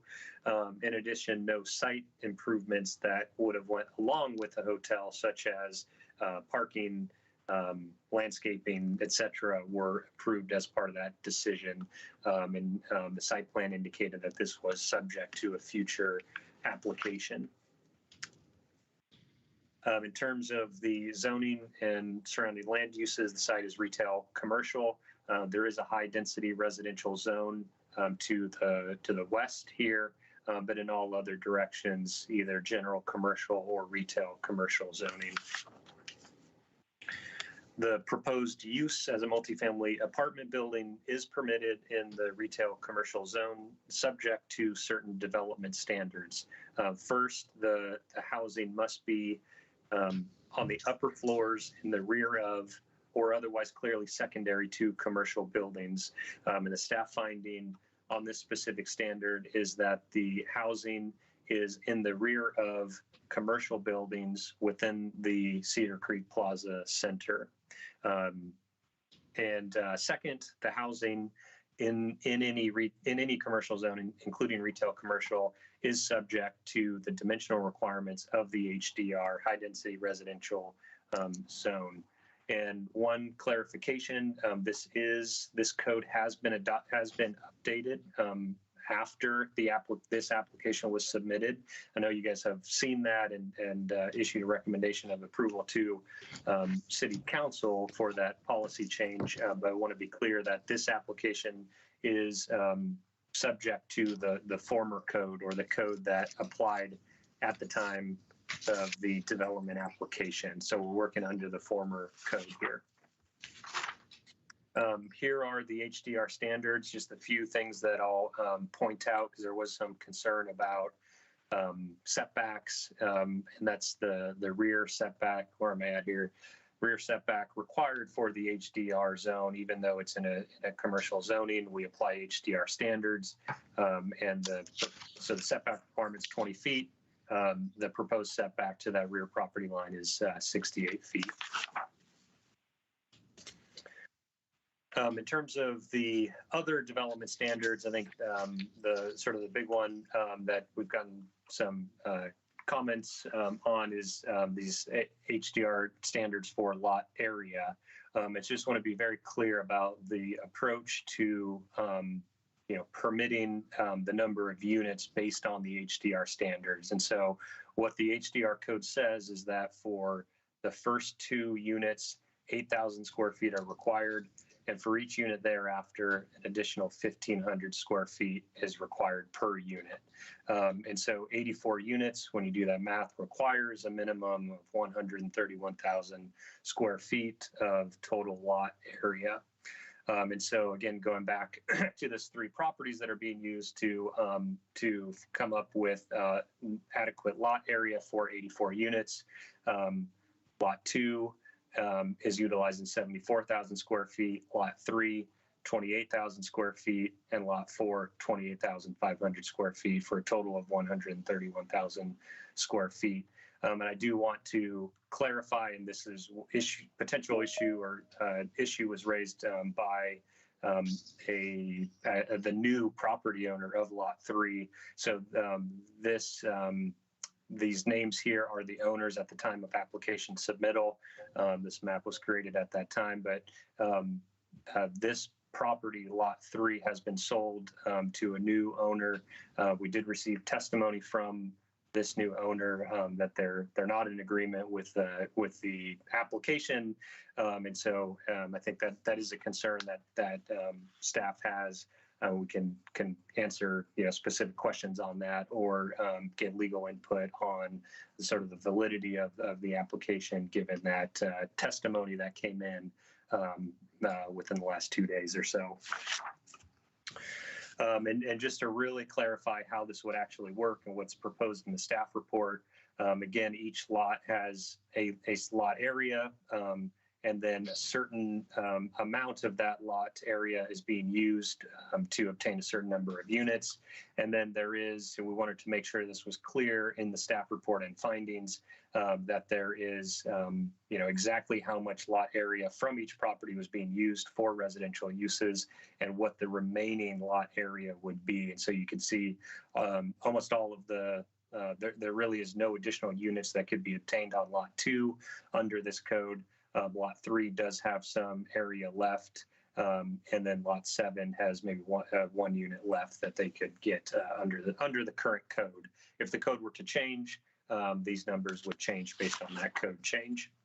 And I did want to make one other point of clarification, that in reviewing the application and determining which standards would apply, staff found that because development standards or dimensional standards didn't clearly list density, and because the density standards were not clearly under this 16.12030, all of these standards are very clearly under there, but density was not under those standards. And so residential density for the HDR zone was not applied to this application. In terms of the site plan, the proposed building here in yellow, central courtyard for the users, landscaping around the perimeter, and parking and loading here to fill out lot 2. Just for reference, this is the existing Planet Fitness building. This application, because they're going through the major modification, they brought the building and lot 2 in under the commercial design review matrix, which the original application and development was approved under. And so they essentially incorporated lot 2 and the building design, and basically just updated this table in order to show compliance with the commercial design review matrix. And so there's a lot of different categories here. I can answer questions on this if we need to, but the takeaway is that the staff finding is that 46 points have been obtained, 41 points are required to receive approval out of a total of 74. The building design, this is the southwest corner of the building here. So Planet Fitness is here. Townhomes would be behind the site here. Highway 99 on this side. You can see balconies proposed, 3-story building. Final height is 39 and a half feet. Here's a view of the building from the rear. This would be the northwest corner. So townhomes behind us here of the HDR zone. Planet Fitness building is here. This would be the loading zone for that's proposed as part of the development. Small dog park that I forgot to mention, part of the proposal in this corner of the building over here. In terms of parking, which is where we got most of the comments and concerns for this application, just want to be really clear about what's proposed in the application. So first of all, there's 3 different tracks that are part of this development: the Rembold tract, the Providence tract, and then the Deacon tract. The tracks are important because they're CC&Rs that apply to the entire Cedar Creek Plaza, but then there's a second set of CC&Rs with parking restrictions that applies to this Deacon tract only, which lot 2 is a part of. And a lot of the concern that was received is from the owners of these properties here that are part of this Deacon tract. And so I want to be clear about the parking findings. In order to show compliance with the minimum parking standards of the city code, we did require that both sets of CC&Rs were and the restrictions in those CC&Rs to shared parking was taken into account when determining if the minimum requirements are met. So, for example, if there are restrictions on and there are restrictions on residences parking. So residents are required to park on the tract which they are associated with. And so we wanted to make sure that the findings and analysis that went into the minimum parking requirements did not assume that residents of this lot 2 could utilize the Rembold tract or the Providence tract. because their CCNRs do not allow that. And so the final parking study and parking count take into consideration all of the detailed restrictions in those CCNRs and demonstrate compliance with the city's minimum parking requirements. That's what the staff finding is. There was a bunch of testimony kind of going around about exactly how many stalls are actually here. Staff conducted its own analysis just to confirm this. So 506 existing stalls, and with the development of Lot 2, 596 stalls are proposed. And here is the table 4 from the applicant's final parking study, which I think kind of tells the picture, even though there's a lot of numbers here. And the takeaway, I think the story here, just to clarify, is that when you look at the decontract alone, the required parking for the decontract alone is 367 stalls, where the supply that is actually on that tract, and including with Lot 2, is 328. So when you look at the decontract alone, there is a deficit of 39 stalls, and I think that's where a lot of the concern is coming from. However, when you take into account both sets of CCNRs, which permit the guests of the decontract to park on these other properties, really what's happening is the Providence tract, which has a surplus, they're only required to have 91. They're providing 170 on that lot. Really what's happening, and this is permitted under the city's code with shared parking, is that, any demand that's not met on the decontract per the code is getting pushed over to this Providence lot. And so, while I know we do have concern about, business viability, et cetera, the staff report recommendation is based on the city's minimum parking requirements. And the finding is that there'd be a surplus of, we've corrected this to be a surplus of 39 stalls over the minimum requirement. There's also, I think, some concern about transportation impact and the change from a hotel to a multi-family building. The staff finding and what was submitted in the applicant proposal is that the hotel would generate, I want to make clear that so the hotel would generate 768 daily trips. This number was assumed in the original application and approval, and transportation impacts and mitigation requirements, including signals, turn lanes, capacity, all of that was based on the entire Cedar Creek Plaza development, including 768 trips for a hotel. And the analysis for a mid-rise building with 84 units is that that building would generate 456 daily trips for a reduction in 312 trips. And for that reason, there's no recommendation or conditions of approval related to additional traffic mitigation measures. The staff recommendation is for approval of LU 2021-009, subject to the findings and conditions in the revised staff report dated January 14th, 2022. And so, of course, the Planning Commission alternatives: approve the application based on the findings and conditions in the staff report, approve the application with revised findings, or deny the application with revised findings. And I might add, we do have a schedule for this one as well, if additional time is needed or requested. And that concludes the staff presentation. Excellent. Commissioner Giles has a question. Is there really no limit to the distance that the lots have to be within each other? It seemed like we had two lots that were adjacent. We had this third lot that was way over in the corner that were making up the appropriate amount of spaces, even take away the new owners. If I have two lots that are on opposite sides of the city, am I able to count those as one thing for development? I mean, yeah, very, very good. Yeah, good question. We do have a specific standard for that, and it's 500 feet. So okay. the code says that you can share parking on private property that's off the site, but it needs to be within 500 feet. And so there is an exhibit in the applicant's submittal that shows the lot 2 or the building, and that basically the entire Cedar Creek Plaza is within 500 feet. So I don't think the question was about 500 feet. I think parking. I think the question was, do the lots have to be adjacent for your density transfer? Yeah. Oh, sorry, you're talking density transfer or parking? Yeah, this picture right here, I was looking at it going, something smells wrong, but it could just be that's how the code's written, that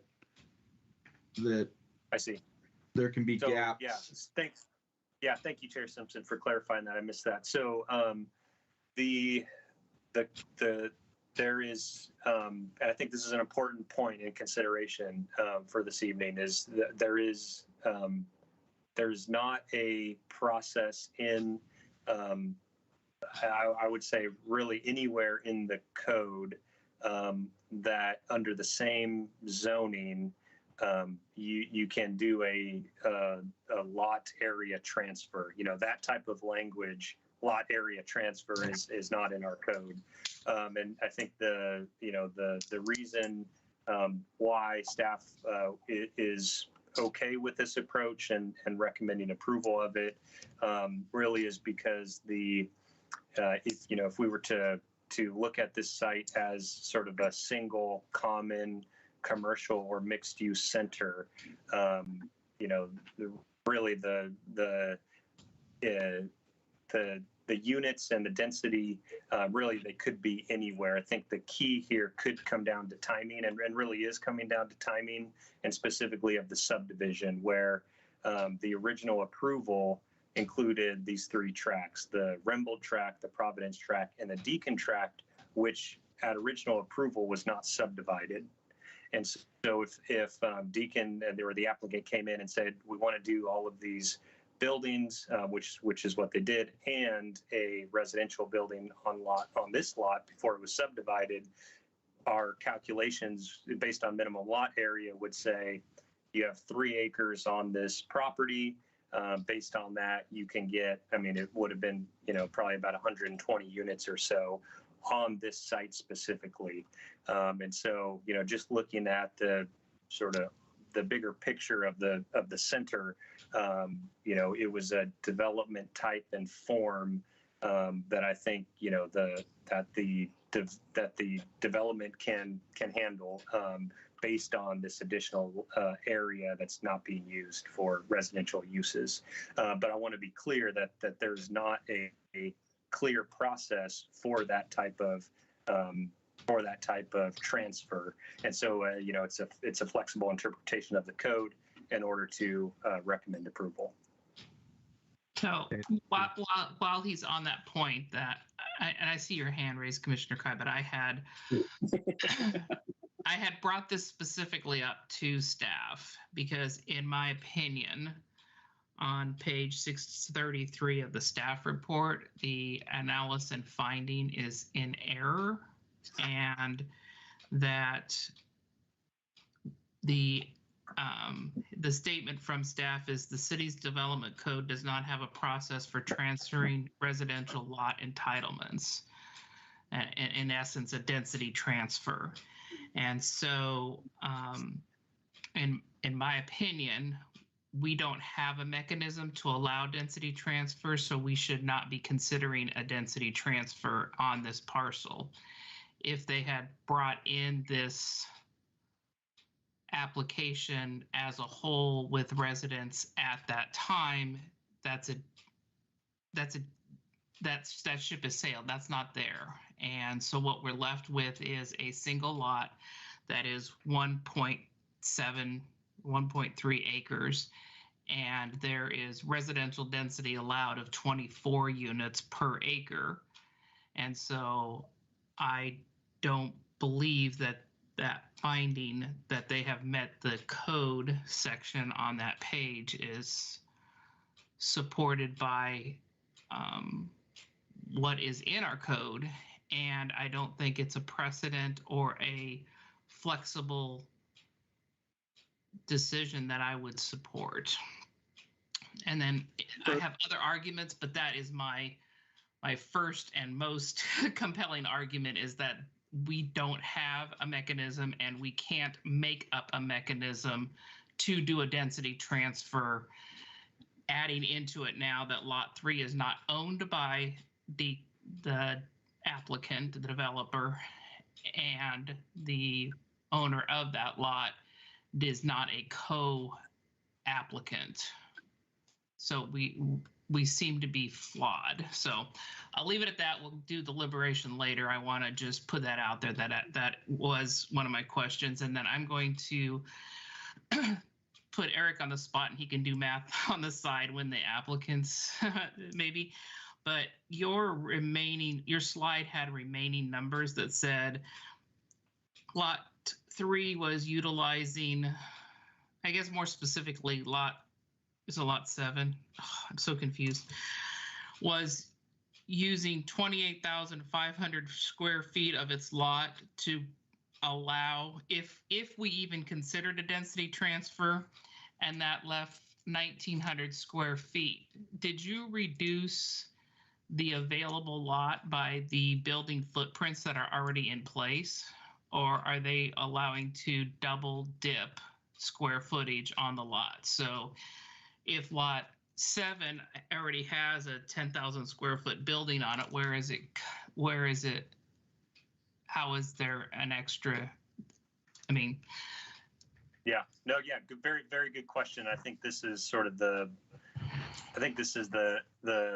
challenge with the former code, potentially even the new code, if it doesn't explicitly address lot area in zones that allow mixed use development. And so, it's a commercial zone, and it's been developed, those original findings for the 2017 approval applied commercial lot area requirements. And so now it's residential. And so I think that's just I don't think gray area is the right word, but it's a conundrum in the code where, are we applying commercial, residential? I think it is clear though that if you are doing residential in a commercial zone, that the dimensional requirements of the HDR zone apply. That's very clear. Exactly how that gets implemented, especially in relation to existing commercial buildings or lot area, it's not clearly stated. So that's just a challenge with implementation of the written code. But no, to answer the question, no, there was no other consideration besides residential.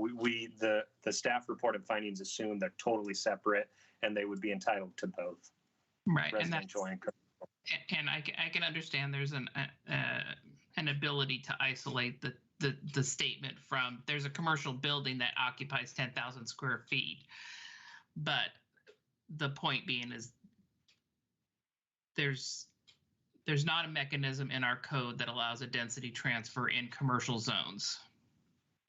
If we had and where I had gone with this is there's a PUD process that allows density transfers to occur if there are 2 different zones, but this is one zone and there is no mechanism. And I don't believe that we should create a precedent that is now putting more units per acre than what's allowed in a high density residential. So thank you for putting your slide back up there so that I can explain my concern. And Commissioner Bantz, we have a question. Yeah, for staff as well. You had a slide there that showed like how much deficit of parking spaces there were and how that was made up on others. Mm-hmm. You go to that real quick. Yeah, you made a comment verbally that I was curious about. Over there, like the Providence tract, you said that it can carry over and use this, the spaces can be used for, I think you said, quote, guests. And I think there was maybe written testimony around this somewhere too, but we'll probably hear it. But if that is, first of all, did I hear that right? And it's not residents? And if that's the case, how are you getting to, yeah, those are all definitely guests versus residents, and who's enforcing all that? Yeah, very, very good question. And part of the, I think the challenge with creating fine, actually the challenge with the applicant actually demonstrating compliance with the minimum parking requirements. So this table is related just to the city's minimum parking requirements based on square footage. And so basically all this is what this is showing is that based on all of the square footage for each different use on all of the tracks, how much parking would be needed on the Deacon tract, on the Rimble tract, and the Providence tract based on the code. And so these numbers are here, 367, 98, and 91. And then it's how much is actually being supplied. And so we're not, and then the CC&R restrictions, further say that guests can use any of these 367, 98, and 91, but that residents of this Deacon tract would be limited to these 367. Likewise, residents of the Rimble tract are limited to these 98. And so there had to be a lot of detail in the findings to actually show that given all of those specific restrictions, that the minimum parking requirements were met. So I think to answer your question more directly, this is really just showing that the city's minimum parking requirements are met, and that I guess you could maybe stretch that to say and assume that if our parking requirements are correct, that the Deacon tract is going to have a demand for 367 stalls based on our code. And let's say that's perfect, just theoretically, that's perfect. 367 stalls are required on a daily basis, more or less.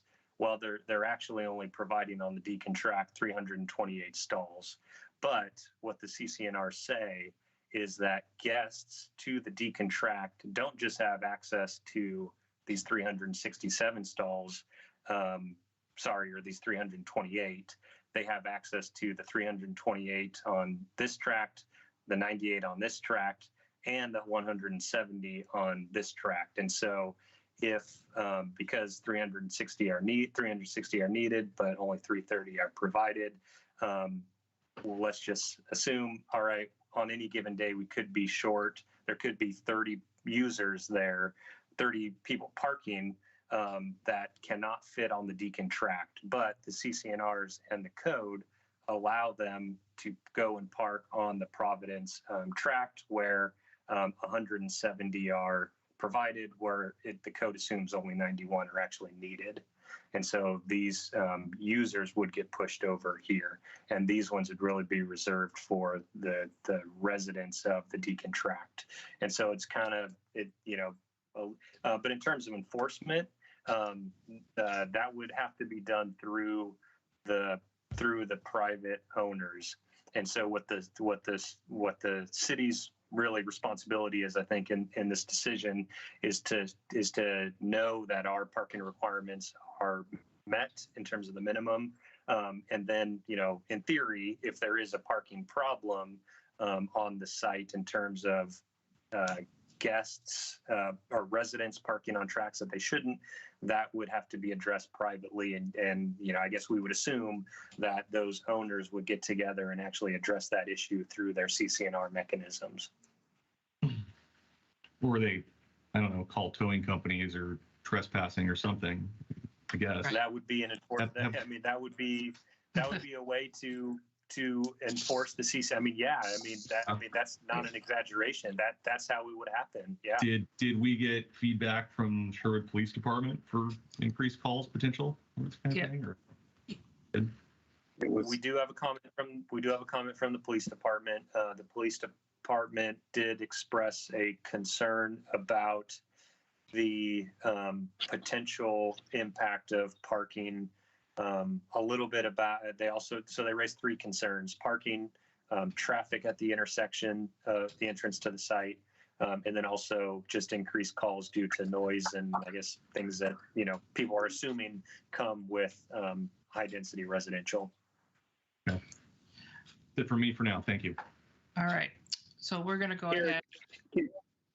Oh, sorry. I was going to. Sorry, Gene, I just had a question for Eric since we were on the topic of it, and if it's not the right time for staff to answer this, we can defer it to later.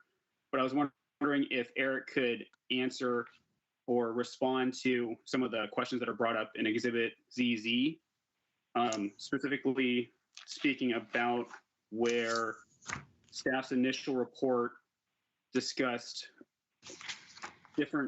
essentially different parking requirements where 123 spaces were required versus the current 110 for I believe for the Deacon tract. So I believe I can pull this up and really make sure that I'm addressing the correct question, but I believe what that's referring to is really so the code allows in mixed use centers, I'll stick down here. The code allows in mixed use centers a reduction in parking based on the variety of uses.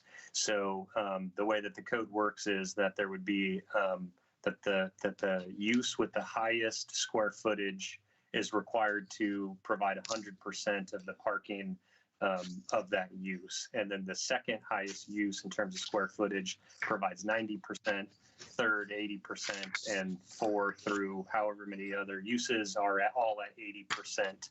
And the assumption is that just because of the inherent nature of mixed use centers, that there's going to be, demands at different time.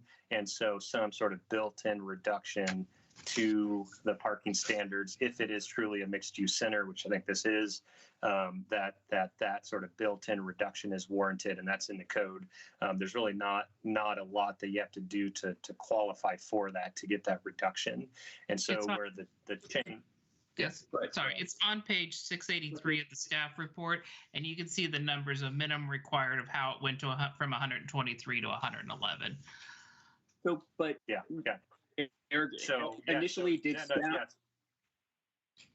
Go ahead.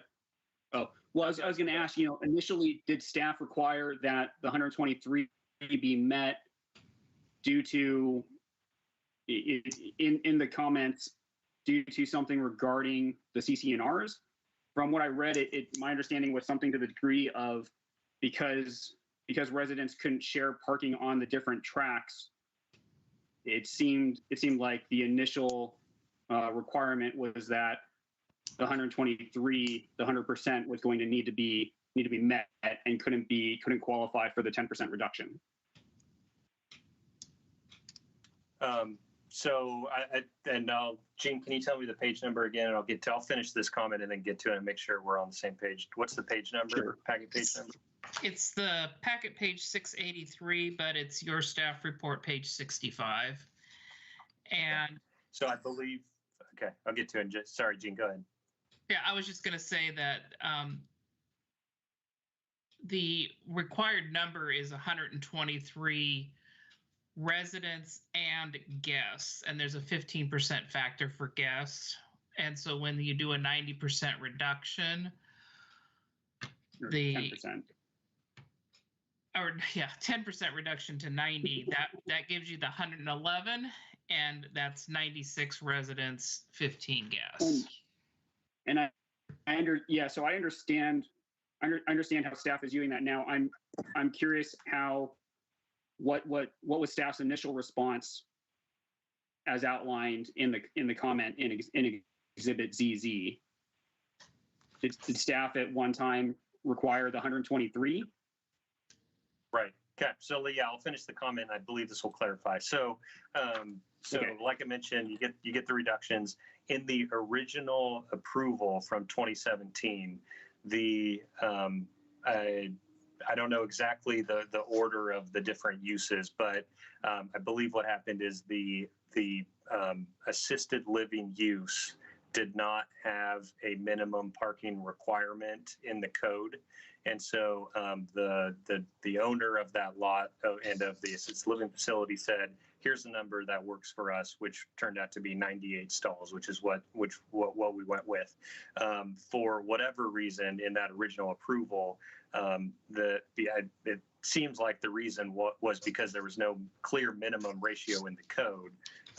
We did not apply a reduction that I mentioned, the 190, 80, 80, 80. The assisted living facility was not included in that reduction calculation. And so, yes, the applicant approached staff and said, this number wasn't included in the reduction in the original. Can we include this assisted living facility and the apartments and basically all the uses now, including the assisted living facility, under that calculation of 190, 80, 80, 80. And so that's where the change, and we agreed to that because frankly, it seemed to be very clearly within the confines of the code and to be permitted. And so that's where the reduction comes in, is applying that 190, 80, 80 to all of the uses on the site. But did staff originally not agree to that? And I don't think back in 2017. I'm talking about when this. Oh yeah. So that was a change from the original staff report. And then basically what happened was the applicant, saw that no reduction was applied. And so they, when they were working on all the revisions to the parking standards, they said, we see that this number, that this assisted living facility was not captured under this calculation. Can it be included? And the staff response was yes. And therefore the parking requirements were updated between the original, because really the impetus of the change was the applicant did not propose it in the original application and parking findings, and staff just, if they weren't requesting it, we didn't proactively grant it. When they actually asked about it and said, does this fit within the code? We think it does. Staff's opinion is that it did fit within the code and could and was permitted pretty clearly under the code standards for reductions. So that's where the change came in. Okay. All right. Thank you. Yep. All right. Ready to move on to applicant testimony. Did I read? Hello, Commissioner Simpson and other commissioners. Thank you for being with us tonight for this long night. I might lose my voice. I'm sorry. I'll try and make this quick in the interest of your time and mine. So this is a major modification to an approved site plan. So this is allowed under the code. A major modification looks at what was permitted, and we're modifying that original approval, the original 2017 approval. This was approved as a mixed-use center.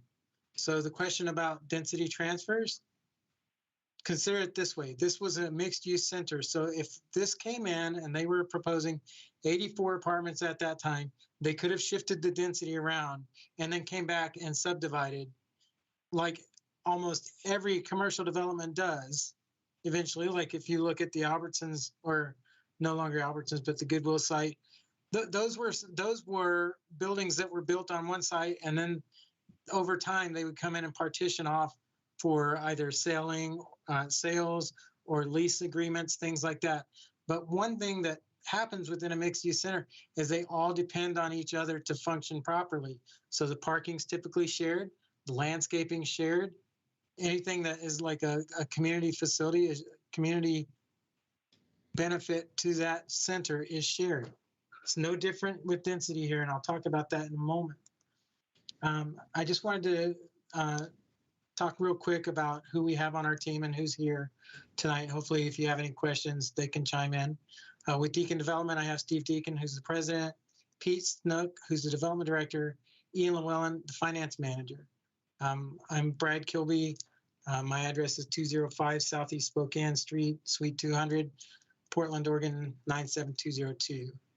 Our traffic engineer is Janet Jones with McKinsey. Parking analysts are Matt Bell, Senior Transportation Planner with Kittleson Associates, Wayne Kittleson, Principal at Kittleson Associates, and Mike Robinson, Land Use Attorney with Schwabe, Williamson, and Wyatt. So this is the site, and I think a lot of what Eric said is relevant here, and I'm hoping that you followed his logic. If you have questions, I'm here to answer those questions, as is my team. But this whole site was all developed as one. And Providence, originally, some of you that's been in the area for a long time, there was a lot going on at this property. It was owned by a family that spent years and years and years trying to sell that property and develop it commercially.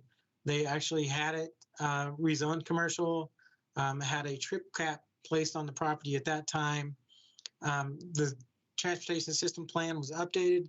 In that update, all of the traffic generated from the commercial uses were anticipated for looking at short, long, and medium-term projects within the city.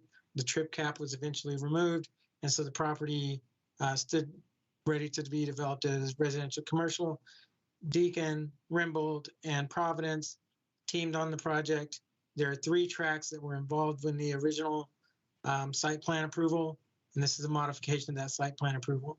Eric's correct that the traffic impacts and mitigation were based on the hotel.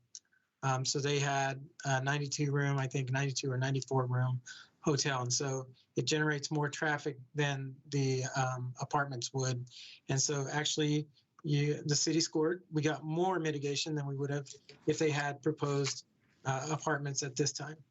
I mean, at that time in 2017. Excuse me. So the proposal, again, is a major modification to the original site plan, and it would be permit a 3-story, 84-unit multifamily building within the existing commercial center. It'd be broken down into 10 studio apartments, 63. Hey, Brad. Yes, Brad, sir. this is Steve. Are you trying to share your screen?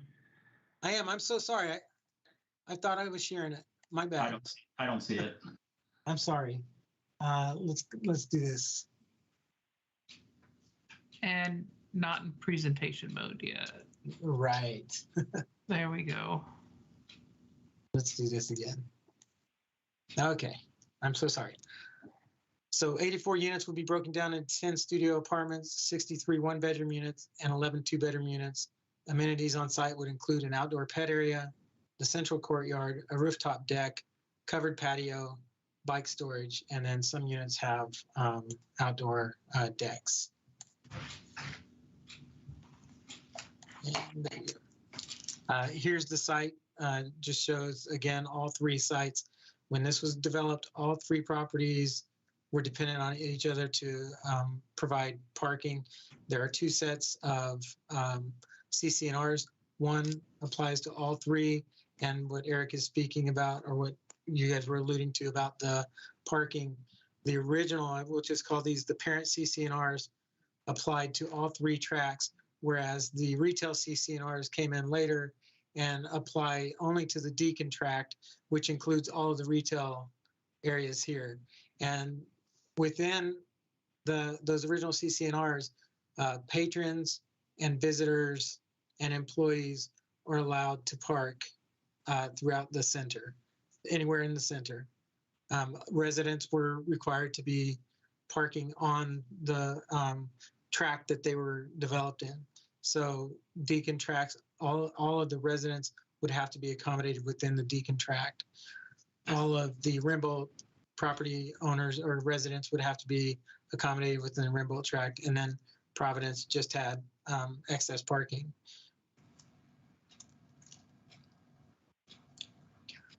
Zoomed in, so we're proposing to provide 92 parking spaces on the parcel itself, and then we would share the other 17 within the Deacon tract, subject to the CC&Rs.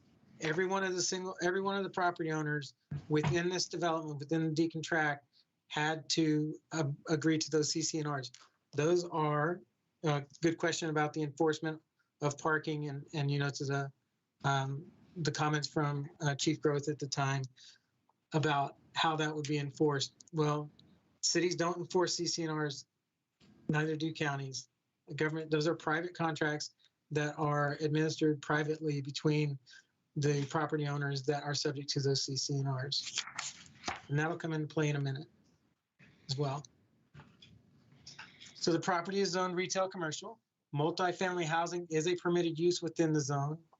And in this case, it's not only at the rear of, but it's clearly secondary to the commercial buildings. It requires less parking. It creates less trips than the commercial uses, which when I was in Sherwood, that was the litmus that we used to say that it was clearly secondary to commercial buildings. The minimum lot area is provided by those lot 2, 3, and 7, which at the time of application were owned by Deacon Development and are still within that entire mixed-use center. And as proposed, it's an outright permitted use within the RC or within the retail commercial zone. Multifamily use is an outright permitted use. So the community issues raised in the testimony are traffic, parking, and compatibility with other uses. We've provided testimony. They've provided testimony. It's all within the record. I'll highlight that to the extent that I can, and then our team can provide additional information if needed. So the traffic memo, and I guess for that matter, our traffic memo and our parking studies were all provided by licensed, reputable, and professional engineers. It was reviewed by the City of Sherwood Engineering Department, Washington County Land Use and Transportation Division, ODOT. So to your point earlier in one of the earlier hearings, we had the support of all of the partner agencies on the traffic generation and the impacts of traffic. The Sherwood Police Department indicated that traffic congestion at Southwest Edie Road and Southwest Borchers Drive would conclude that police services and responses will increase with no evidence. And I find it kind of funny that you've got a police station literally across the street, and they're saying that they would increase the response times of police. I understand that the police aren't always at the police station, but I find that hard to believe that that was an assertion that they would make. Again, all three traffic transportation agencies concluded that the anticipated traffic chips generated by multifamily development would be less than the hotel. The professional for parking, again, it was prepared by licensed, reputable, and professional engineer. And Matt's actually a senior transportation planner with Kittleson. And it's important to note that between the two of them, they've done over 100 of them.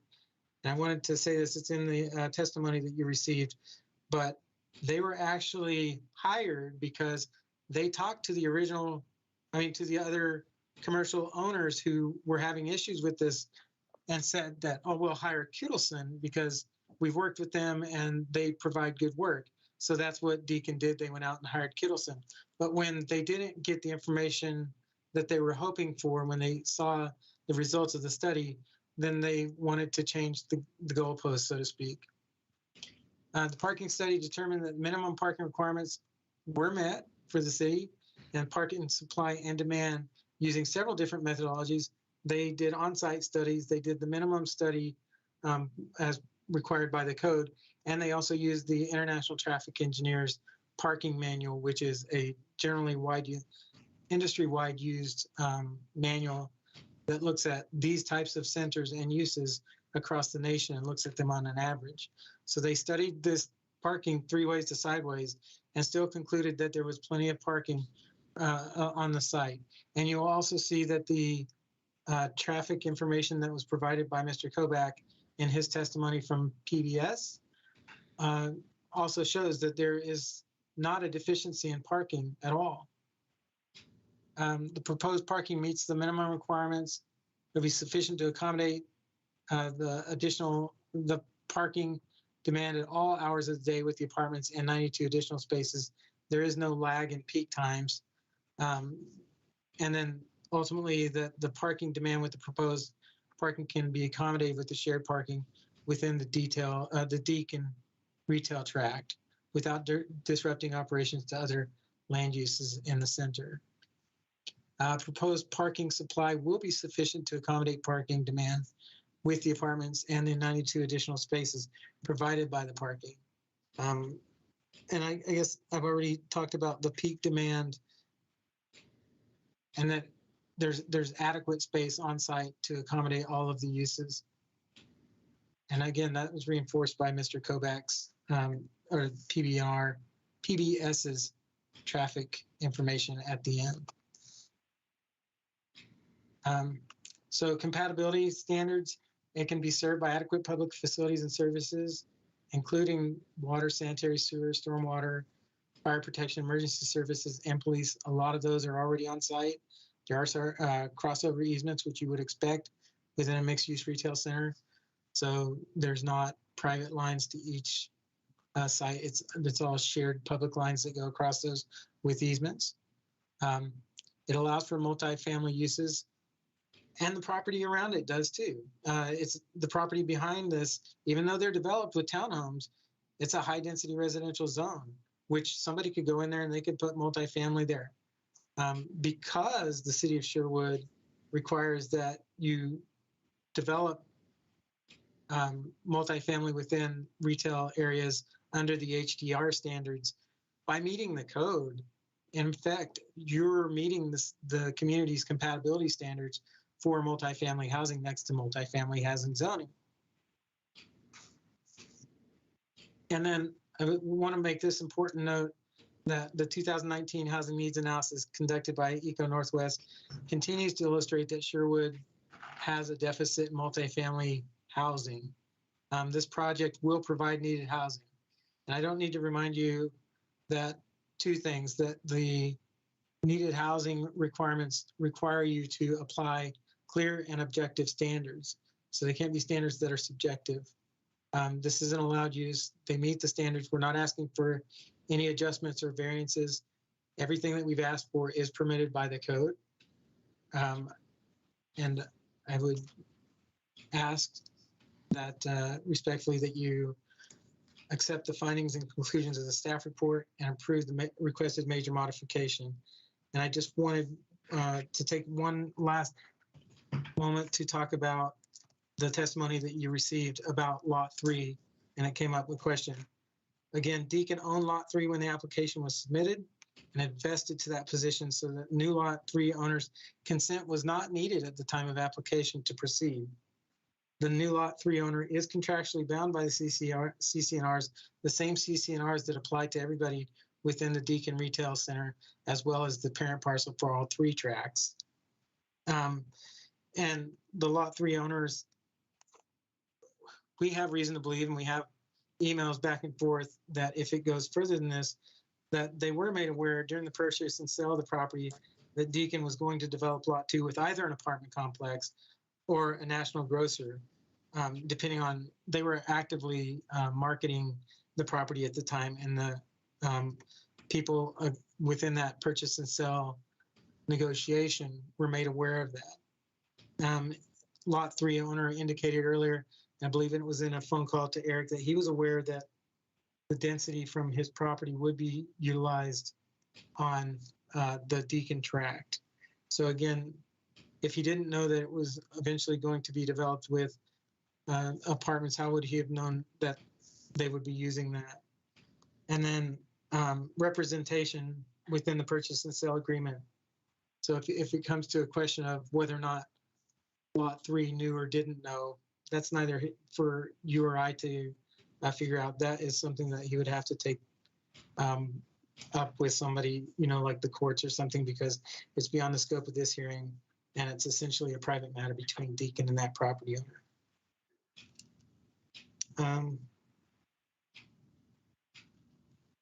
So with that, I guess, again, I think my team is here if you have any questions, and I'm happy to answer any questions as well. Thank you. Thank you. Erica, do you have how much time is left? I do. So to let Mr. Kilby know, there's 13 minutes and 55 seconds left for rebuttal. We do have 4 participants signed up for public testimony tonight, all in opposition. We're going to start with. There's a huge echo coming from your. And Commissioner Kai has a question, I think, for the applicant before we take. If it's a quick one, Commissioner Kai. My question's more for our legal counsel. Would it be better to ask at a different time? Let's wait till after the applicant has, or the public has an opportunity to testify. Okay. All right, go ahead, Miss Erica. Okay, hopefully I'm not echoing anymore. Yep. Great. The first person up on the list is Mr. Chris Kovac. He is going to be speaking on behalf of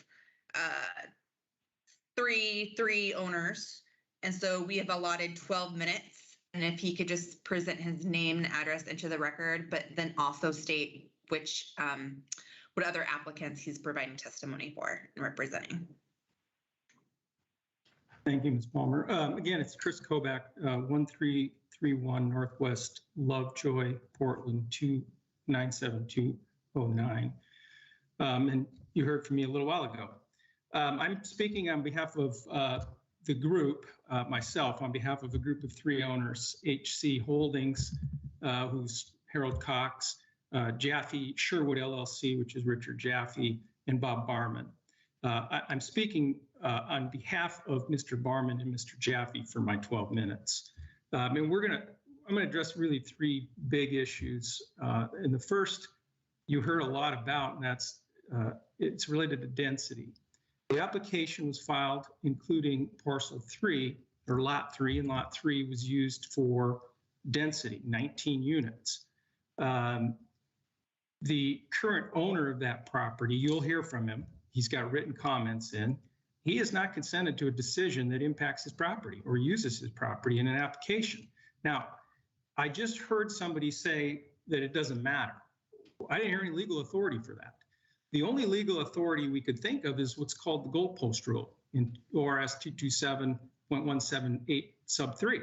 And that does say if you file an application and it's deemed complete, you are vested in the regulations at the time you submitted your application. But I've given you law in my submission, my written submission, that articulates that the goalpost rule only applies to rules and regulations. It doesn't apply to changes in fact. And what we have here is a significant change in a fact, change of ownership. And now there's a new owner who has property rights. Mr. Fisher and his family, they have rights in that property. And one of those rights is not to be subjected to an application that they don't want to be subjected to. Now, the answer, I think, would have been for the applicant as part of the purchase and sale. They talked a little bit about, oh, he knew this, he knew that. Well, it really wasn't the answer to go to him and say, as part of the property sale, you have to sign a consent or indicate in writing your consent to the application so we can continue to use your property because we want that density. But that didn't happen. Instead, what we know from his testimony is he believed it was going to be a hotel on lot 2. He was misrepresented facts, according to him, that he didn't understand. He thought it was going to be a hotel, not a multifamily residential development next to him. That's one of the reasons he's not willing to consent, and you'll hear from him again. So the authority is a big issue because if you can't use lot 3, this application has to be denied because they don't have the density. The second related part is what Chair Simpson was talking about, and that is where in the code does it allow in this zone any density transfer? The applicant said that we meet all of the rules and regulations. We meet everything in the code. Well, what I heard the chairperson say is we don't have a provision that allows density. So how can you be consistent with the code if it doesn't allow for something? And so we think for those 2 reasons, the application just simply can't be advanced as it's submitted, and they have to start over.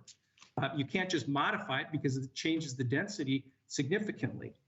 The other big issue that we raised in writing, which goes back to the 2016 and 2017 application, and that is under Oregon law, and I'm giving you a case, you can make representations as an applicant that are so sufficient that it really creates a specific condition of approval.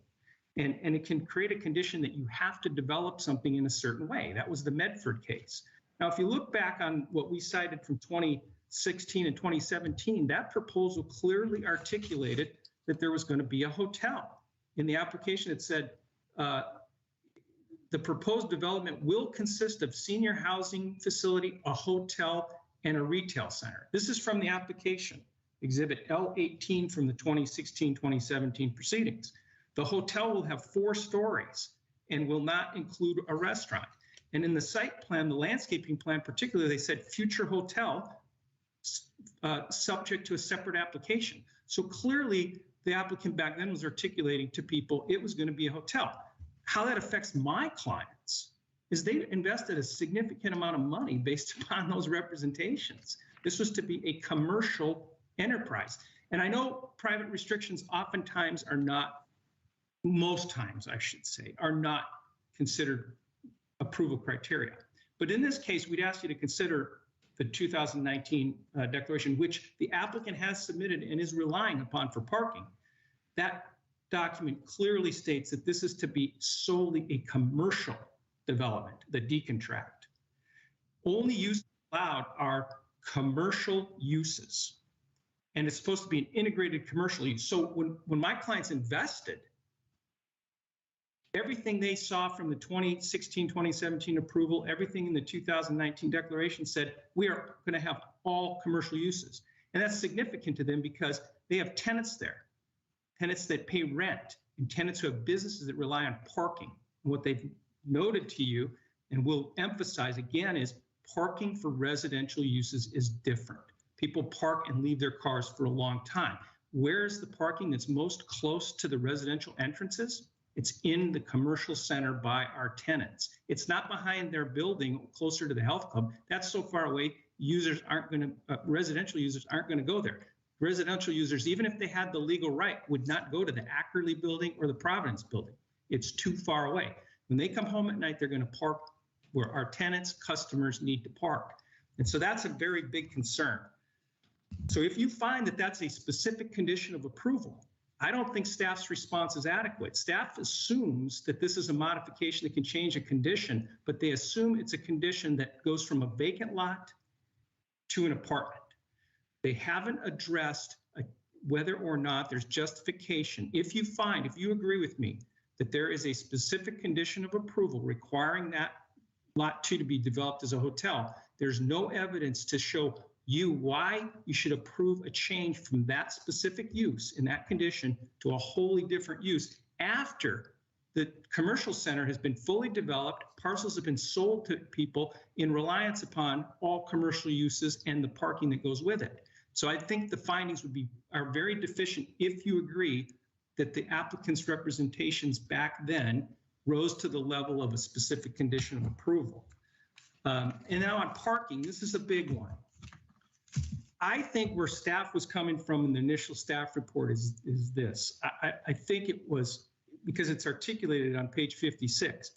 When you look at the parking code, you can have shared parking under your code, but you have to have proof in the form of deeds, leases, contracts establishing the joint use.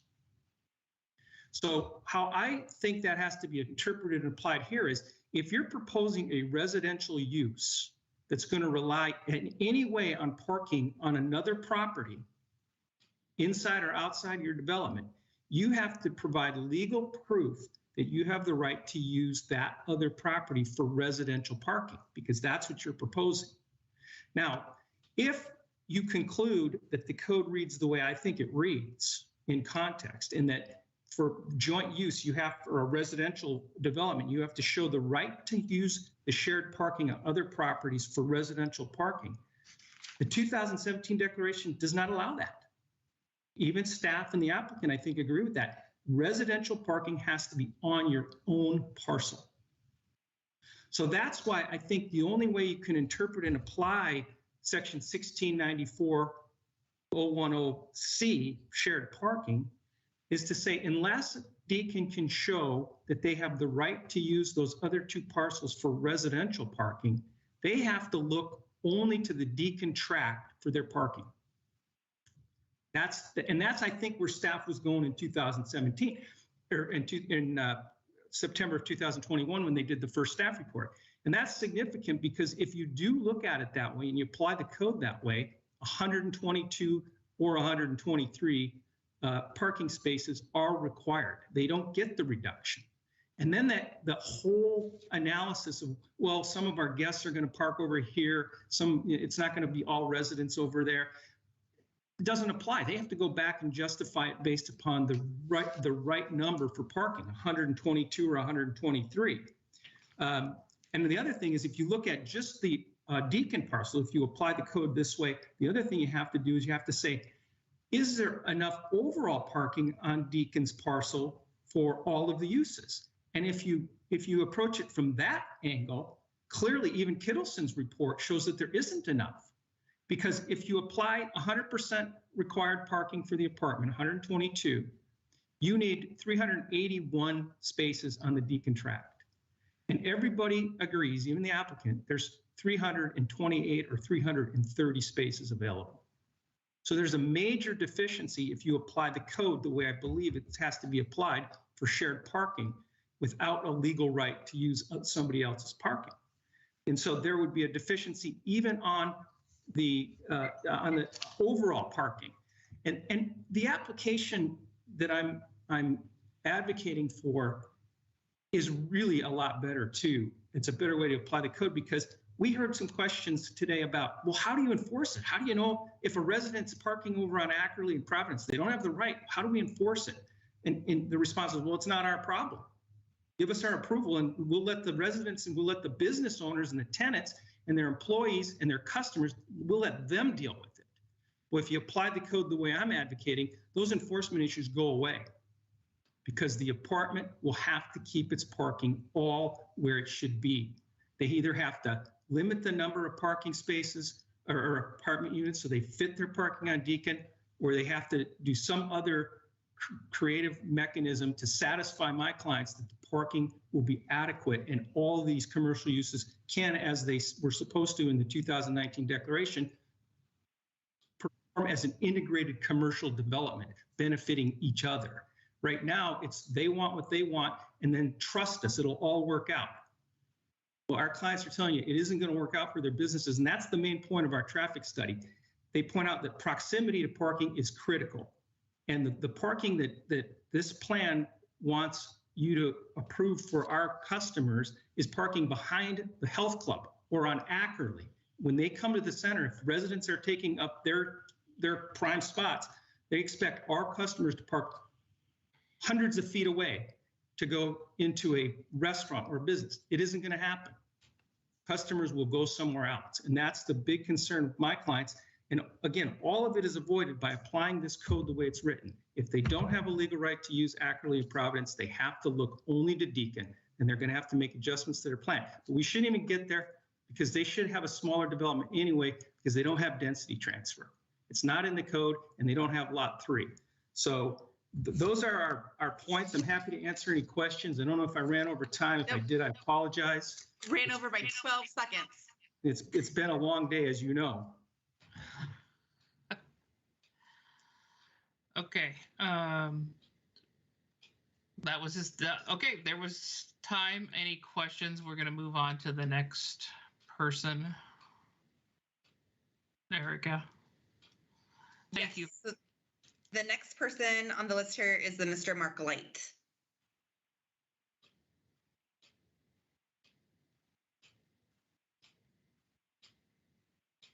We'll come back. We'll circle back around with him. Next on the list is a Todd Fisher. If you could please state your name and address into the record. Oh, we can't hear you.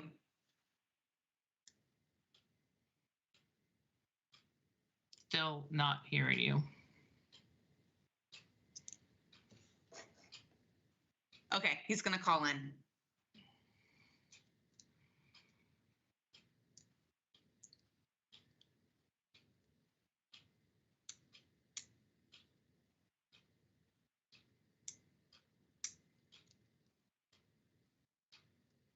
Should we go to the next one while he's calling in? Was hoping it'd take a second. The next one I have is Harold Cox. And did Mr. Kobach already speak on his behalf? This is Harold Cox. Mr. Kobach testified for the two other owners that he represents, but I was going to have my comments also, if that's appropriate. Yes. Okay, I'll start from the beginning. Again, I'm Harold Cox with my wife. Through one of our real estate entities, we own lot number 1, known as Building A in Cedar Creek Retail Development, which is leased to Planet Todd Fisher. Is now joining. Am I continuing, or are you going to click Todd in? No, you can continue. Thank you. I oppose the proposed apartments as they are currently designed, and wanted to give you a little background on me and why there's an issue. I've owned and managed roughly 1 million square feet of commercial real estate, retail, industrial, office. I've worked in the cities of Portland, Lake Oswego, West Lynn, Bend, Redmond, Ontario, Vancouver, Washington, Multnomah County, Clackamas, Deschutes, and so on. I have a little bit of experience with real estate, so please take what I say as having some knowledge. Since we are notified of the proposed apartments last year, we diligently monitored the parking out there on a rotating basis. I personally hand counted the parking spaces twice and had an associate do a separate hand count. I did a detailed report and provided that report to the staff. That report showed how many parking spaces were reserved, held out for takeout delivery, and used for retail drop-off or pickup. It's important that not all the spaces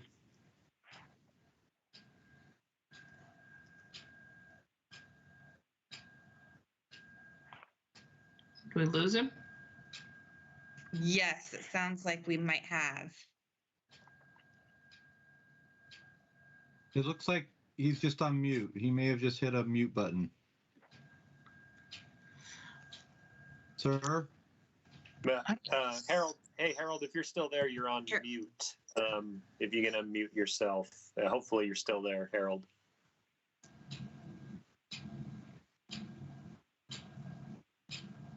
He's not in my participant list on Teams. I saw his circle blinking, but then Gene, I also see yours blinking as well. And then I saw his stop blinking. I'm here and blinking my eyes. Sir? Let's see, is there an admin that can unmute him?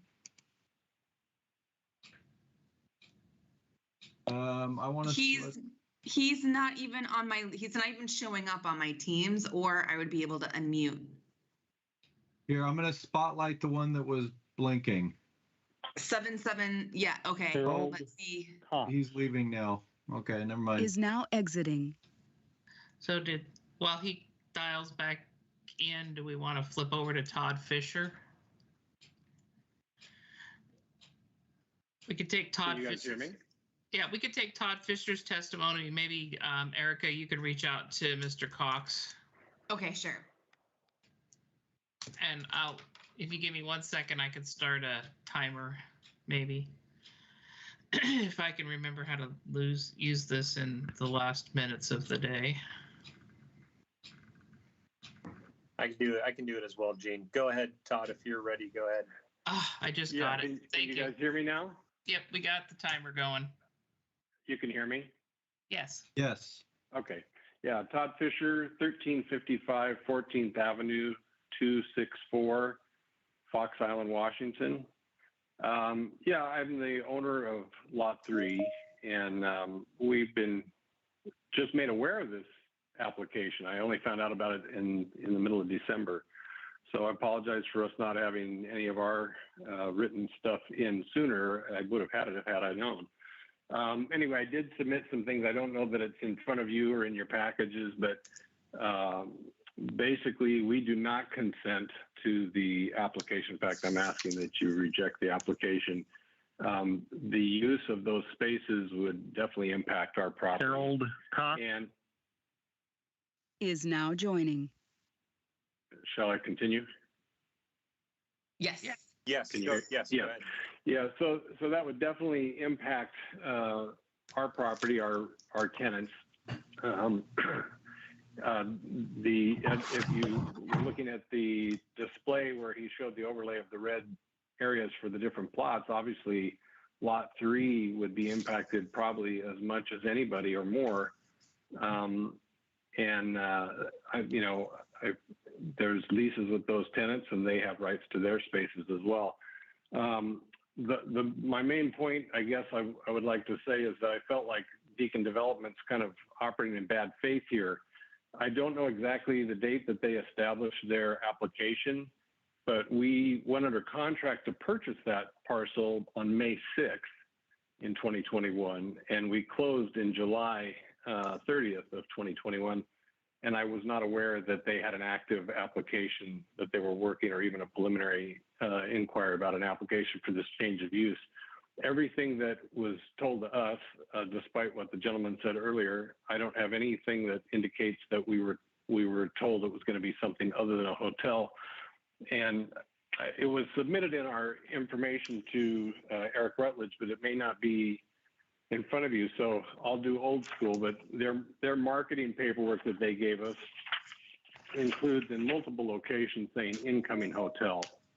And ultimately the thing that really kind of bothers me is looking at some of their information on page 26, if you do have access to it. If you look at the bottom, it basically Mark and Julia Light is now joining. It's talking about the track in Beacon Development, and it says exclusively a hotel.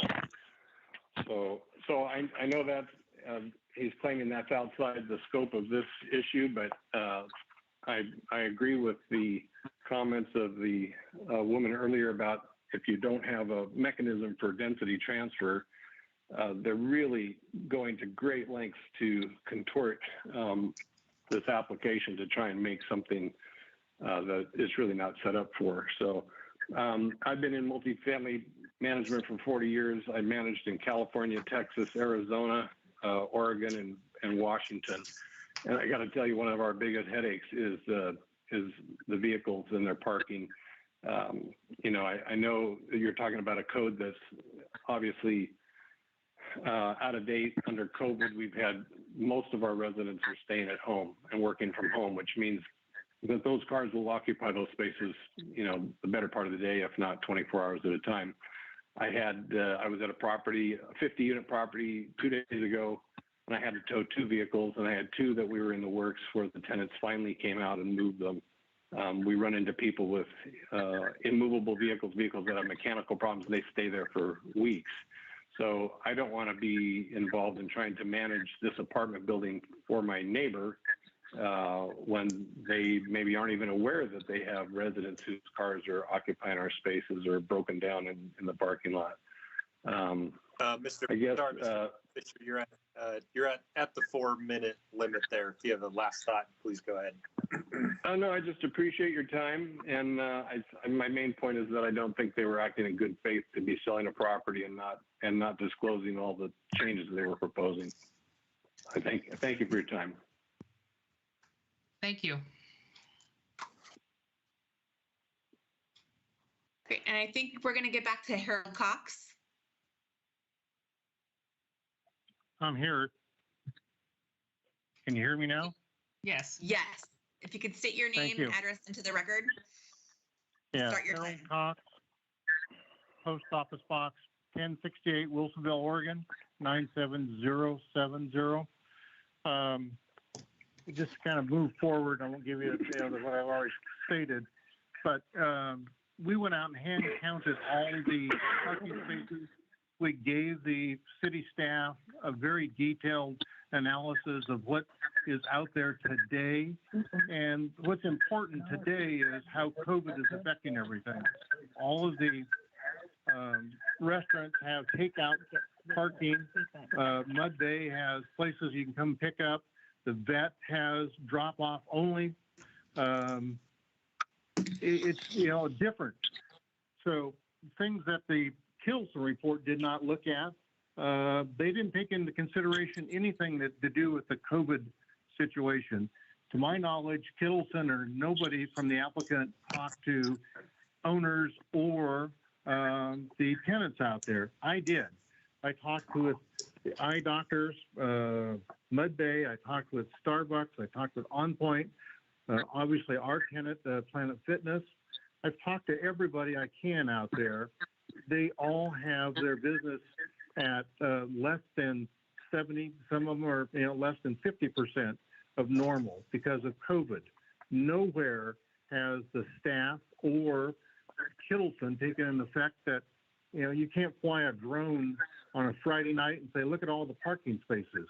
We have a very unique situation. Otherwise, I'd be standing in front of you right now if it wasn't for COVID, instead of 3,000 miles away on a cell phone. So I think you have to look at the fact that you can't say today we have enough parking because we don't. We aren't at 2019 levels, and we might not get there for another year or two, hopefully sooner rather than later. The other thing I'm sure you're aware of is that Washington County, I believe, is still at high risk, according to the state of Oregon, which makes our tenant be at about a 50% level of customers being able to come in. So you can't go in front of Planet Fitness and say, oh, look, there's lots of parking. Well, they can't have it because, it's not legally possible. The other thing is that, we talked about the Providence Medical Building. It's not brought up that Providence has two different operations there. They have an urgent care and then they have offices. Their offices are not completely built out and they have raw space yet to be built. So they will be generating more parking. CBRE manages that building for Providence and they are adamant that they are not going to allow any parking over there. And they got a little testy with me when I chatted with them about parking. The Ackerley has a very interesting system about people moving in and moving out. And if you go there on the weekends, particularly, it's full. I mean, there's a lot of activities. Friday night, there's more parking because, unfortunately, people aren't visiting at that point in time. So basically, any parking survey today is artificially deflated because of COVID. We need to take that in consideration and not just say that the national standards is okay. So the information that, Chris brought up briefly about the staff report early on saying that this didn't work and miraculously got changed is curious, because the same thing that applied earlier applies today. So I think the staff has made a mistake in their report. And your time is up if you just want to wrap it up. Absolutely. I apologize. I get passionate, obviously. I thank you for your time. Please consider that what we have going with COVID and the parking not being at what it should be. Have a good evening. Thank you very much. I'm looking for my note that tells me Mr. Kilby has time left and There's one participant left. Oh, I'm sorry. I thought he was the last one. All right, go ahead. There's Mark Light. And I had to mute him because there was feedback on my end and now I can't unmute. I'm wondering if he can unmute himself on his phone. Can you hear us? Yes. Okay. Yeah, we unmuted ourselves before. You couldn't hear what we were saying. This Perfect. is Mark and Julia Light. We live at 17117 Southwest Robinwood Place, and we overlook the lot right near Planet Fitness. Okay, so our written opposition and testimony have been previously submitted. But to reiterate, the developer is apparently not abiding by their own CC&Rs. They were to develop a commercial plaza, not a mixed use or a residential development. These same CC&Rs state the development will have a uniformed architectural look, yet the proposed apartment building has a completely different look than the other buildings currently in the plaza. Having said that, our main objections can be coalesced within traffic, parking, noise, and trash. On traffic and parking, please consider your own circumstances with regard to vehicles. We live in the cul-de-sac behind the parking lot in a unit of 8 townhomes. We have 16 adults living in these 8 townhomes, and yet there are 18 vehicles between us, 18, which is 2 more than there are adults. And that's not an unusual scenario. We cannot work with minimum parking requirements here. We have to work with realistic requirements. This development proposes 84 units, which could mean upwards of between 158 to 194 residents, all potentially running vehicles. All of those vehicles that need parking spaces. And that assumes 1 vehicle per person, which based on the cul-de-sac example could easily be more. It is our belief that the developer has grossly underestimated the amount of actual parking spots needed. Try to envisage the chaos and congestion that nearly 200 vehicles will cause at the one exit and entrance from the plaza at the intersection of Southwest Edie Road and Borchers Drive.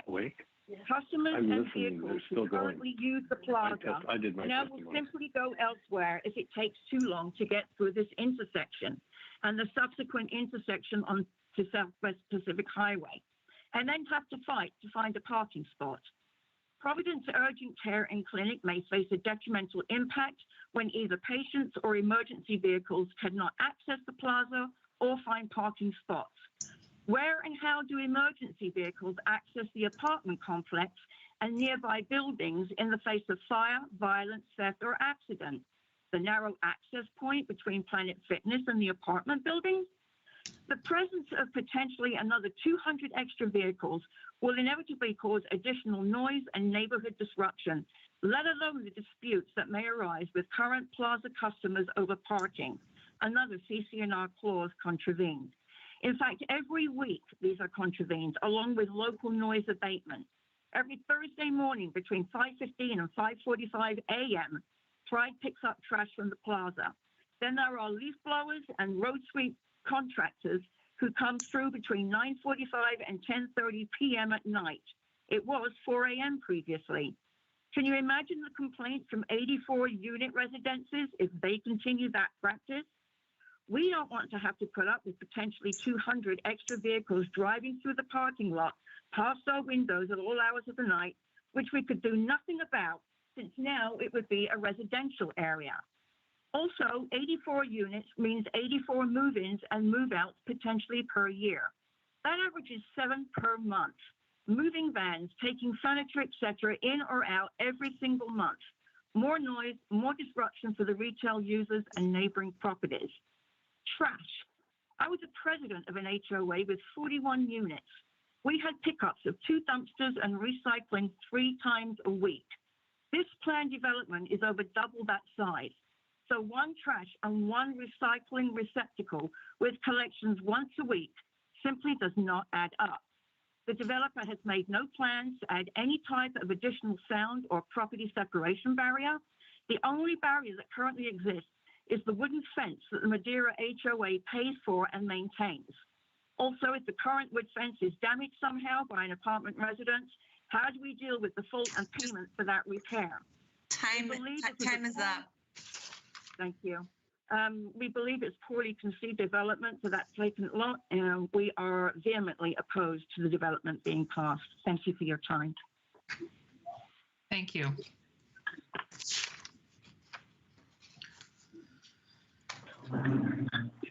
Before I jump the gun, are there any more? Erica? No. Okay, so we can refer to rebuttal from the applicant.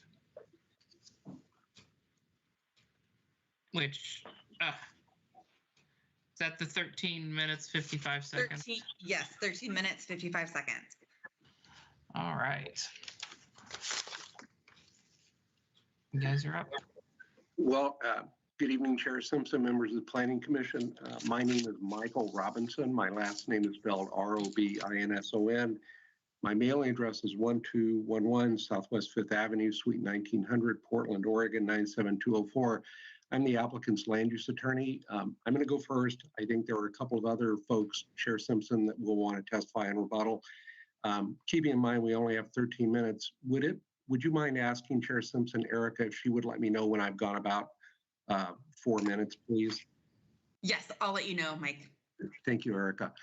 And welcome to Wednesday. So I'm not going to go through everything tonight because the first thing I want to tell you is the applicant's going to ask for a continuance. We think enough issues have been raised tonight that we want to do a good job of responding to them and answering questions that not only the public but the Planning Commission members have asked. We would ask that you continue this hearing 2 weeks to the next meeting on February 8th. If you grant that request, we will happily extend the 120-day period by 14 days, the period of the continuance.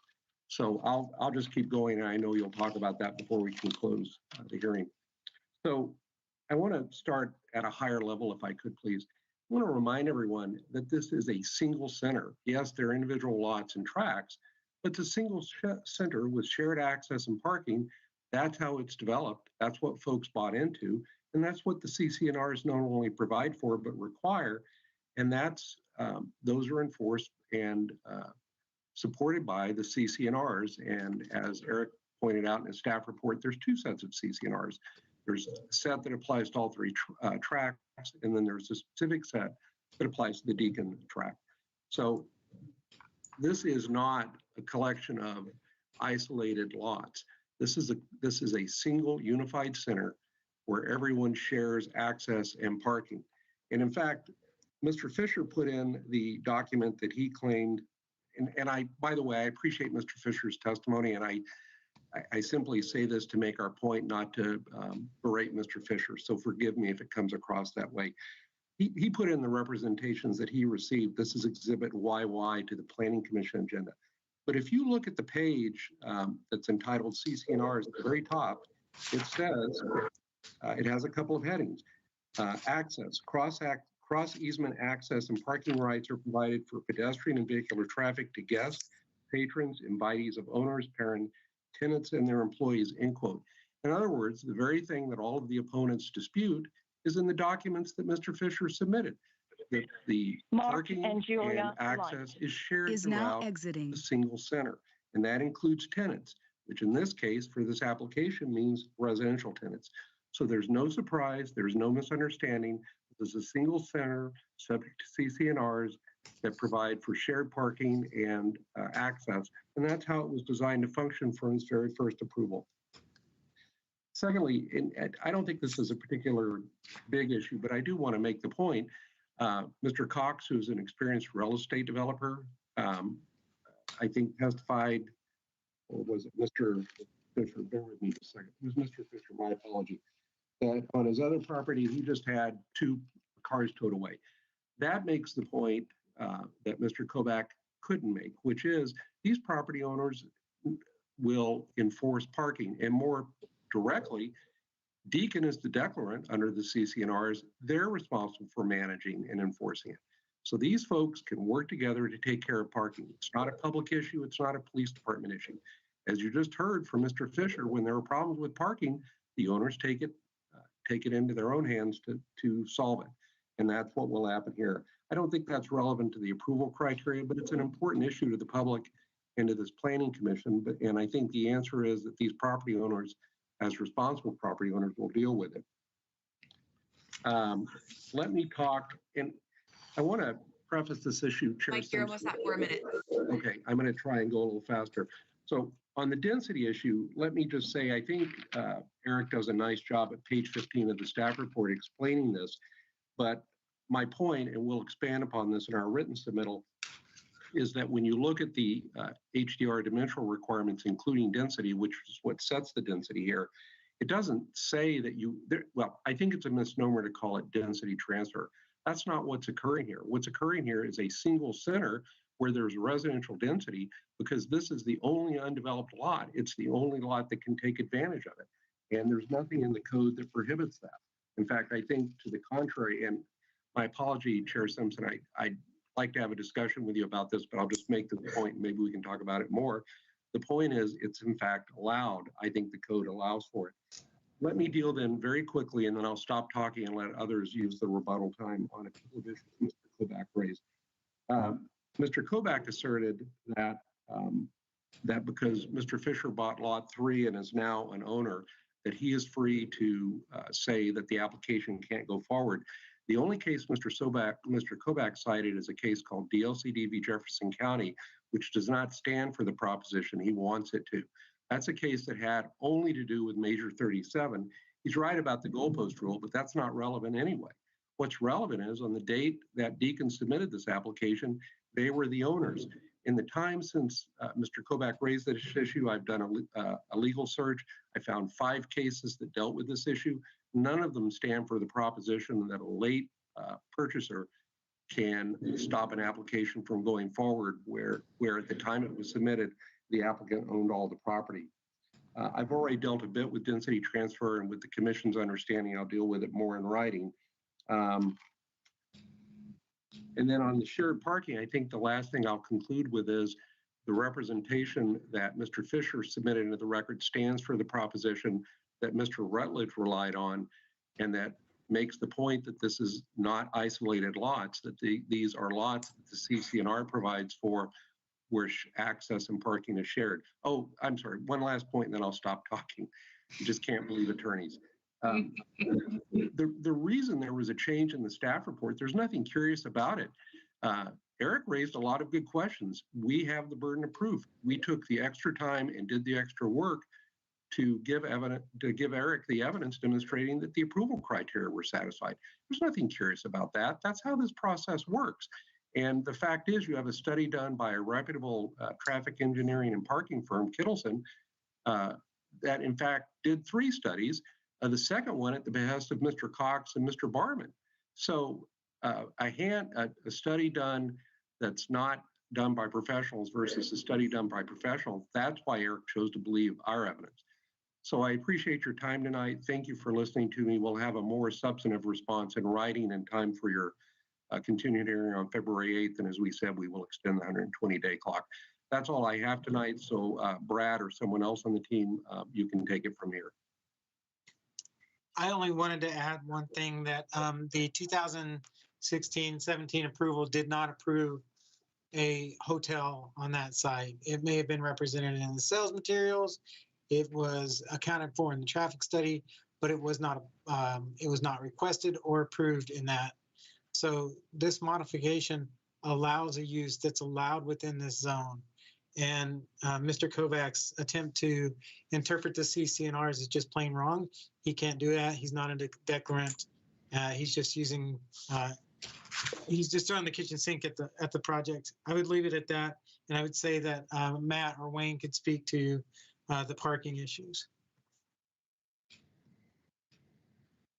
Thank you. My name is Wayne Kittleson. I'll keep this pretty brief. Good morning. That's interesting comment to start this discussion. Wayne Kittleson, K-I-T-T-E-L-S-O-N. I'm a registered professional engineer in the state of Oregon. I'm a senior principal at Kittleson and Associates. Our office address is 851 Southwest 6th Avenue, Suite 600 in Portland, Oregon, 97204. I will also keep this pretty brief. 2 things that I want to bring to your attention that I hope will help the commission in its deliberations. And for that, let me just bring you to some pages in the staff report, if I can here. Hopefully you'll see this. This is on page 820 of the staff report. This is part of near the end of the traffic parking analysis that Matt Bell and I prepared for Beacon Development. This table is a repetition of what Eric Rutledge and staff presented to you in their opening presentation. It references tables earlier in the document. I think it's important for you to be able to follow through, and you can, how these numbers were developed.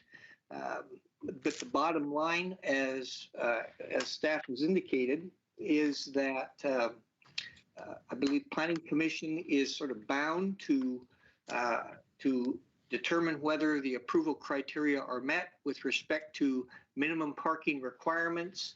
We've gone through a very detailed engineering analysis and have concluded and agree with staff that the minimum parking requirements are met. A lot of the discussion today has been about minimum parking requirements, about parking supply, but I think the other element that I want to bring to your attention is the parking demand side. And this chart that's at the end of our presentation, you'll find it on page 821 of the staff report, I think might help put some of this into perspective. This is a further analysis beyond just the minimum parking requirements that shows an hourly profile of parking demand at the site under typical weekday conditions, which are when the greatest demand is placed upon the road system or on the parking supply. The dashed line shows the parking. It's the parking profile of the apartments themselves. The yellow or orange area is showing the parking that's occurring in the Deacon tract. The blue shows the parking that is occurring in the Rembold tract, and the gray shows the parking that is occurring in the Providence tract. This solid yellow line up here shows the total available parking in the Deacon tract, and this gray line up here shows the total available parking in the center as a whole.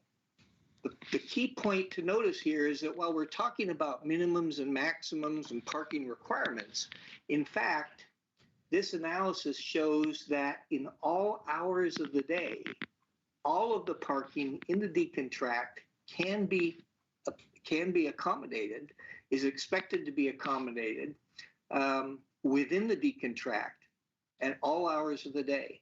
And for the site as a whole, clearly well below the available parking that's there. So I want to point that out to you. I think that might help put some perspective to these discussions that the Planning Commission will find useful. And I'll stop at that point. Thank you.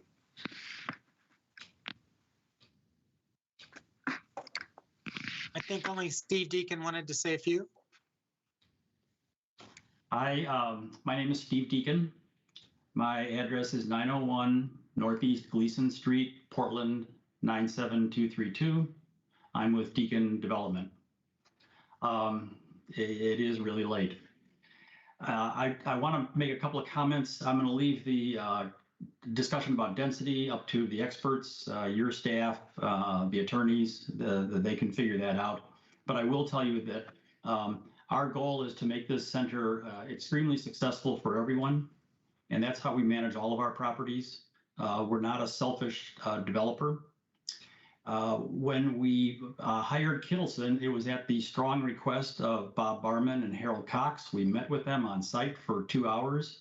They said Kittleson is the great traffic and parking specialist. You need to hire them.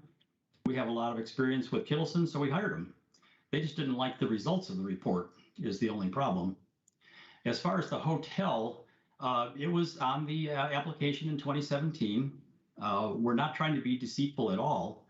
The only approval that we have is the metrics that were used in 2017. So our brochures, we left hotel. The reality is, as recently as last month, we got a request for a hotel. It didn't work out, but we've marketed it for apartments, hotel, and commercial, all of which are allowed. And we weren't trying to be deceitful at all. We just used the placeholder that was in the 2017 application. We did tell Todd Fisher's broker that we were contemplating apartments or commercial. We probably don't have it in writing, but we weren't trying to hide anything at all. So I hope we can get through this because I really do think it'll be a nice project. Oh, and on parking, I think it's important to remember that we're creating 92 new parking spaces that don't exist right now. Mr. Deacon? I'm done. Yes, if you just want to wrap it up really quick. Okay, here's the wrap up. We're adding 92 spaces that don't exist right now. It's a dirt field. So we have 94 of our tenants that are supposed to, residents that are supposed to park there. So we're not, we'll get into more of the details for you. There's more to be said about it, but we're not robbing parking from the center. We're creating our own parking for our own residents. Thank you very much. Sorry this went so long. Thank you. I guess we'll see you in a couple of weeks. Thank you. So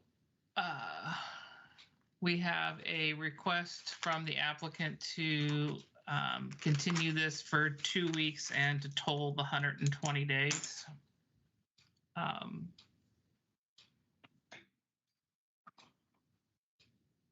just tired. I'm not. It is unlikely that I will be here, so we need to ensure that I'll try. I'll give it a try, but who knows? Do we? And we already have one scheduled. How many do we already have scheduled? Because I may beg the applicant to do 4 weeks because we already have something on that night. Do we have availability in our schedule at the February 8th, whatever, continuation? Eric or Erica? Yeah, so February 8th, right now, we have the continuance of Oregon Street Business Park. Mm-hmm. Yes. And then we also have scheduled a legislative hearing that night that we already noticed for.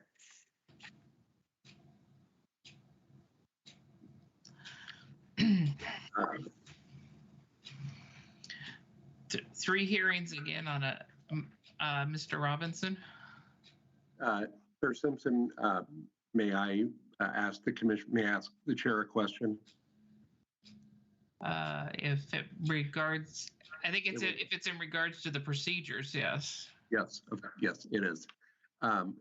So my understanding is you prefer not to have 4 hearings on the 8th. That's certainly understandable. I don't want to put Steve, my client, on the spot publicly.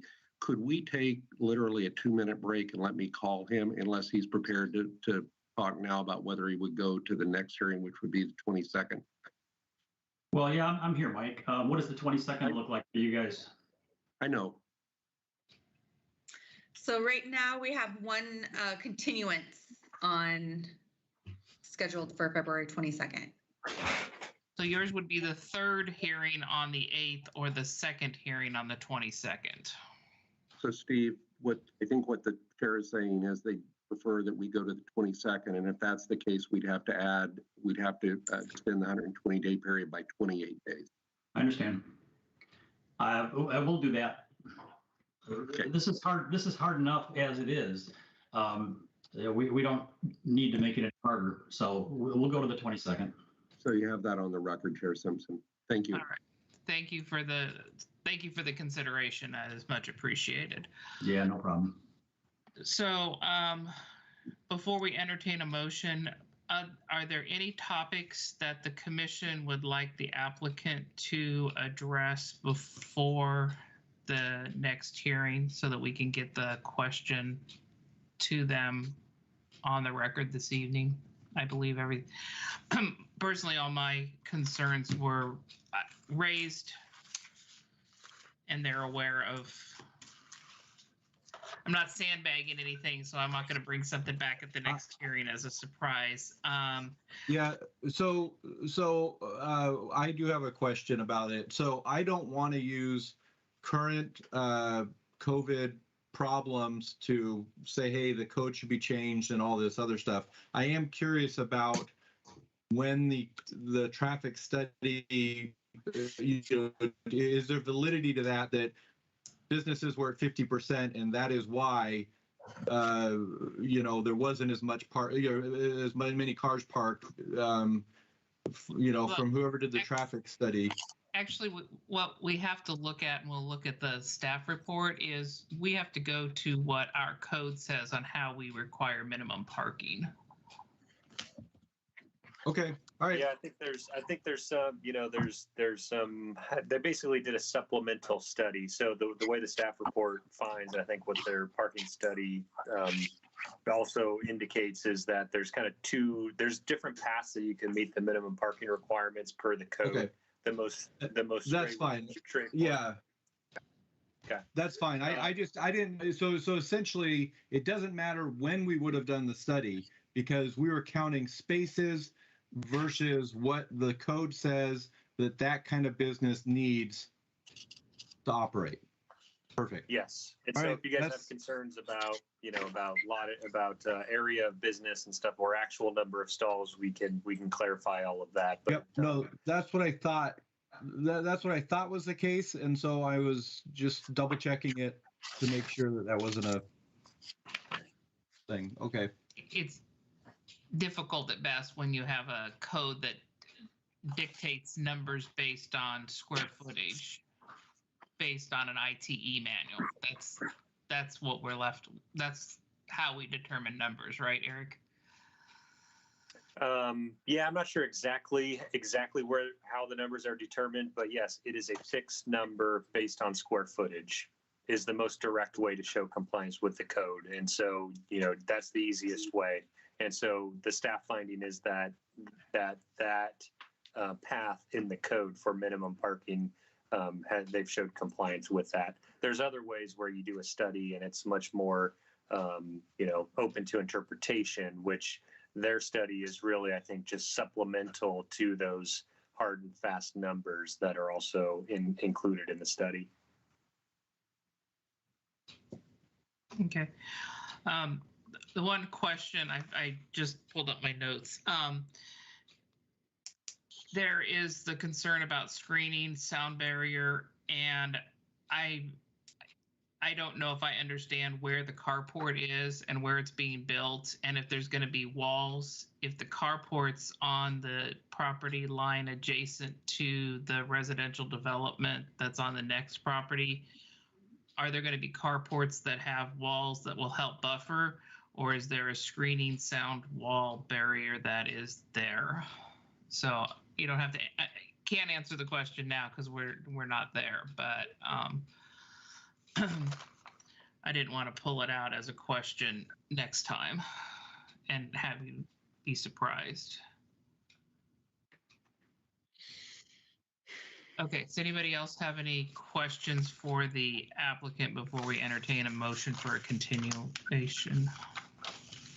I think my issues or questions are brought up with the reciprocal parking and the, being for guests, what have you. That was earlier. Density. Yep. One question is the CC&Rs that are out there. Those are there's a lot of talk of legal enforceability. Those are recorded against all the. Are those recorded against all the lots out there? Yes, it'd be. There's two sets of CC&Rs. The original set is against all of the properties and the tracks, and then the Deacon tract did a subdivision later, and so there's a separate set of CC&Rs for that Deacon subdivision. So there's two sets. The original applies to all properties, and that was where all the little nuances in the parking calculations came on that staff was requesting. Okay. I mean, it just got me with the purchaser of lot 3. I mean, typically you get a preliminary title report. You see what you're buying your property subject to. It seemed like it could be in there. That's why I was curious about it. Okay. But otherwise, I think my issue's been raised. And then I would ask that staff get legal opinion on whether it is, if this is deemed an illegal application when we don't have a co-applicant signing for lot 3 based on the ownership.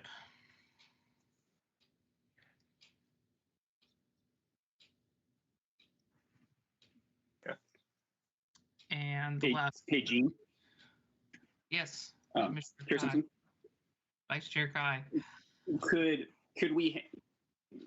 Would it be inappropriate to have legal counsel give feedback on that matter right now? Because that seems like on the Lot 3 issue of Deacon not owning the lot that they're taking lot area entitlements and transfers from, especially considering. So that what I'd recommend, Madam Chair, is instead of me weighing in, trying to weigh in definitively tonight, is provide the applicant the opportunity to answer that question, and then I can answer questions based on what they provide the Planning Commission. Okay. And then the last one would be our own code if we truly allow a density transfer, or if that's what it's being defined as. Are we doing a density transfer by allowing lot 2 to use the residential allowances for other lots? So those are kind of the three legal conundrums I'm looking at to determine those are those questions. So. Yeah, and my response to that same one, to kind of give the applicant the first bite at the apple on that, and then based on what they provide the Planning Commission, I can chime in as appropriate. Thank you. That is perfect. I don't know if I've ever been to a Planning Commission hearing that has lasted this long.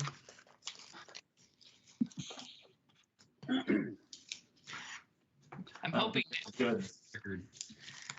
I don't think that's a good sign. It is not. Maybe next meeting will be faster.